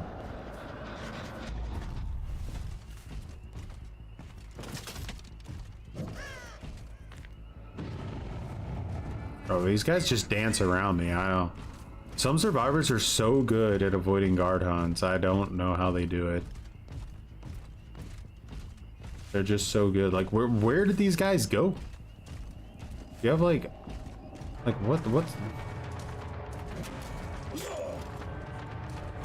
what's that speed? That feels so unnaturally fast.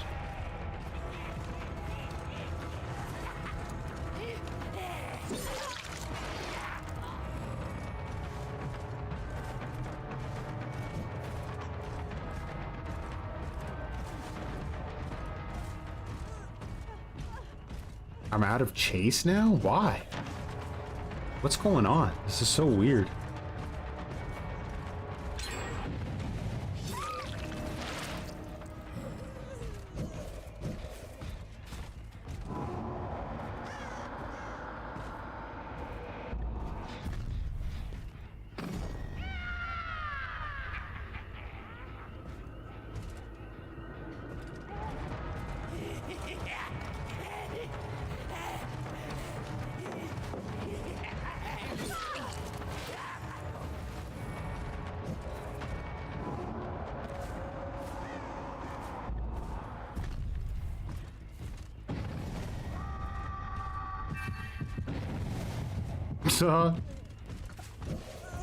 Insta downer.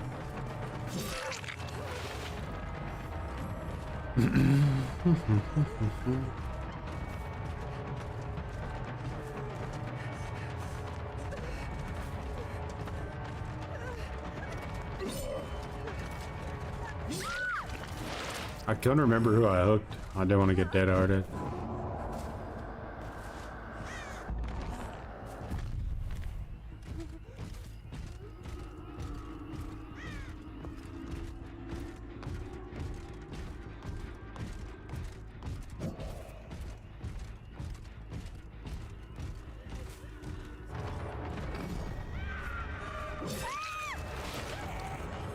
It's over, guys.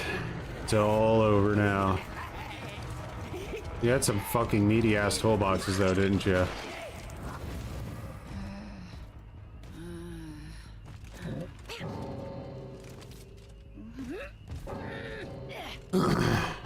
You showed me.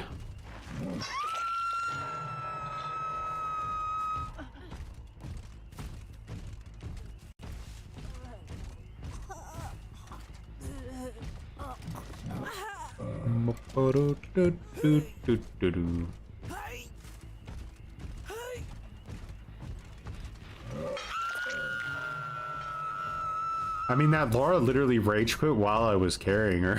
I don't know, that felt a little salty to me. A little bit of sodium. But edit, I would say, makes sense.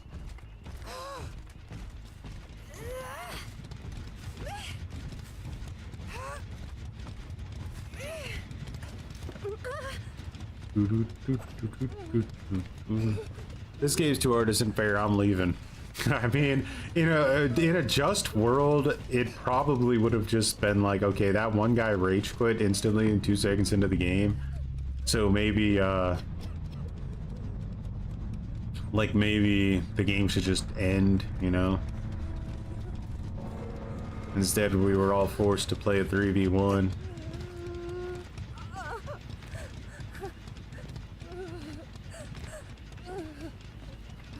Gen rushing and DCing is funny, that's true. I think they had some really fucking meaty ass gen perks, because those gens were flying. That was crazy, like way too fast. I'm thinking Commodious possibly, but we'll see. It's pure salt. I hope that when they do it, they at least get off the game, you know? I hope they're just like, okay, I'm getting off this game and then go play something else entirely.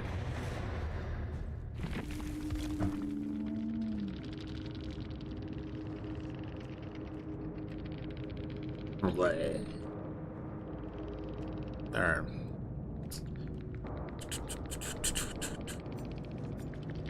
Prove thyself with an Alex's 12-bar Wasp or Swivets. Not really it.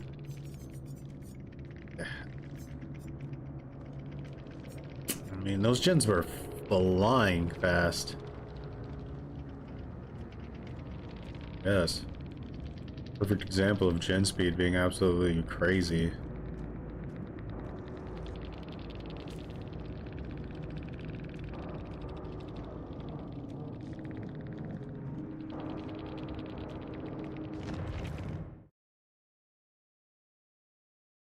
Crazy, crazy.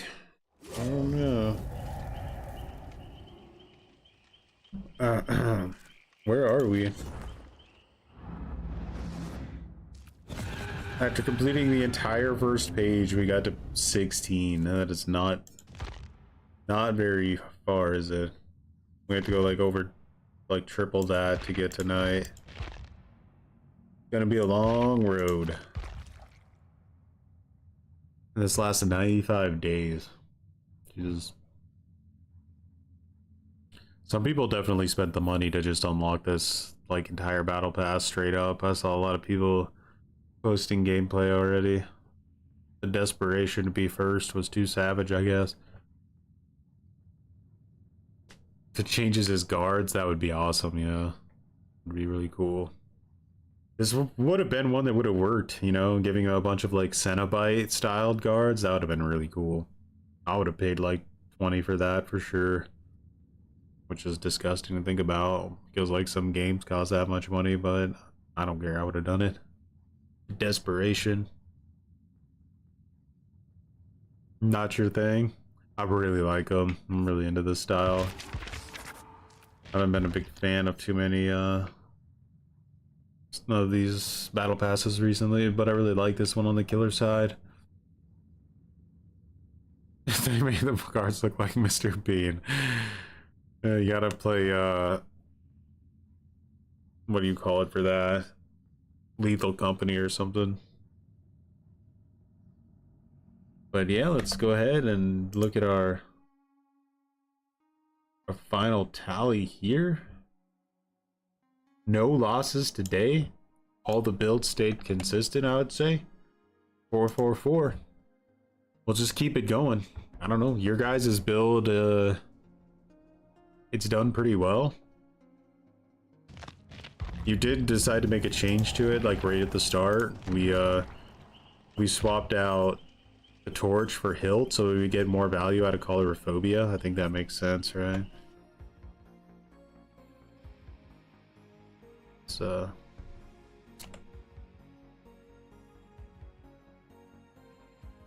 take a picture of that again so I can update it.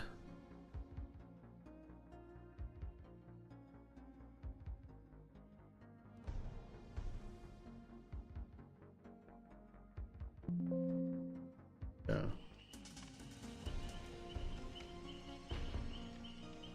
Kind of badass. Since for Legion, David King and Meg, at least for the next two tomes, they get way too much stuff. They do. There's a lot of really neglected characters, and they just don't seem to want to make skins for them for some reason. Like, it's kind of stupid. But yeah, with that said, guys, I think I'm gonna go ahead and call it there. A good sesh. Glad I could fill in for some of you true talent enjoyers out there that need your daily slugging content. Thanks for all the edge lords over on YouTube and the cringe lords over on Twitch. Really bringing it all together. Appreciate the Wraith from Vercon betraying his entire community, bringing them on in here, showing, just forcing them to see things they didn't want to see. Good to see you guys and hang out. Hope you have a good rest of your day or night or morning or whatever it happens to be in whatever country you're from. And yeah, peace. Hey there, kid. Are you a gamer? Yeah. Do you ever get so into the game that you end up pooping your pants? Yeah, all the time. Well, then I have a product for you.